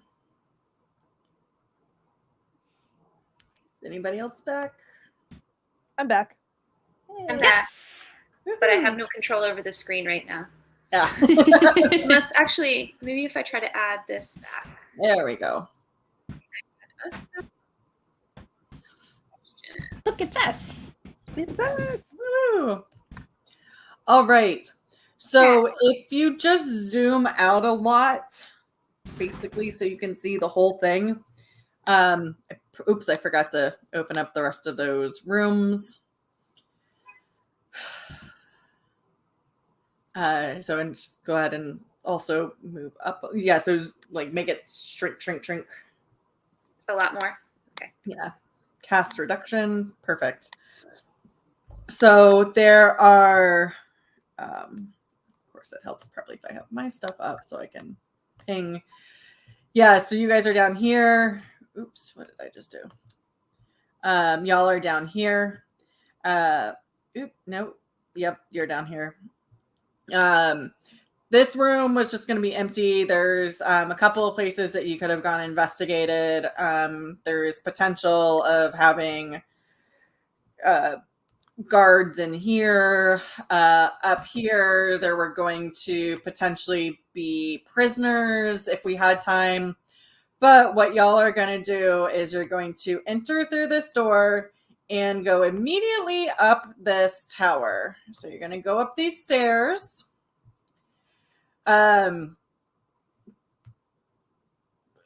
Just for the sakes, like, you don't really see anybody. You're evading all of the guards that you see. You're being very stealthy and quiet. Good job. Way to go, everybody. Great job, team. You're doing much better than the previous folks going before you because they obviously sucked. Wetlanders. I know, stupid Wetlanders. All the floor is, so the tiles have gone away. It's all black stone. All of the furniture is this very dark, heavy colored wood. It's very dreary, drab. A lot of horrifying scenes on the walls. Any pictures or statues are just very grotesque looking. And again, you just continue pretty expeditiously up through here, going into the tower, because you have a feeling things that you just out of intuition, there's something in the back of your head telling you you need to go up. So you go up, and we're only going to need to keep this up for a little bit longer. So you guys roll 20 up for a little bit longer. So you go up through the second level. There's a couple of trunks on the outside of the stairwells. Nothing. No, so there are no Sangreal, Tarangreal, Ongrail, or anything like that in there. Nothing noteworthy that anybody down in Tarvalon or the Wise Ones or anybody who you think is important would take of note. Just some kind of clothes. Very proper, nice looking clothes. So you guys are going to go up to this top floor. And there is right here so you're looking around, you come into this room, and there are paintings of shadow spawn in various scenes of horror. Trollocs feeding body parts into cooking pots, Murdrall at the foot of Thakandar quenching their swords into humans, Drakkar embracing unwitting victims, among other paintings. There's about 10 paintings in all. And then when you look at this part right here, there is a very curious. Sorry, Leigh-A. Are we supposed to be seeing what you're seeing? Yes, you are. Hold on, let me see what. Oh, sorry. Scroll up. I didn't check to see. No wonder you guys are so quiet. Cool. There we go. Perfect. So it's 2. 2 was where there were trunks and nothing worth of value. 3 is where you are right now. So where there's all the pictures on the walls. And then let me get to my page. Down here on the wall, it's an iron wrought. Looks like a door, but there's no obvious handles. There are 3 holes with Trolloc symbols above them. So the holes are of a particular shape. They're each one is different. So anybody with so you guys all have a passive perception above 12. You're figuring there are keys somewhere here in this room that you need to figure out where the keys are, what the keys are, and are they the appropriate ones to go in the various holes.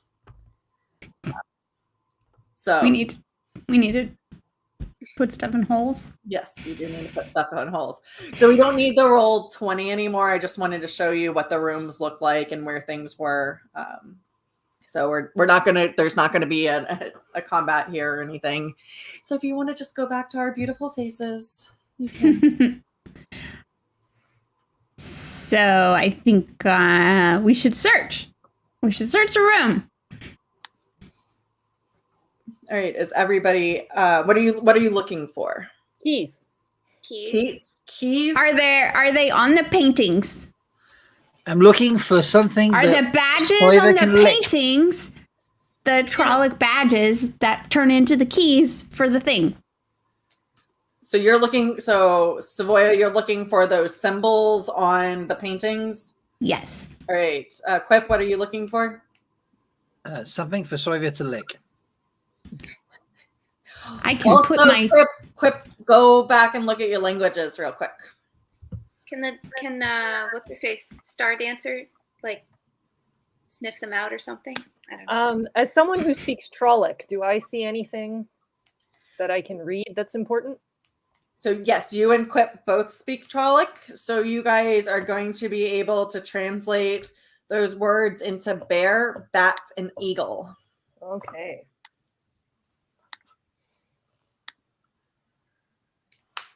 So are there any bears in the room? You'll need to do an investigation. So Savoya, you're looking for a key, like a key. I'm looking for something that matches the shapes, like the physical shapes. So roll me a D20 investigation. So you're looking for those like 7. Nope. Okay, I'm looking for a bear. Roll me an investigation. 18. There are no bears in the paintings or on the frames. There's one right here. No. So, Bain, do you have any ideas of things that you want to do? Can we look like behind the paintings to see if there's like anything hidden behind them? So you're just gonna straight up take the paintings off the walls? Yeah. Okay. Good luck. Bane's gonna take the 5th of those paintings. Yeah. So the paintings are like they do have gilded frames, so they are quite heavy. So give me a strength check to see if you're able to get it down without dropping it or hurting yourself. Okay. I rolled a 5 and I have +3, I believe. So 8. The first painting comes crashing down on your head, and you basically pull like one of those like cartoons where your head just pops through. Nice one, Bain. Smooth, real smooth. But is there a key behind it? Yeah, I mean maybe What's on the wall? I still got it on the wall, so like maybe there's Yeah, good job. There is nothing on the wall, and there's nothing behind the painting. Okay. Bear, eagle, and what? Bat. Well, Wise One and Quip have not told. Have you guys told them that? Oh, sorry, guys. Those symbols mean bear, eagle, and bat. Thanks for letting us know that. Would have been good to know 5 minutes ago. I know. I'm gonna pull this freaking painting off of the wall. Maybe there was a bear or a bat in it. True. You know what? I am going to cast Dispel Magic. Okay. At that door. At the door? Yeah. Detect magic or dispel magic? Dispel magic. Okay. Maybe you should have used detect magic. You telling me I had a wise one? No, I'm just saying she was asking a clarifying question. That was a clue. I mean, if it works, then there was magic. So it's kind of like just setting up a Yeah, cake. but you know my magic is everywhere in here. Okay, so go ahead and cast it. Okay. I do like a swiping motion across the door. So as you do it, you feel these weaves leave you, but they don't do anything. There is no magic there. Okay. Guys, this is not a magical door. Everybody out of the room, I'm going to cast Fireball at it. Yes! I mean, I'm down for that. Yep. That's my girl! I mean, wise one. Sorry, wise one. Am I only kind of partially joking? Do it! Yeah, do it. Everybody has to get back 20 feet. Is there a way to go back 20 feet? They could go down the stairs. And you could cast it from the stairs if you wanted. Let's do it. Okay. Wait, Shelly, did your power just go out? Yeah. That's okay. It'll come back on in a second. Tacos? Nice.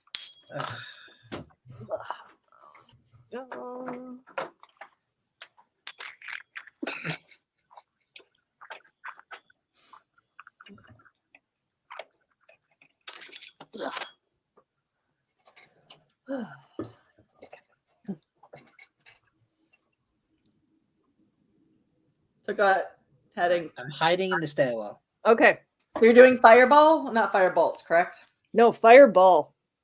Fireball. So you're Balls. You just want to use your spells. I just want to use my spells. I appreciate that. There's nothing wrong. No shame in that game. Mm-hmm. I mean, you are a wise one, so I know you found it somewhere here. Oh, because I put it under. Okay. Great job, DM. Cool. All right, do it. Okay. I take my hands and I put them together like this, and a giant ball of flame comes out and goes directly at that goddamn door. All right. I'm tired. I've had enough. I want to beat the Wetlanders out of here. I'm going to blow up that door. So 3 of the paintings on either side of it immediately catch fire.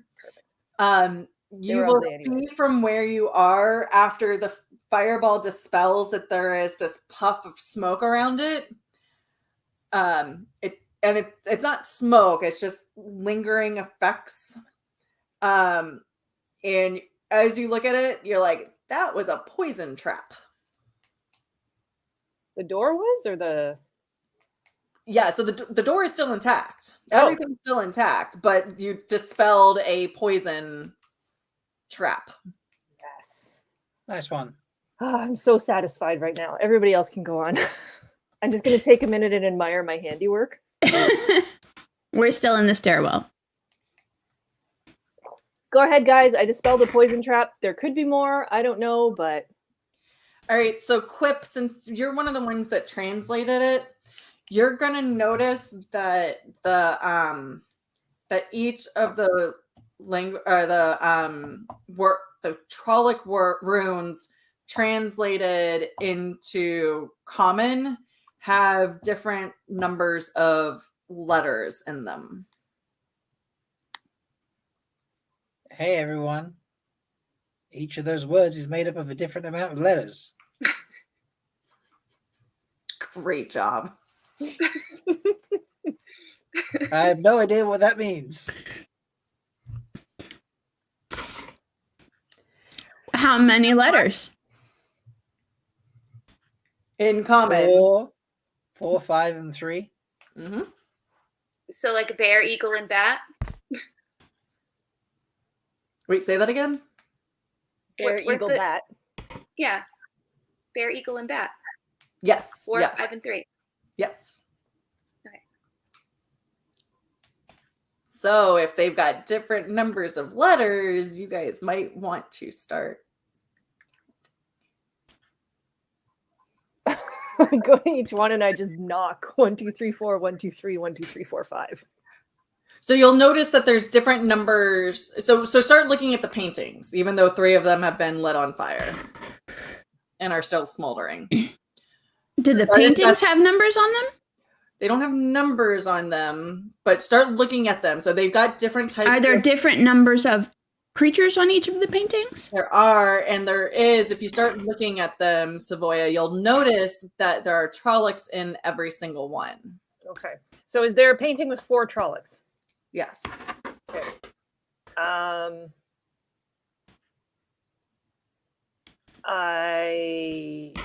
is that one of the ones that have been destroyed? Oh, no. If you see it, it's not destroyed. Okay. I touch one of the Trollocs. Yeah. You're kind of getting the intuition that it's not so much about the painting, but maybe something around the painting. Is there anything on the frame that I see? Mm-hmm. There is at the bottom a little knob sticking out of the one side. I push the knob. You pull the knob and it comes out. I pull the knob. Pull and it comes out. Ooh. Guys, look, I found a knob. I'm going to go stick it in something. Since I was looking at the painting with 4, I will go stick it in the slot under the Trolloc symbol for bear. Quick! Are there any other knobs? Bain, check the Wetlander. For knobs. Is there another guys? Look at the painting. See if there's another painting with 3 Trollocs in it and another painting with 5, and then look for a knob on those paintings. I see a painting with 3 Trollocs on it, but Sawyer is licking it, so I don't want to touch. I will go over to the one with 5 and investigate that one. Yeah. So you're able to find a very similar device on the gilded frames of those paintings. And when I'm done tugging the 3 painting, I pull a very juicy wet knob out of that one. Nice. And then go stick it in the hole. The knob, not my tongue. Symbol. Yeah, go stick the knob in the hole. Yeah. That's under the Trolloc symbol for the Trolloc word for bat. So that's the Trolloc word for bat. Stick it there. Yeah, that one there, yeah. Okay. I do that. Your tongue. And now it's going to turn them? Yeah. I was just going to stare at them. If they turn, yes. Yeah, so they turn, you hear a click, and then a false door essentially comes away, and behind this false wall is an entire cache of little statuettes. So it's floor to ceiling, and it takes up like the wall just essentially slides back around the room. It's mechanical, it's not magical, so you can do things like that. But yeah, so there's just lines of shelves after shelves after shelves of these little statues of varying sizes, shapes. You also see a couple of documents at the far side. You go in and it is written in the Old Tongue, which I can read. Yay. Yay. But I don't know what it says right now. I can read it too. Do those statues look like Terangriel or Angriel? Are they Queen Delar? Well, I will cast Detect Magic over the statues. Yes. I detect magic. I think they're Terangriel. Whoa! Yeah, so you might not want to channel so much more around them. You're lucky they didn't go off. Wise one, stop. No fireballs. Aw. Lame. I like it when her balls go off. How do you know my lick isn't magic? Wise one, is her lick magic? I did not detect magic from her. Oh. But ask me again in 2 days.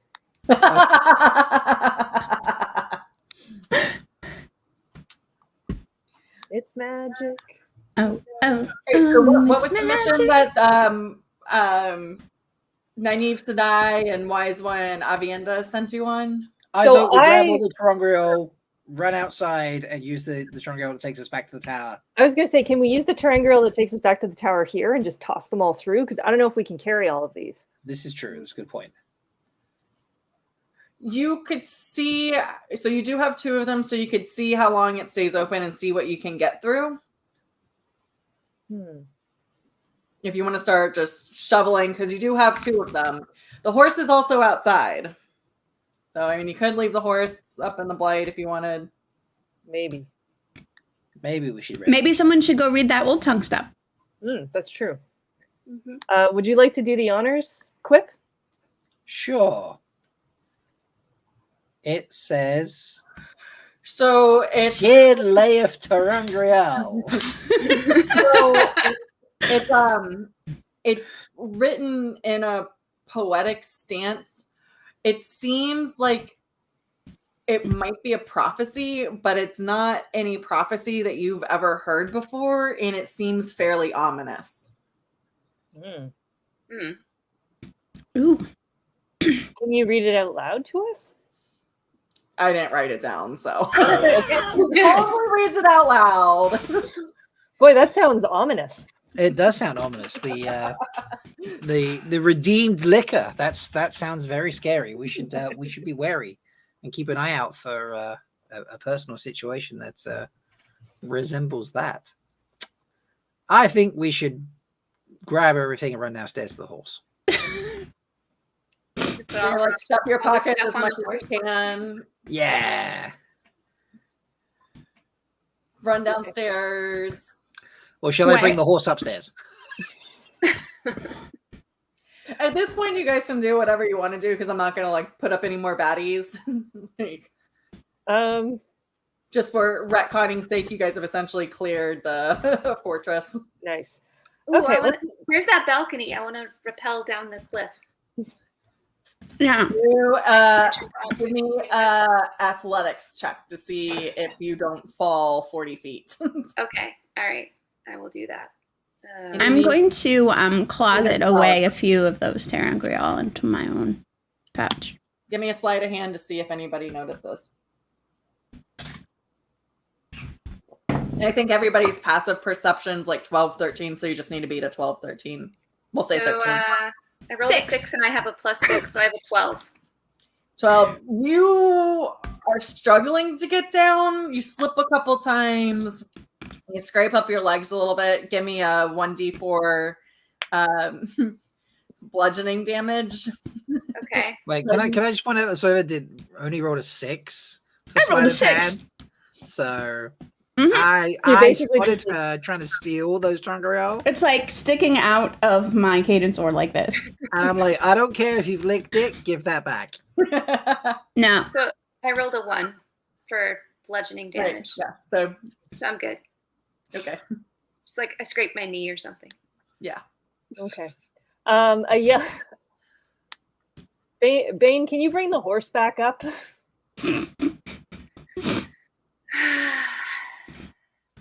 Because you're a wise one, and I would have toe if I didn't do it. Yes, I will. Thank you. So Bain brings the horse upstairs. Right, so now you guys have 2 Terangrial. Yeah, so you've got the pack horse with, you use several days of supplies. You could also take like the bedrolls out and things like that if you really want to do it. Like I empty all my stuff as many Terangrial as I can into my sack. Between the horse and you guys as personal packs, you're able to fit almost everything. I put the last Terangrial into Stardancer's mouth. Then we have them all. Wise one, Marina, activate the travel Terangrial. Let's go home. All right. I realized I've put the travel Terangrial at the bottom of my bag, so I pull out all the other Terangrial. That's actually how I pack, is I put the most important thing in the most inconvenient place. I mean, you can put it in first, and you know it's in there. Yeah, put everything back in, and then open it up. Right, I activate the travel Terangrial. All right, and because you have everything with you, you guys are able to make it through in one shot. a guard is there. So there's, it's the traveling ground. So there's a kinswoman there along with an accepted as well as a messenger. So they send a messenger for Nynaeve to die. She comes rushing down. She's like, "You all made it back." I Of course we did. I'm at a loss for words. Tell me what happened. We're Aiel. We win. Also, we brought you a bunch of stuff. But we're keeping a fifth of them. That was not part of the deal, but I don't believe you made any deal. With Wiseman Avienda about how what did you bring back? What do you mean you're keeping the fifth? We brought back all the Terangrial. All the there's just Terangrial? Oh wow, that's amazing. Yeah, it's a big pile. Mm-hmm. I just turn my backpack upside down and dump it on the ground. I still have them sticking out of my cadence sword like this. It's definitely because me and Sylvia slayed a lot of Trollocs. Mm-hmm. Definitely did that. Didn't just the one I've been storing in my cleavage out. Yeah. Mm-hmm. Well, I just put them in my pockets because, of course, Aiel skirts have pockets. Of course they do. Of course. Is there anything else that you found? I found this parchment written in the old tongue, which I daren't speak aloud for fear of upsetting anybody. So she'll start looking at it, and she gets this really dark look on her face. She's like, "We may have use of you again in the future. Let me get somebody to take all of these artifacts, 4/5 of them, back to our storeroom. I've already negotiated with Wiseman Avienda about how we're splitting these up. We will make sure that we're keeping things fair between all the groups, according with what all the groups, right? Yeah. Where do I send my invoice, by the way? I can send you up to our accounting department. Whatever that's called. Somewhere a white sister just went, "Oh fuck." But, yes, we may have need of you in the future if this document is what I think it is. Ooh, So what do you think it is? so much. The world. Yeah, what do you think it is? I dare not say at this moment, No, but can't say it out loud. yes. But the world owes you a great debt. Damn right they do. Yeah. Thank you. Yeah, they do. Yeah. Yeah. And can we all high five each other really dorkily? I do not.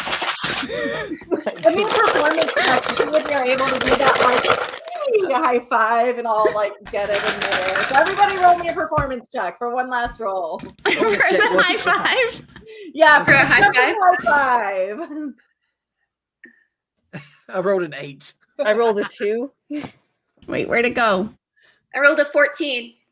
Yeah, that one. Nat 20. All right, so Savoya and Bain are able to get up and they look amazing in the air, but Wise One gets all caught up in her skirt and kind of stumbles directly into them. I just stumbled directly into Sylvia. Directly into Sylvia, she pulls right in her boobs and bounces off, knocks into Quip, knocks Quip over flat on his ass. And then Star Dancer is just looking at Quip. She's like, "You're such a dumbass. Why do I even stick around with you?" In whatever wolf translation that is. She's just like, no. 2 legs, no. 2 legs, no. This is why she doesn't let me around on the 2 legs very often. I just She shouldn't want you around anyone. Can we ramen rattle the fuck out of Leigh-A? Yeah.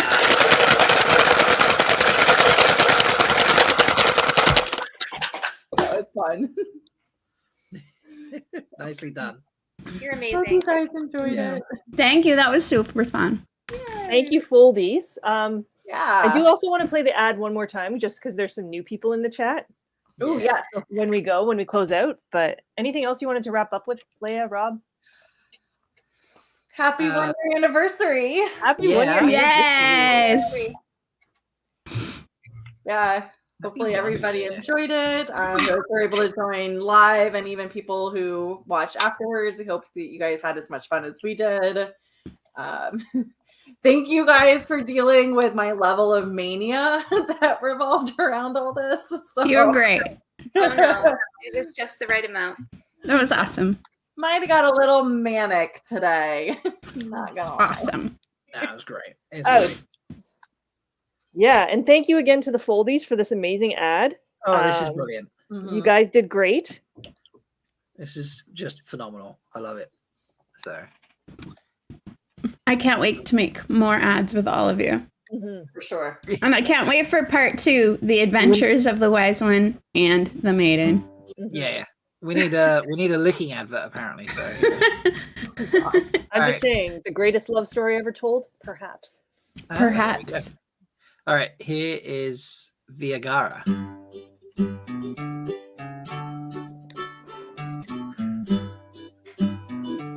Is your oath rod not binding in way you used to? Have you tried working the shaft, but the flow's spirit just won't come? Are people giving you unhelpful advice? Oath rods work best with 2 people. Try holding it with both hands. If this sounds like your oath rod, the Sisters of the Yellow Ajah have a remedy just for you. Put the power back in your bond with V-Agara. V-Agara is an herbal remedy designed by Angorgia Sedai. When combined with her patented healing weed, Angorgia Sedai guarantees that V-Agara will make your rod bind just like it did in the Age of Legend. Disclaimer, oath rods are not recommended for children or people over the age of 700. May cause skin tightening, undying loyalty, diarrhea, dizziness, and awakening new desires. Oath rods should not be used by the Forsaken or Black Ajah Sisters, as adverse eternal side effects may occur. V-Agara may be used in limited circumstances for assistance in ferreting out spies. However, prolonged use of the oath rod or espionage may lead to excessive paranoia and the possibility of becoming what you hunt. If your oath rod is active for more than 4 oaths, go find a green sister. It's going to be more fun than whatever the yellows would come up with anyway. That is fucking brilliant. I just love the Spider-Man. That's my favorite part, is the 2 Spider-Men pointing at each other. Yeah, it is very cool. It's Thank you, We have Foldy. such a creative community. So that's wonderful. Okay. I think it's time to wrap it up. Yes, Yeah. definitely. What a day. What a day. It's been nearly 5 hours. Thank you so much, Leigh-A, for this. Yeah, no problem. I hope Yeah, everyone I have enjoyed. ideas for follow-on one shot. Maybe I'll include a little less stuff in it this time. I'm so sorry, my brain does not work properly. It's great. Wise one, Morena and Sylvia and Leigh-A. How did Bain and I do as first timers? You did great. Fantastic. You did really, really good. You're like pros already. Yeah. Oof, that's a strong word. I don't know about that. Against me, that's a strong word against like. I mean, You're ready to level up, right? Yeah. There were definitely a couple times you came to me and I was like, yes.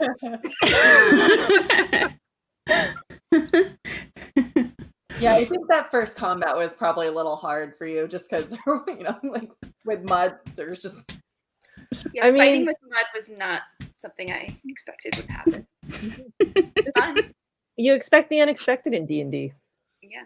It's true. When it actually happens in the book, they do get except the guy gets kind of more disintegrated, but I didn't want to like necessarily disintegrate your bodies, so Necessarily yet. yeah, yeah. TPK. TPK.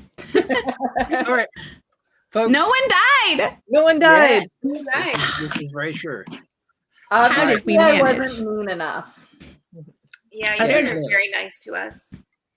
The Well, I Wetlander got tried. pretty close. I He got tried. close. Tried to die. I mean, he just basically learned about Maiden's Kiss. Just Let's be ranged honest. Maiden's Kiss. Yeah, both of you tried to stab me. That's really what we were doing. Yeah.